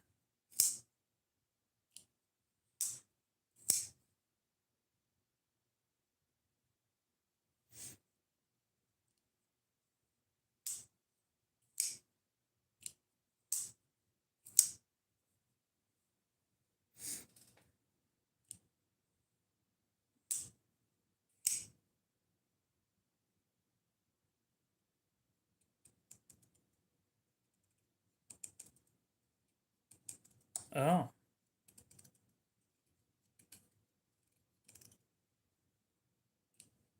Well, I don't like beer, so I've only found one beer that doesn't taste like shit.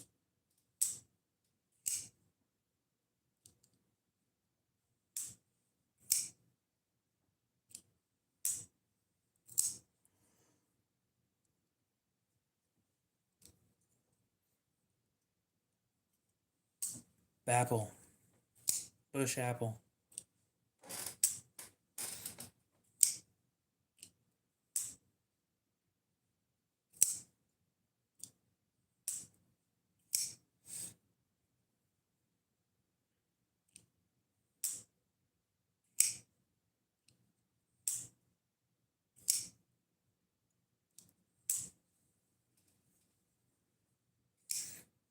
I don't need to act like I'm more manly than I am.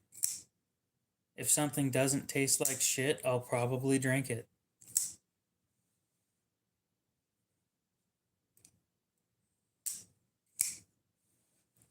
And guess what?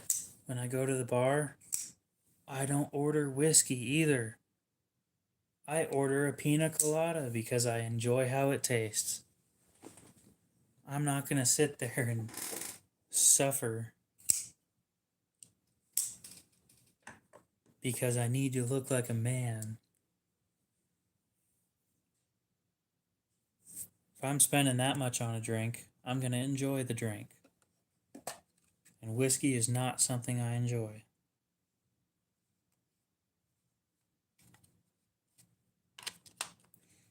Oh, but the flavors, the aroma, I don't give a shit. It doesn't taste good.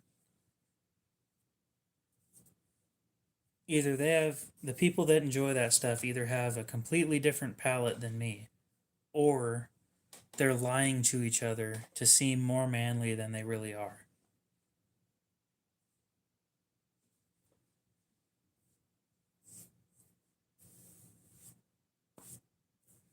You know what else has depth to its flavor?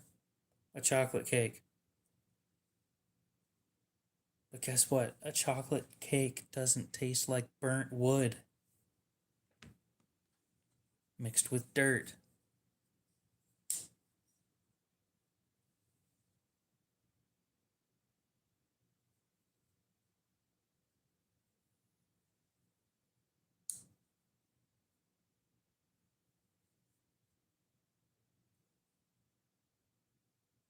Yeah, I don't need to sit there and prove myself to anybody else.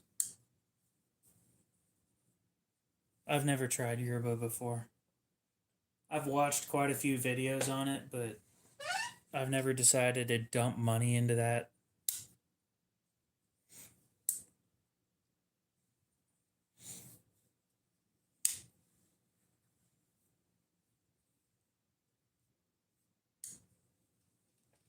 The amount of whiskey experts and stuff out there.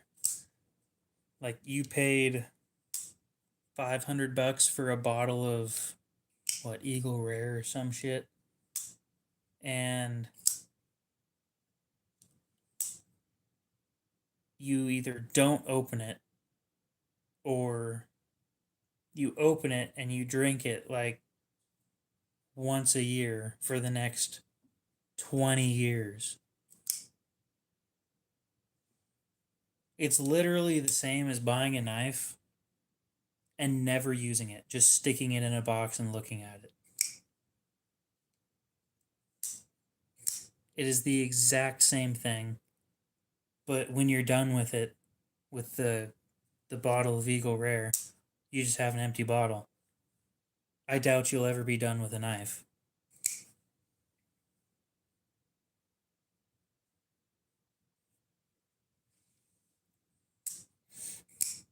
Exactly. I'd rather have a Sabenza than a bottle of fucking drink that I don't want.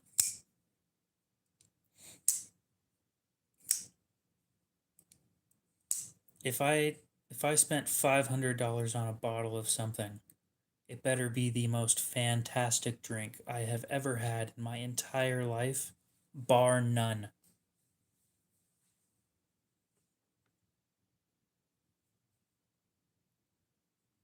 I'm not going to sit there and lie to you guys and tell you it has depth of flavor. Like,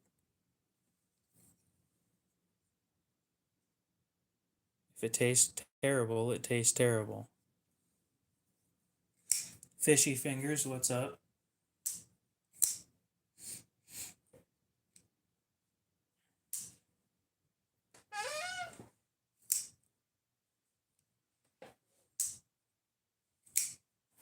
Now, now I'm stuck here waiting for tomorrow so that I can bring my knife to the shop and have it glass blasted.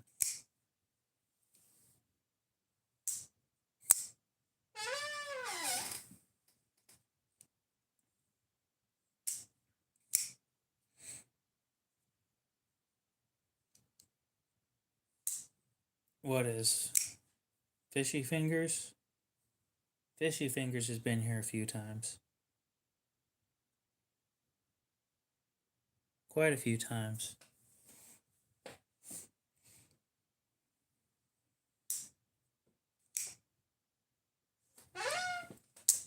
There was somebody that left a comment on one of my streams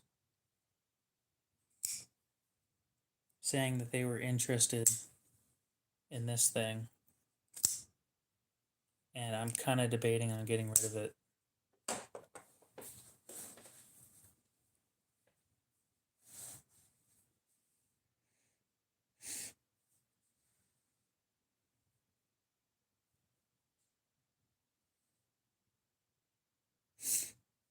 The unfortunate thing.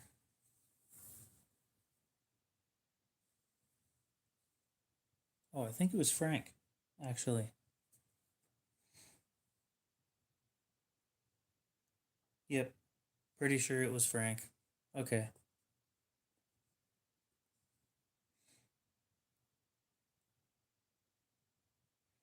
Cool. Well, at least I remembered who it was. Theo, what's up? How's it going?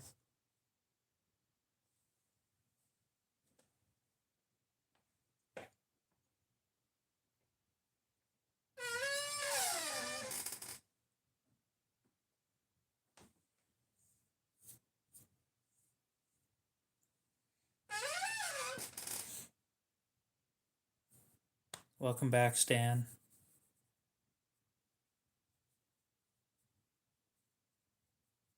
I don't like most green things, so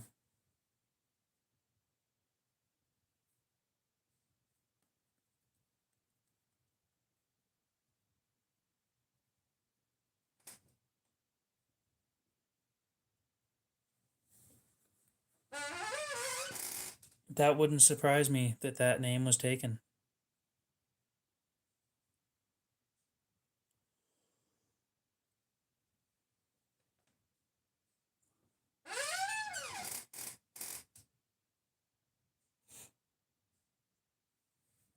The carbon fiber one?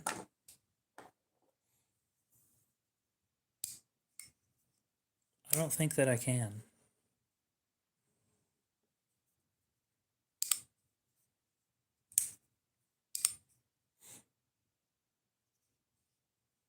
This is a Sandrin Torino in carbon fiber and tungsten carbide. Brittle blade material if you use it wrong, but insane edge retention.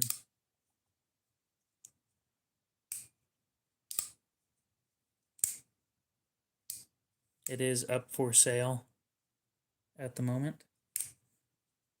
Comes with box, COA, and everything that came with it when it was new.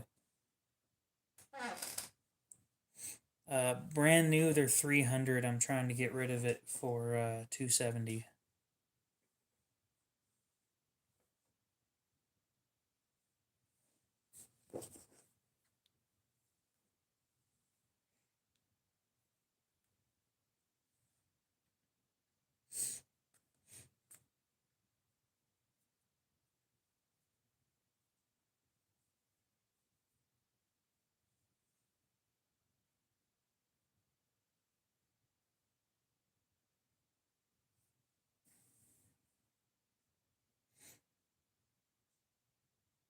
I don't think.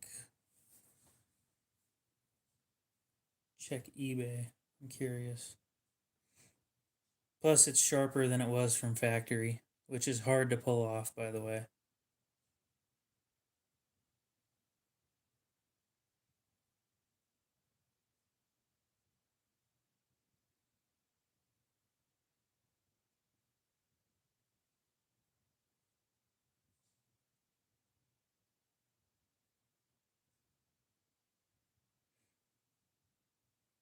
Actually, I'm not sure how sharp this one is, but there's one on eBay for $250 without the box by the looks of it.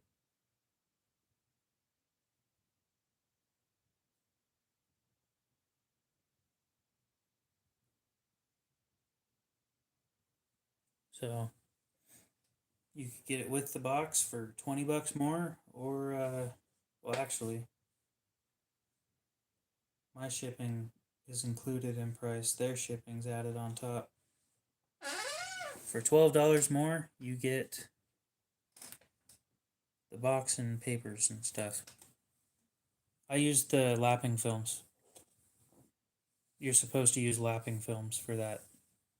That's why I waited so long to sharpen it.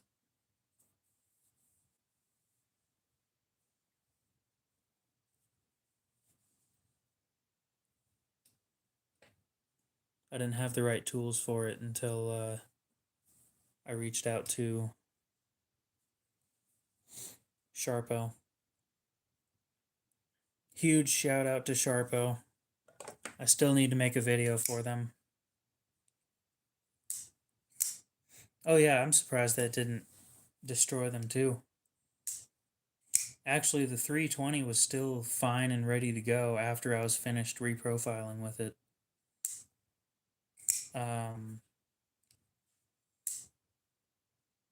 Yeah.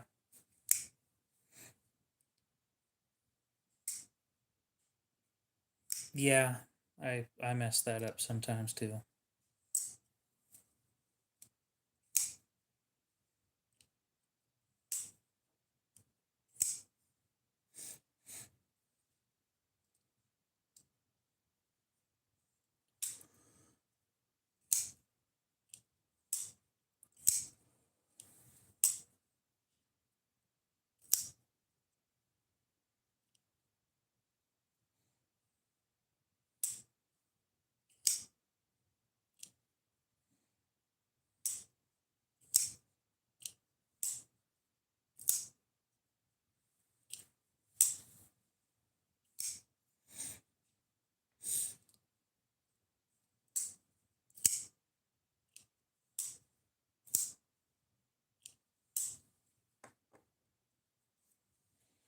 I'm gonna say that he didn't want to spend that much on that knife.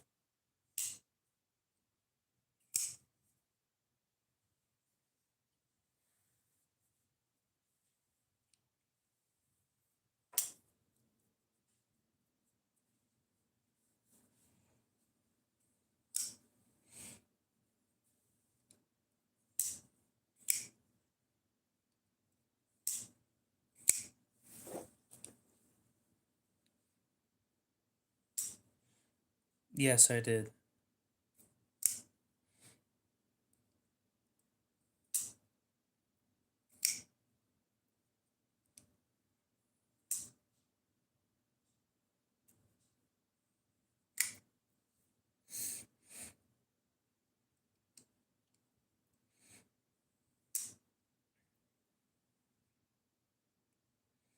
That thing's sick.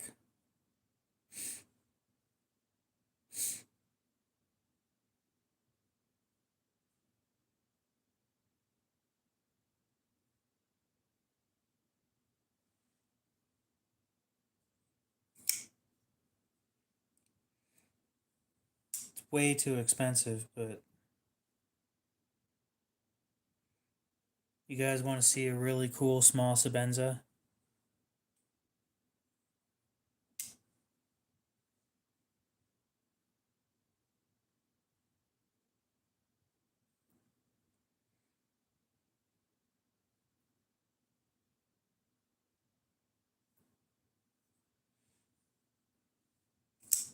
So both of mine are large Sebenza 31s, which means they revamped the design on the 31st anniversary of that knife coming out.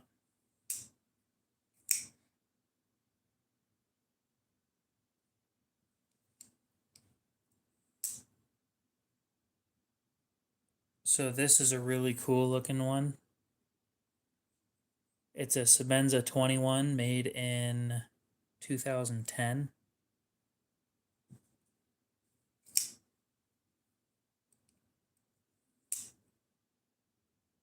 Really good looking scales. They want 5,000 for it.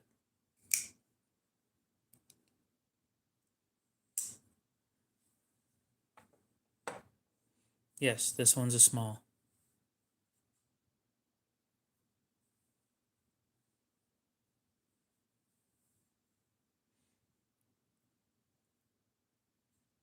But yeah, they want 5,000 for it.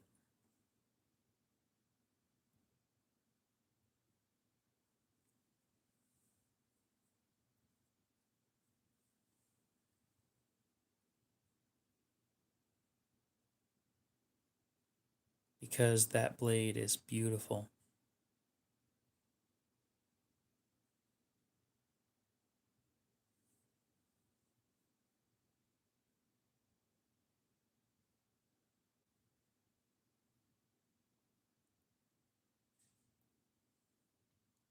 I still wouldn't drop that much on it, but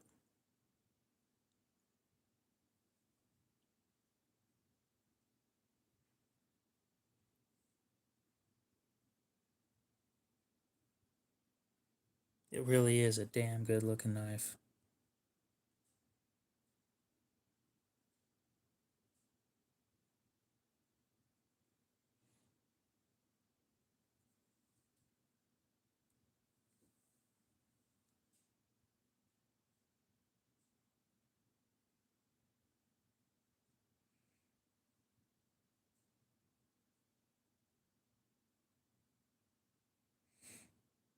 It is a stainless Damascus as well.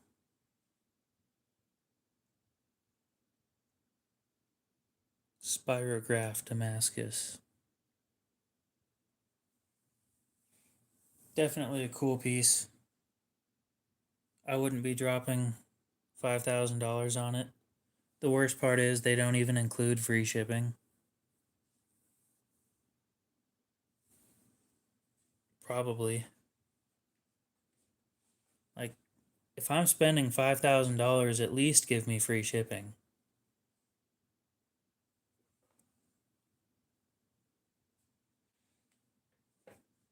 I wouldn't say that a hollow grind feels expensive, but it's a lot slicier than a flat.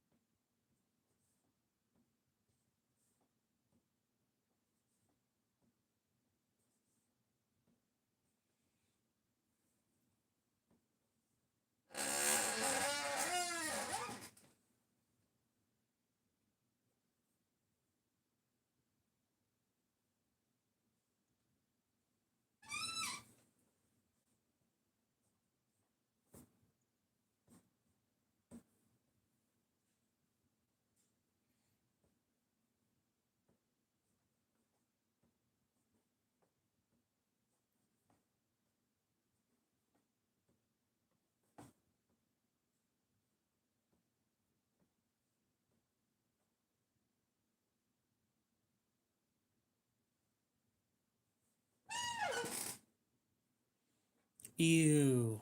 Convex? Gross.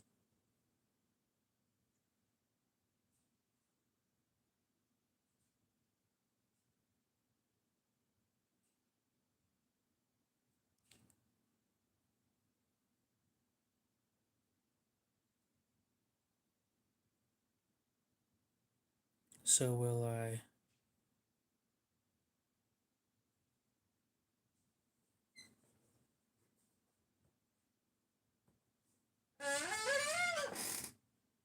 Okay.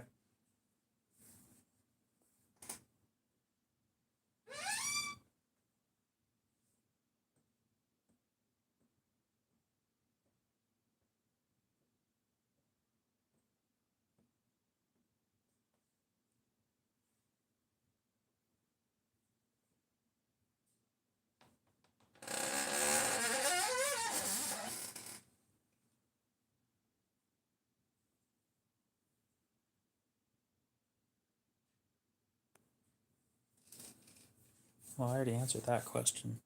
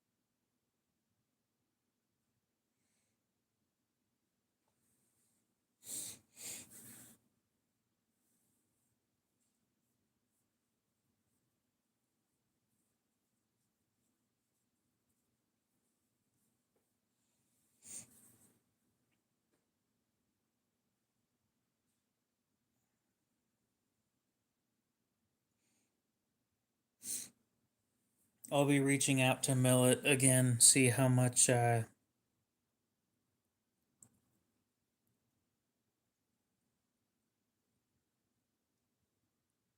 my design, the new design's going to cost.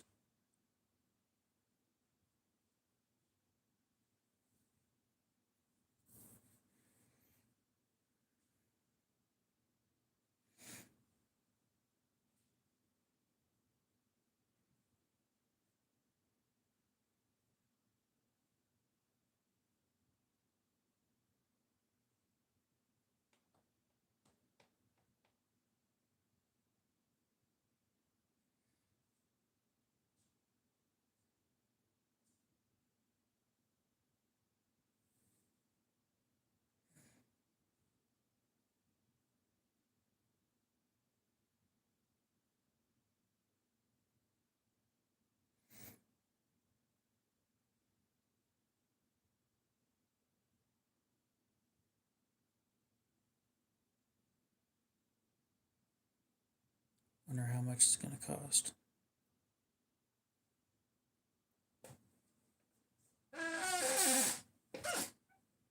I'm hoping less than 40. Hey, I have a message request on Instagram.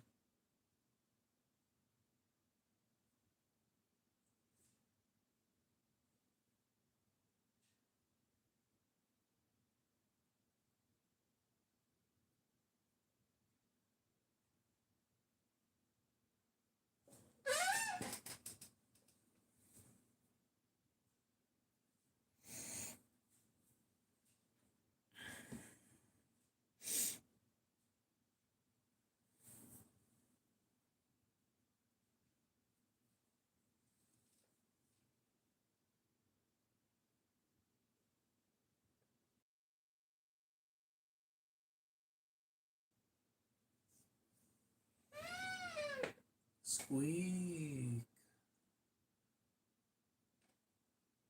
This fucking chair.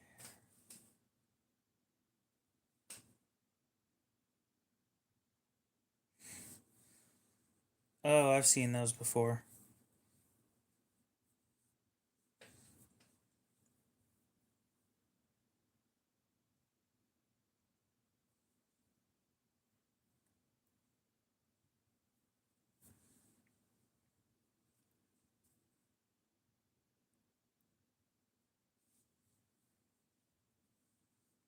Like that.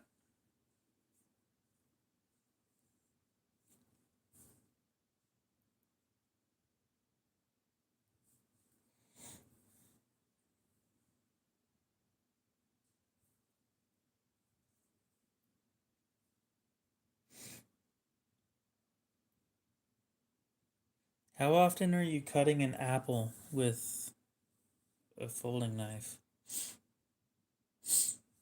About the only knife that I have that'll cut an apple properly is this one. And nobody's gonna drop $300 on a knife to cut an apple.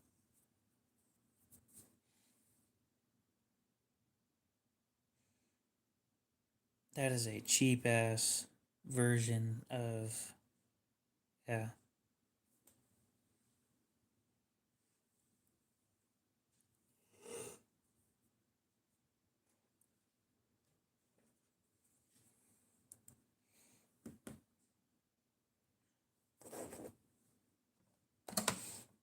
I can assume where you got it. Probably the same place I got mine.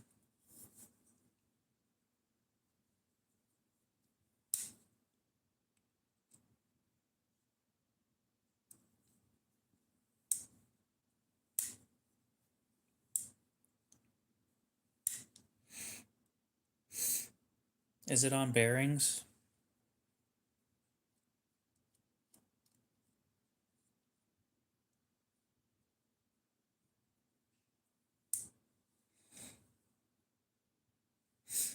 Something you might find interesting that you can't do with your fake?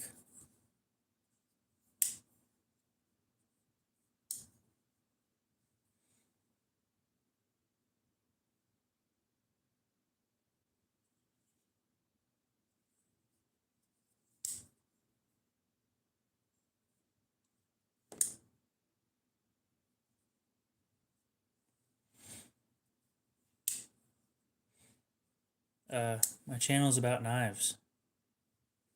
Oh, cool. I mean, you won't get the same feel as an actual one, but yeah, something that you can't do that I can do is I can take the pivot screw out. There's still one on this side. This is actually just hollow. But yeah, you can take the pivot screw out and you can still open it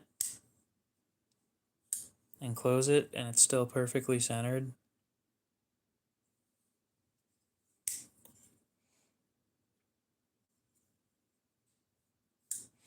It's one of the cool things about that design.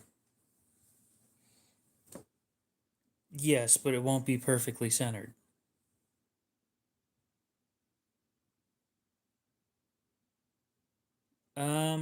All of the above.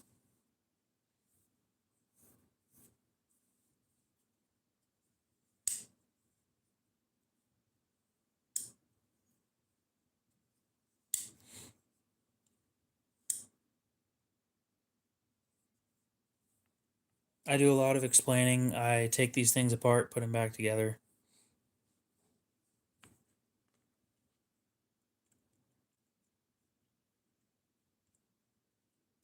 I do sharpening. I sell stuff actually pretty often.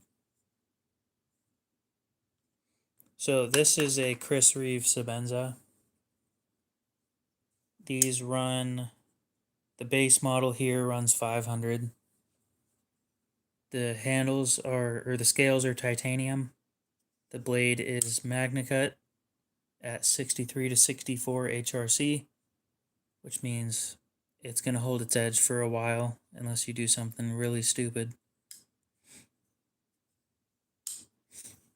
Not everything I own is this expensive. I wanted to treat myself twice in a row, so I've got two of them.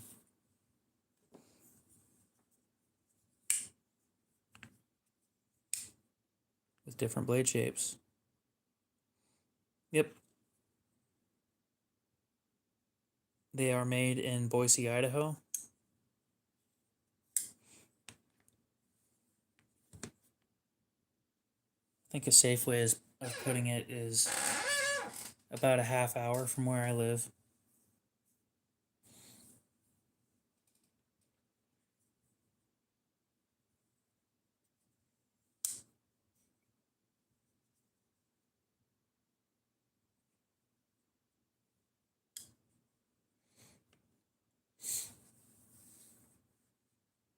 Depending on traffic.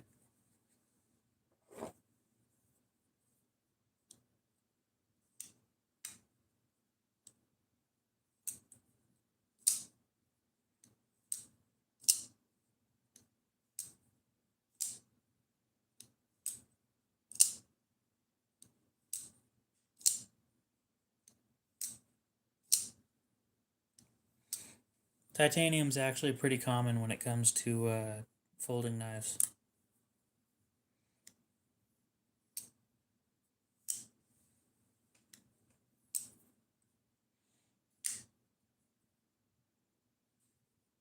You can't buy them in store. They won't sell them to you. They only sell them through dealers.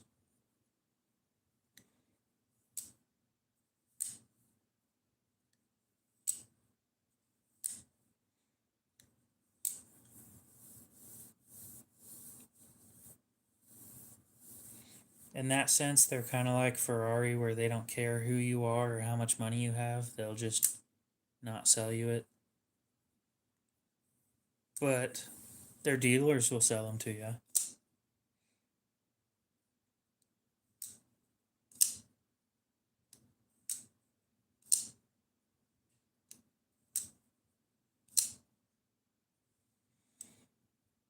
Yep, same.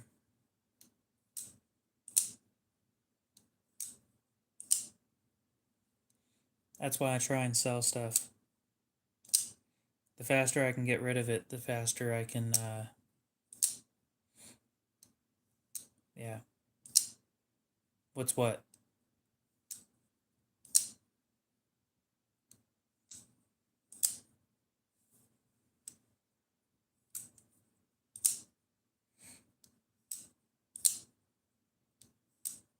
No, this is the clone. Whoops, bumped it.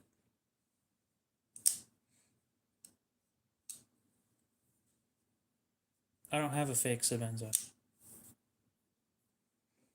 This is a fake Inkosi, but I don't have a fake Sabenza.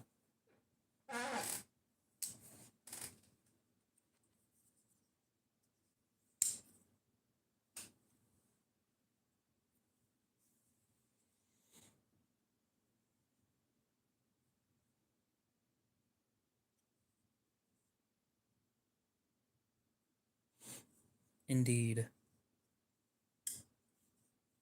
I 100% agree with you.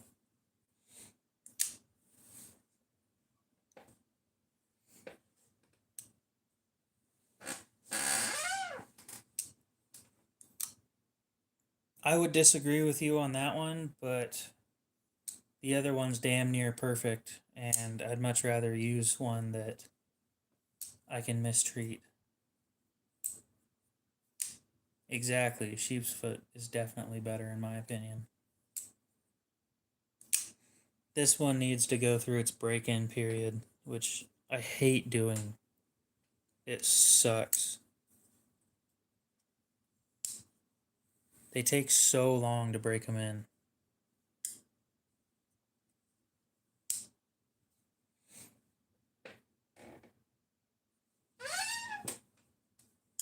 Let me check something real quick.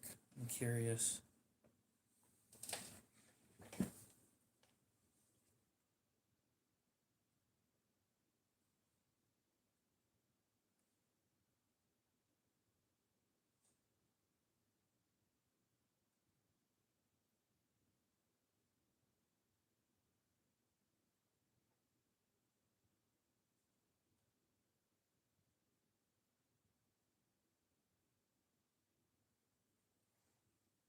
I didn't know that I opened it that many times.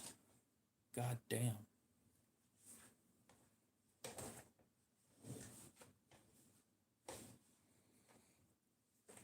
Alright, so to break in my first Sabenza to the point that it is now,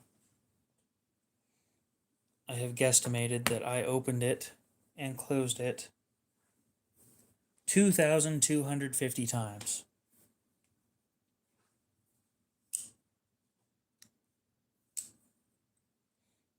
So the break-in period is 2,250 times.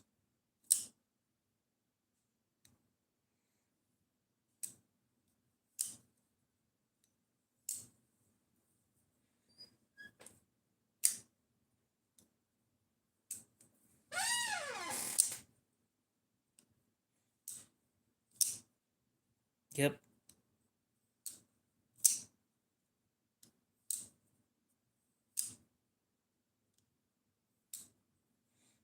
I got to get the new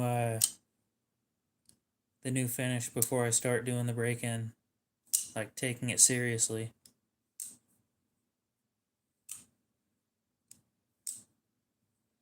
Actually, if I do the break-in, no, because I still need to carry it to do it. It doesn't really matter anyway. I was thinking it's gonna wear off the finish like it did with the other one, but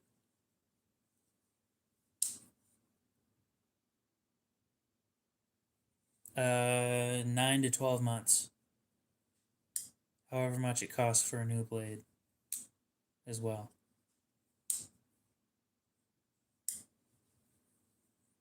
God damn, this one's got...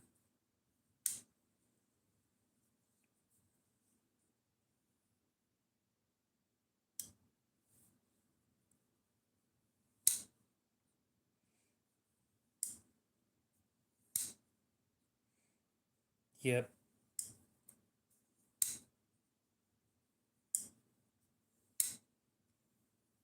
Stronger frame lock on this one.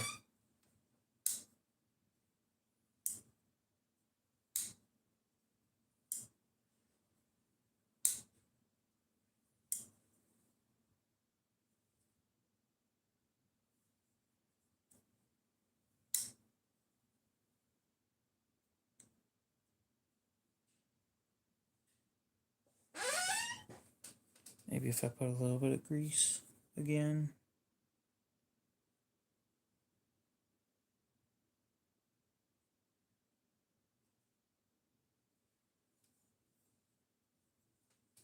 Maybe.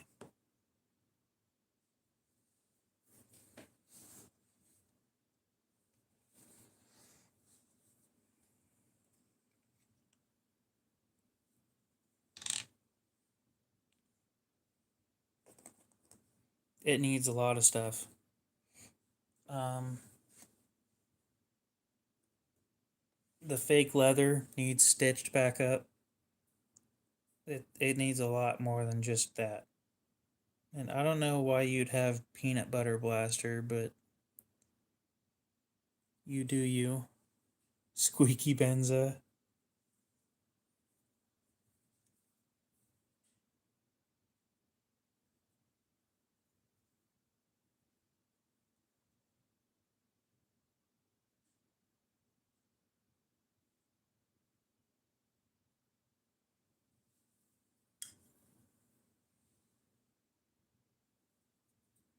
the squibenza.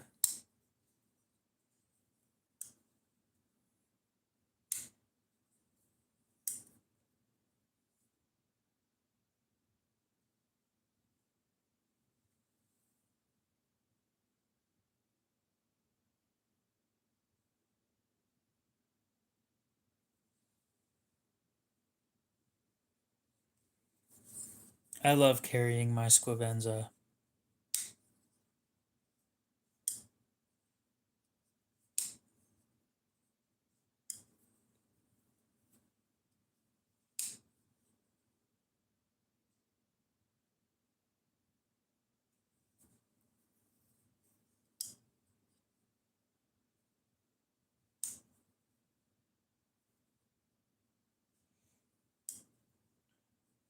Here in about 23 minutes, we'll go ahead and end the stream. That will have been a 5-hour stream. And then I'll turn around and go to YouTube Studio and then monetize this shit.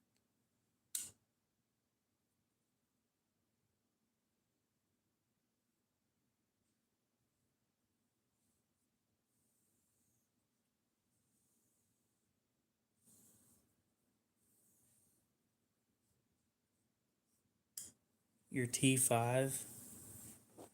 What's a T5? Cody, you should have been in bed by now. Like a while ago.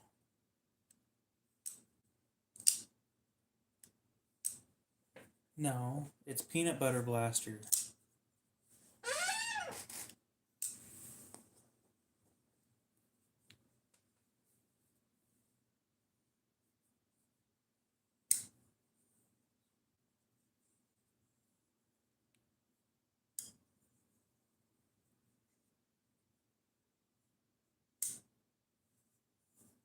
I'm still waiting for my clothes or my my sheets and stuff to dry.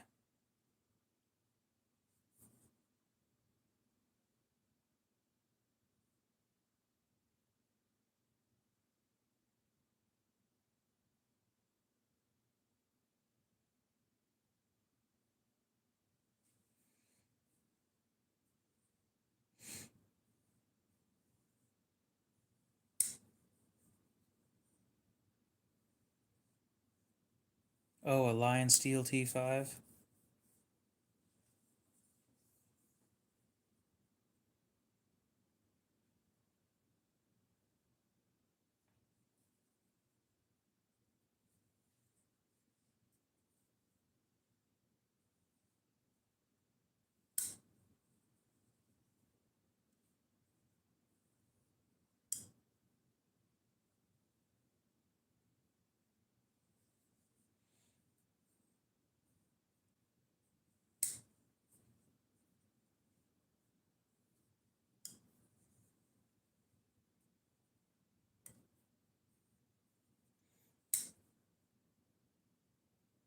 Well, good. Unfortunately, the modern shit doesn't last very long.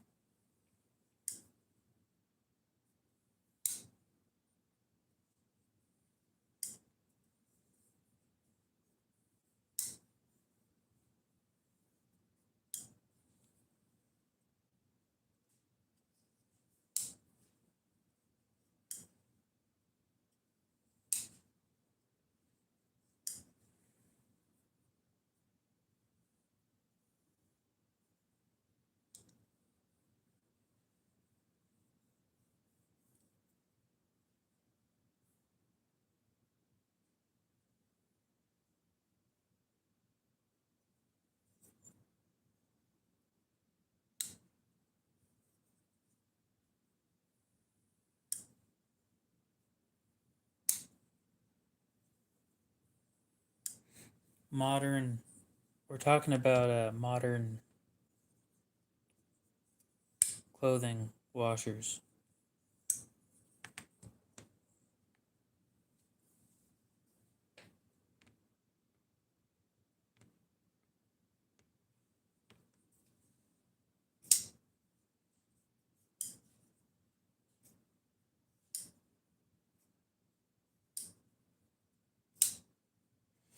Well, shit, I can flick this thing with a flick of the wrist. Sometimes.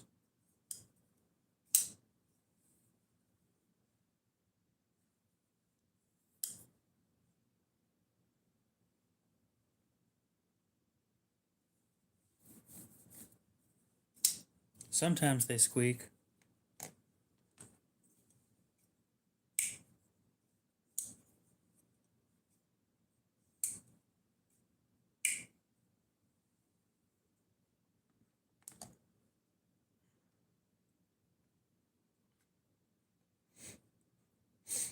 I need 2 more. Maybe 3.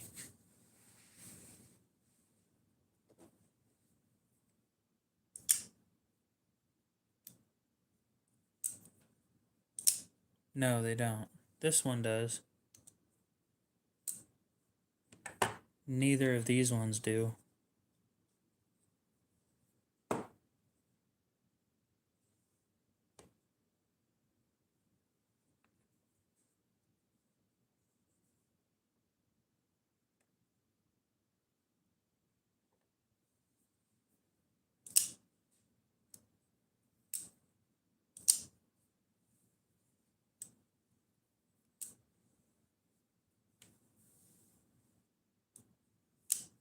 Yep. The scratched up one is new.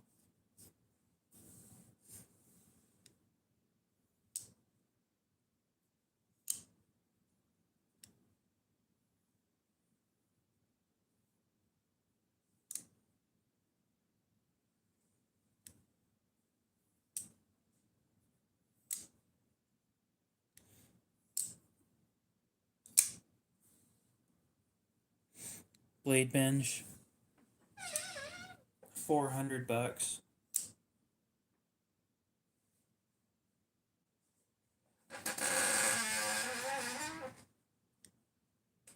chair.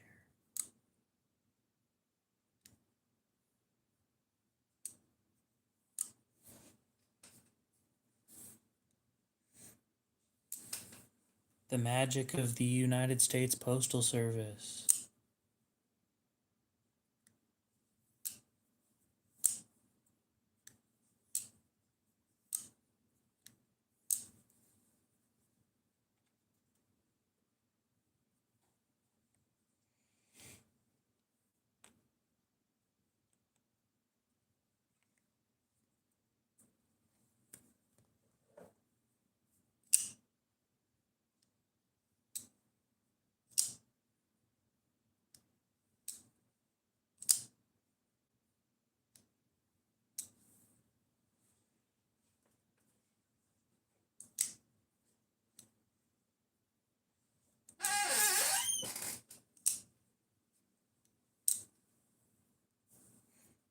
Bibbity bobbity boo, your shit has been sent to you. I don't know.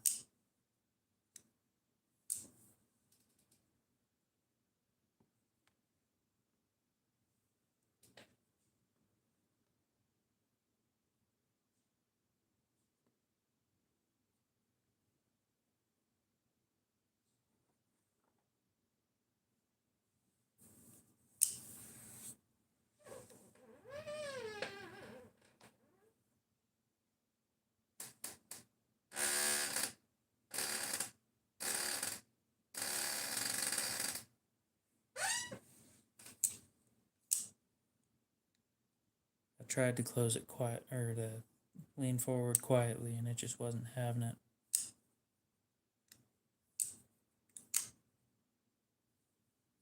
I tried so hard and got so far, but in the end, it didn't even matter.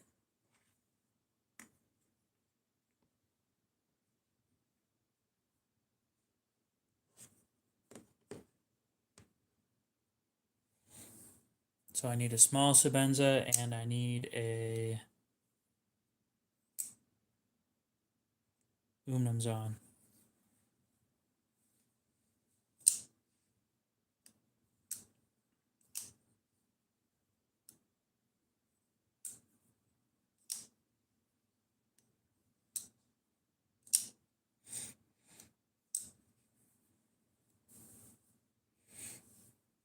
see.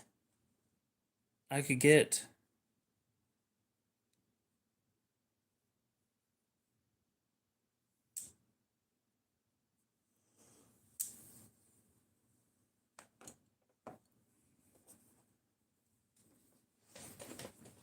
a small and cozy. My buddy has a small Sabenza and a small and cozy in his collection, but the small Sabenza is a knife art exclusive with the carbon fiber front scale, and he doesn't want to get rid of that one. And I don't want it either, so. But he said that the small and cozy is for sale. I offered him 300. He said that's a bad deal, and I said fine.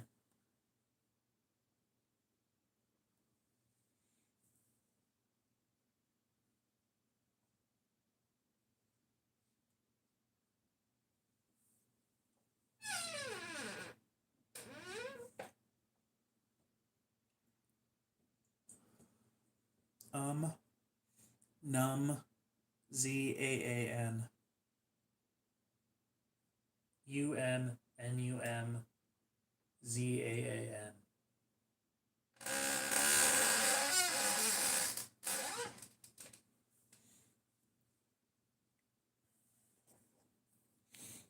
Yeah, he said 300 wasn't enough, and I said, okay, then I'm not buying it.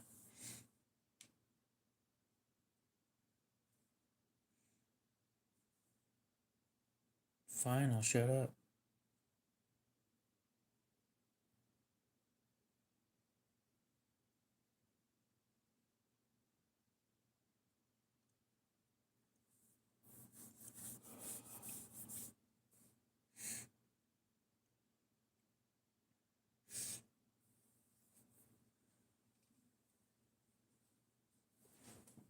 Well, I thought 300 was a decent deal because I don't know what steel it is. I need to take it apart to find out, but well, not that he won't let me, I just haven't done it yet. I should tell him to bring it on Saturday.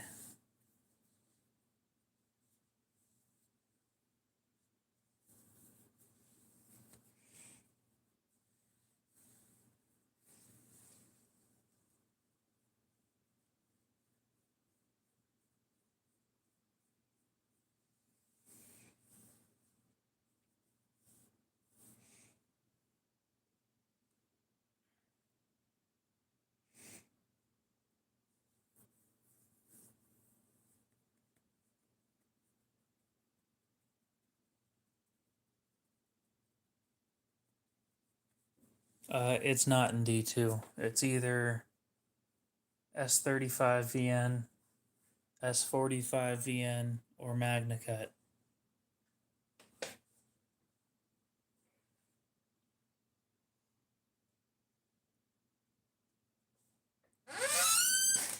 God damn this chair. Here in about 10 minutes, we'll end the stream.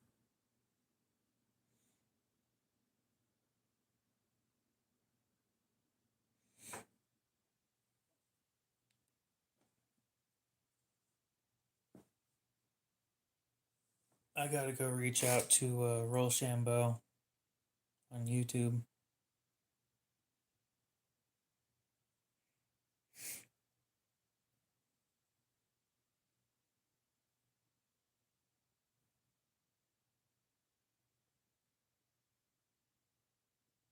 J-Dog is playing Minecraft on YouTube.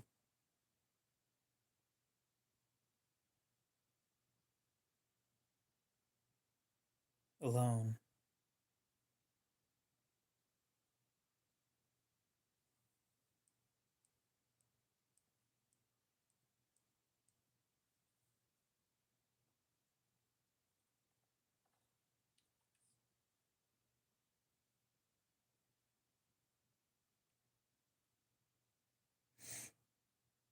He sucks at this game.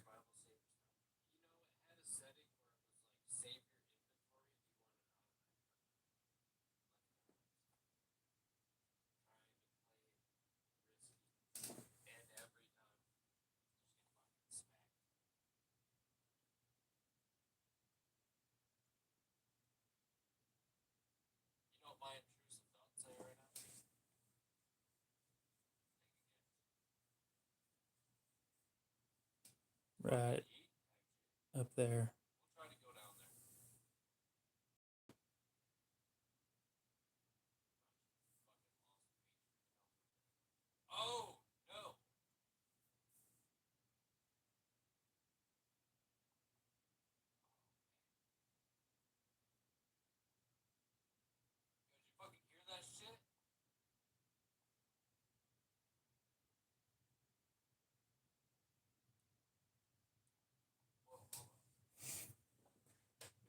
You know, once the stream ends, I'm gonna go watch his stream.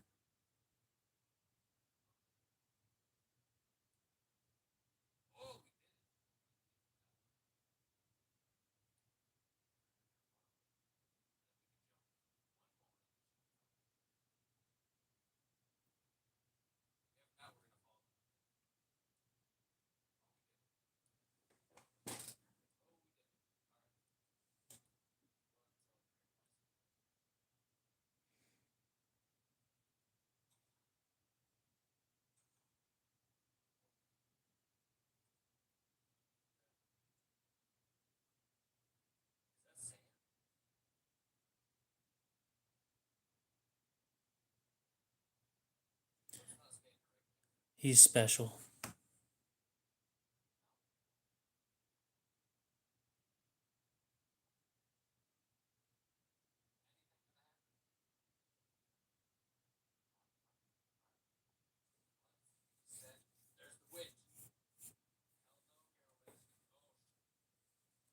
Anyway, I'm gonna go watch him once the stream ends. So we got about 7 minutes until it ends.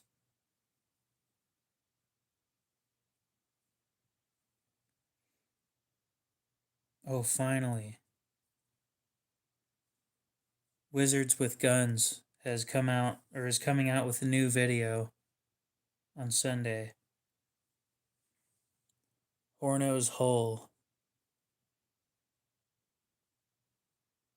So this series is basically those, you know, those late night television shows where they try and sell you shit at deep, deep discounts or whatever, and it's for old people and shit getting scammed. So basically, it's that, but for magic items. I love that series so much. The fuck?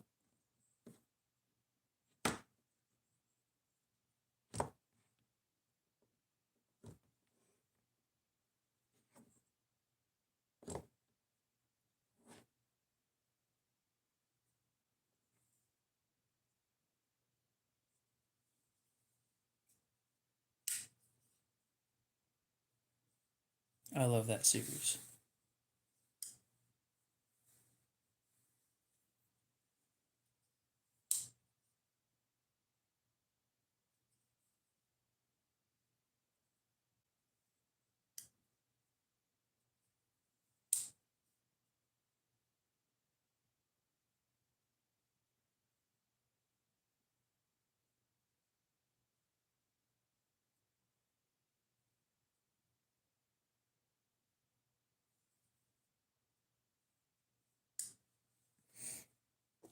You know what? One of the funniest things I watched people complain about these Sebenzas is if they push too hard on the spine, then they hear a pop sound and then it has lock rock.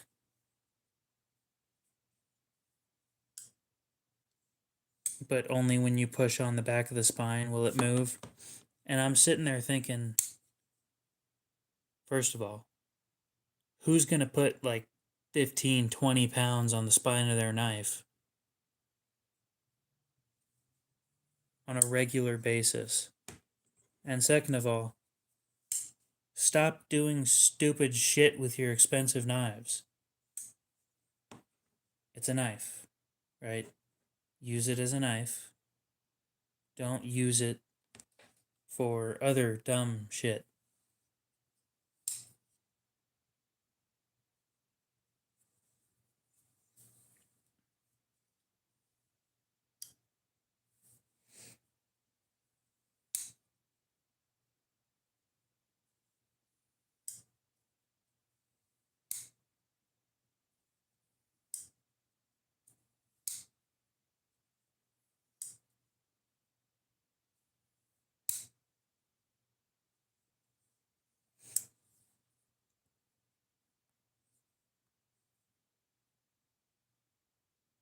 Wow, I think Cody actually left when he said that.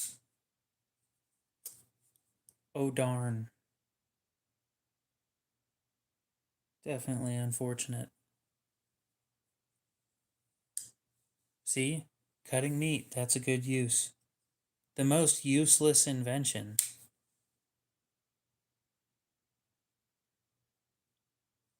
YouTube says, what is the most useless invention? What do you guys think?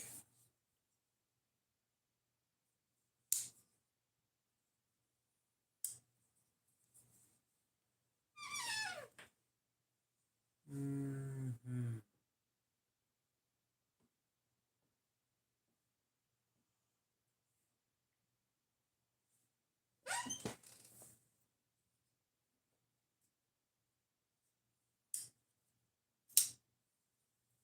The most useless invention.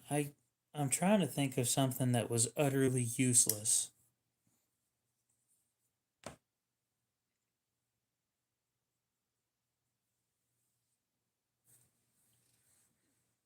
You know what? I'll say it. Torx bits. I think the fact that Torx bits exist is stupid. Now that I have something that uses hex keys or Allen wrenches or whatever you want to call them, these are so much nicer than Torx bits.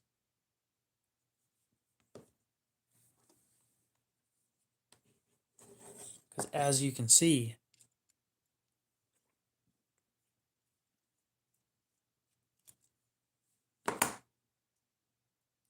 no need for a magnet because it's a deep socket in there.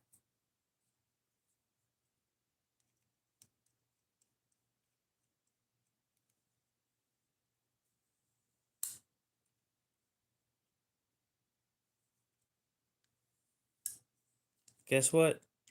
It's not only that one. All of them do that.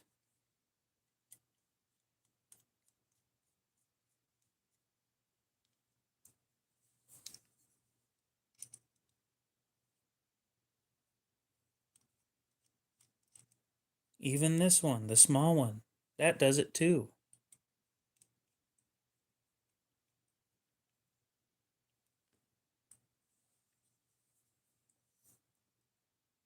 The safety bits were stupid too. But if they didn't make them Torx bits,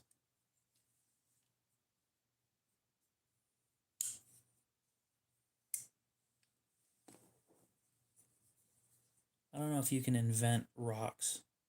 I know what you're talking about, that like 80s and 90s pet rock bullshit. Like you'd buy a rock and you'd glue shit to it and whoop-de-doo.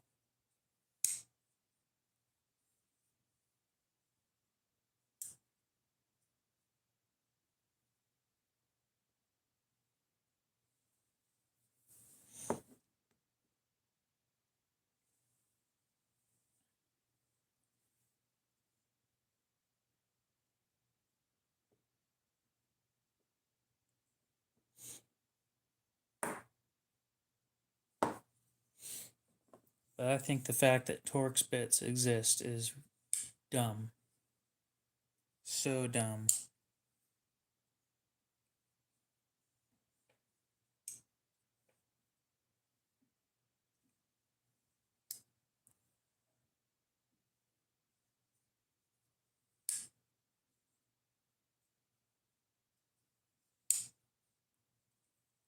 Oh, my thumb. That. Yep. The Reeve thumb begins all over again.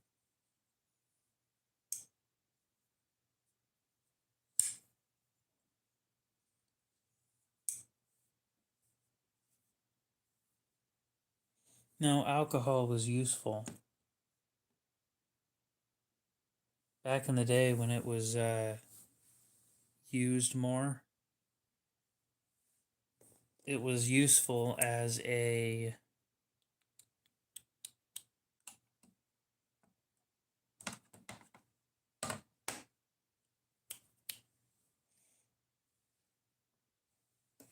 it killed things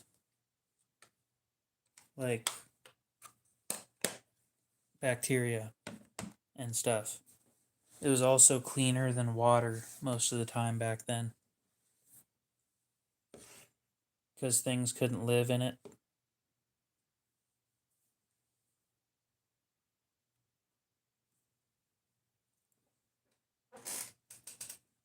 Yeah, exactly. Also, pain relief, just it was useful back then. We have a whole bunch of other shit that does it now, but it was a completely different invention back then.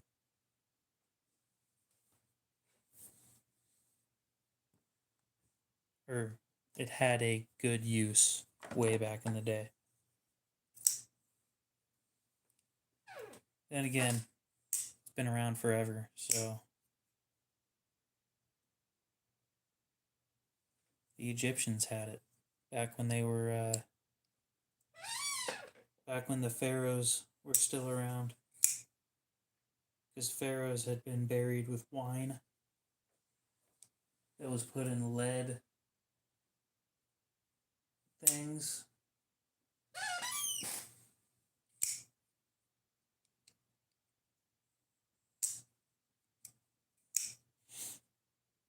Anyway, guys, go ahead and leave any comments or any questions down there real quick, and I'll answer them, and then I'll head out and I'll go over to what's his name stream to tell him that he sucked at Minecraft.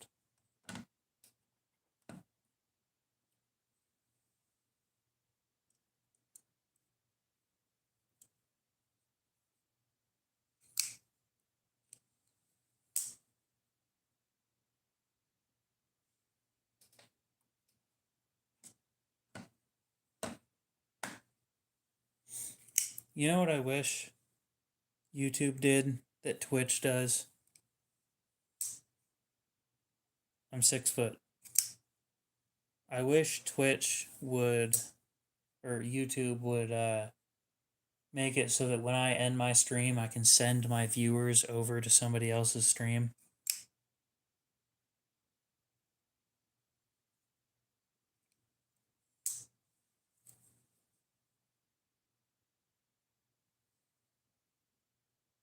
Twitch does that, but YouTube doesn't yet.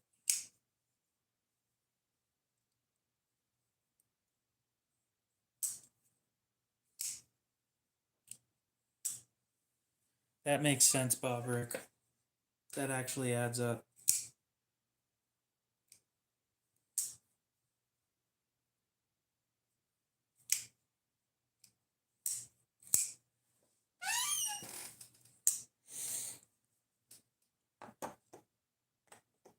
Anything else you guys want to say, or are we all good now?